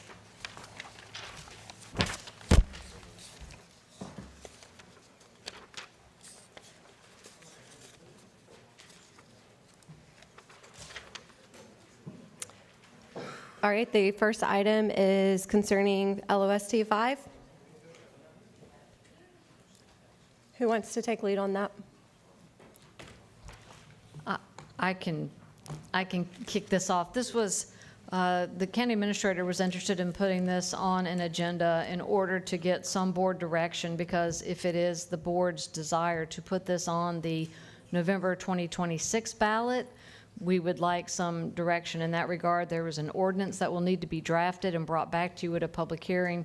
We need to probably put the supervisor of elections on notice, and I do believe that there is a pack that is forming, because as you know, you can educate, but you cannot advocate, and so there is some private sector pieces where they would probably be doing some of the advocacy on behalf of this effort. So for that reason, it was put on the agenda for some direction. Your other option would be to wait and put it on in November of 2028, but you can't do both. So you need to choose one or the other. Because if it fails in 2026, we can't bring it back in No, 2028. you're right. You can't bring it back until November of 2030 under current state law. But it expires at the end of December of 2028. I'll go ahead and make a conversation on this. I think the timing's terrible with the property tax. I know we bring in it's like 59 million, isn't it, in local option sales tax is what I was told. It would be devastating. I know that the people advocating for that, but I intend on bringing up very shortly the Children's Trust Fund to see if that will be on the ballot. Or I told the staff to see where all of us fall on that, because I think that's needs to be completely relooked at. And so I would prefer if we wait to 28. Santa Rosa, theirs is up this year and they're putting it on this year, and if it expires, it'd be in 26. But if the board collectively wants to do it, I won't kick and scream, but I think we should hold off. It's fine, whatever you guys, I mean, what this board wants to do, but I'm telling you, if property taxes get reduced and you lose local option sales tax, you're gonna devastate this community. I'm telling you, I mean, and so, I mean, whatever you got, I mean, I'm supportive. I mean, I'm not gonna be the tax and spend commissioner, but I mean, without some type of revenue, we're gonna be in trouble. And if we want parks and sidewalks and roads and bridges, you gotta have a local option sales tax. But, you know, I'll yield to you guys as leadership. I guess you'd hope that the voter, wouldn't get caught up in the frenzy if we have the homestead exemption, depending on what the board does with the Children's Trust. Potentially, I don't know how it would go. I mean, that's the thing you're at risk for. So it's a problematic thing, but you're absolutely right. We need local option sales tax, without a doubt. And not just for the Board of County Commissioners, for the sheriff. I mean, for all of our constitutionals, their buildings, the judges, the courthouse, all those things are funded by local option sales tax too, Mike. And so we should, I mean, she said we can't advocate, but we have to educate people to what's happening. But, I mean, whatever your desire is. So I will say there's a couple things at play here. We're assuming that something in 2028 won't also be on the ballot that will cause a little bit of muddying of the waters. Property taxes, right? And then I remember back in September when you and I wanted to do the rollback rate, everybody flipped out and said, well, we don't have enough time, and that was a 3-month period. So if we put this on the 2028, that only gives us a 6-week period to revamp our budget. And the people who are willing to advocate for it and actually ask to vote are wanting it to go on this ballot. So since we can't do the work on that, I'm kind of leaning on the folks that are advocating for it to tell us when they think it needs to go on. So, and I mean, I understand what Mike's saying about the tenor, the tenor and the sentiment of the voter that may be in place. It may be worse in 2 years. I mean, I don't know. I mean, there's a, there may be, there may be something on the ballot related to property taxes. I think a lot of us think there will be. There's not certain to be, but I do think it's fair to say if there is not, if the legislature doesn't come to some terms and some compromise for this cycle, it would seem inevitable, because this is all something that's happened over 6 months or 8 months or something. Well, if they're unable to come to some terms, because of dynamics in Tallahassee, and then we don't, and we're not ready to act on our, on the LOST in November, then it would seem inevitable that there would end up being a measure that would come in 28, and we wouldn't have a choice but to be on the same ballot. So, I don't know. And, when you, no, there's not a great answer, certainly. You're trying to find the less, maybe the less bad answer. And I think, generally speaking, if we're going to get bad news, we're better served to have the bad news in a more timely fashion than a later fashion. I think we do. We do have some folks that are willing to do the advocacy, and unless there's some aspect of it that I'm not considering, I think we go now and deal with it as it is. I mean, Steve, I'm fine with that, like I said. But what I'll tell you, we're basically 8 months out if we don't do it now, we know we have 2 years to advocate for it, and we'll have a new governor and a new administration. And the property tax thing is falling apart in Tallahassee. I have a meeting tomorrow at 9 a.m. It is literally, they're putting up signals to try to figure out what they can get across this, across the finish line so it wins. So either way, if y'all want to do it, like I said, I'll go with the board, but you're right, we don't know what the future holds. But if we didn't do it now, we know absolutely we have 2 years to advocate. Right now, we have 8 months. I think what Commissioner Berry said makes sense, Mike, and I'll support that, Commissioner Berry. Yeah, but we're not going to, I mean, we may have 2 years to advocate, but, I mean, first of all, we can't advocate, so there's that. And then, I think you have to take into effect the human nature of it and how much momentum and how much enthusiastic support is there for a campaign measure, a ballot measure that would be 18 months out or even 12 months out. I mean, 6 months is 6 or 8 months is probably enough time for, for a group to be excited and jazzed up about advocating.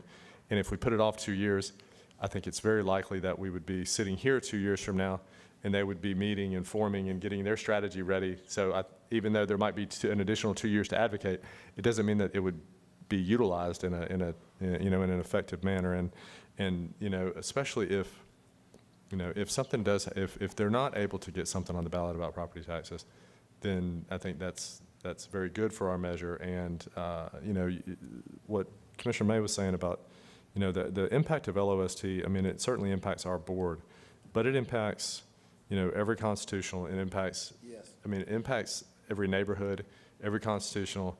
Every person that's receiving any type of county service, whether it's public safety or, whether it's sheriff's office or EMS or fire or potholes or, the impacts of it are so broad that, I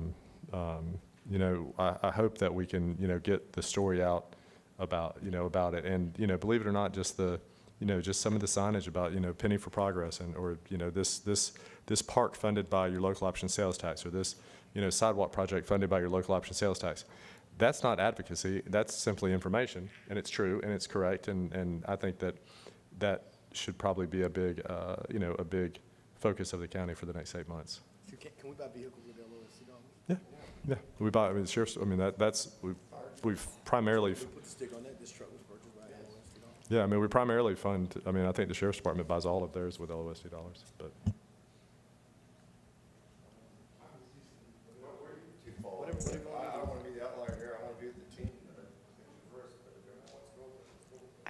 There's not an avenue that doesn't have risk. I mean, so yeah, there's risk in November, but there's also risk in putting it off.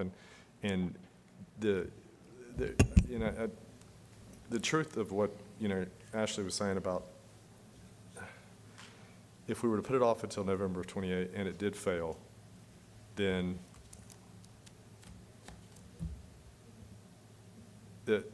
we would have a budget in place that was effective, October 1 of 28. And then we would have an action, a ballot action that repealed, that repealed it. I'm sure it would have a start date a year out. I mean, I don't think the impact would be 6 weeks, but it would still be less, and I mean, it would be apocalyptic for, for us. And, those are the services that our community has become, accustomed to. So. The only thing I want to share with the board is this, because, I sit on these meetings every Friday, is what I'm being told by FAC and the state people that are working with the representation is they believe that there will be something on the ballot for the governor. They definitely believe there will be something on the ballot. Now, I can't prove that yet, but there's a strong belief that everyone's put their neck out. They have to put something out there, and they want to put something out that's going to hopefully pass. So if I'm wrong, I'm wrong, but I'm just telling you what they're telling me. Yeah, I mean, and that takes and that takes the Senate. I mean, that takes the Senate signing on to it. The Senate versions are much, are much more benign than what the House versions have been. So, yeah, I mean, and as we see sometimes amongst our board, and I'm sure it happens amongst every municipal agency and body probably throughout the state and the country. Sometimes it's at the end of it you just say, you know what, let's take it up next year. And maybe that'll be the outcome. I would agree with Commissioner Berry. I think we need to be able to plan ahead.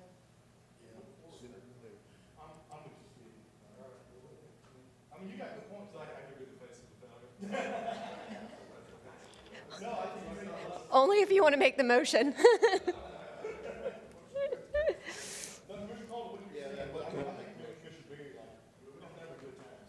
We don't have to have a motion. I mean, if the board gives direction to Allison and to work on an ordinance, we'll bring it back. And that's- I think We'll that's what come we're doing. back and ask for permission to schedule a public hearing on the ordinance, and we'll be looking at, you have to describe the projects that are going to be paid for with the LOST, so we'll be getting with administration and working on that. Wonderful, thank you. They just got it re-upped in '24, I think. But remember, the city gets a share of the LOST as well. Mm-hmm. Do they have to vote on it? No, well, I mean, they're voters.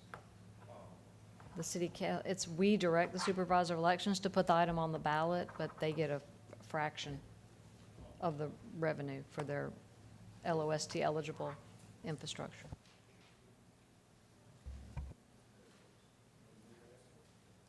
The next two items are recommendation concerning authorization for All right, are there any payment. speakers, Madam Chair? No. No. All right, I move item 2, A through C. I move item 3, A through C as well. All in favor? That's 5-0, thank you. Now for the county attorney's report, we do have one speaker. Is Mary Konopka still here? No. Okay, so we have no speakers on the county's Move the attorney's county report. attorney's report. All in favor? 5-0, thank you. And that's it. Well, hold on, Madam Unless we Chair, have I have new one thing I business. want to ask the board, and when are we going to bring up the school board situation? Is that coming soon? I mean, we've been, So I was asked the other day, and we've been. So what I would recommend is that I bring that to the board at the first meeting in April, because the Attorney General's office was told that we have a drop dead by the end of March for an opinion from them. They said they cannot promise us that, but I would suggest letting us bring that back to the first meeting in April. Okay, that's all I had. Thank you. Okay, meeting adjourned.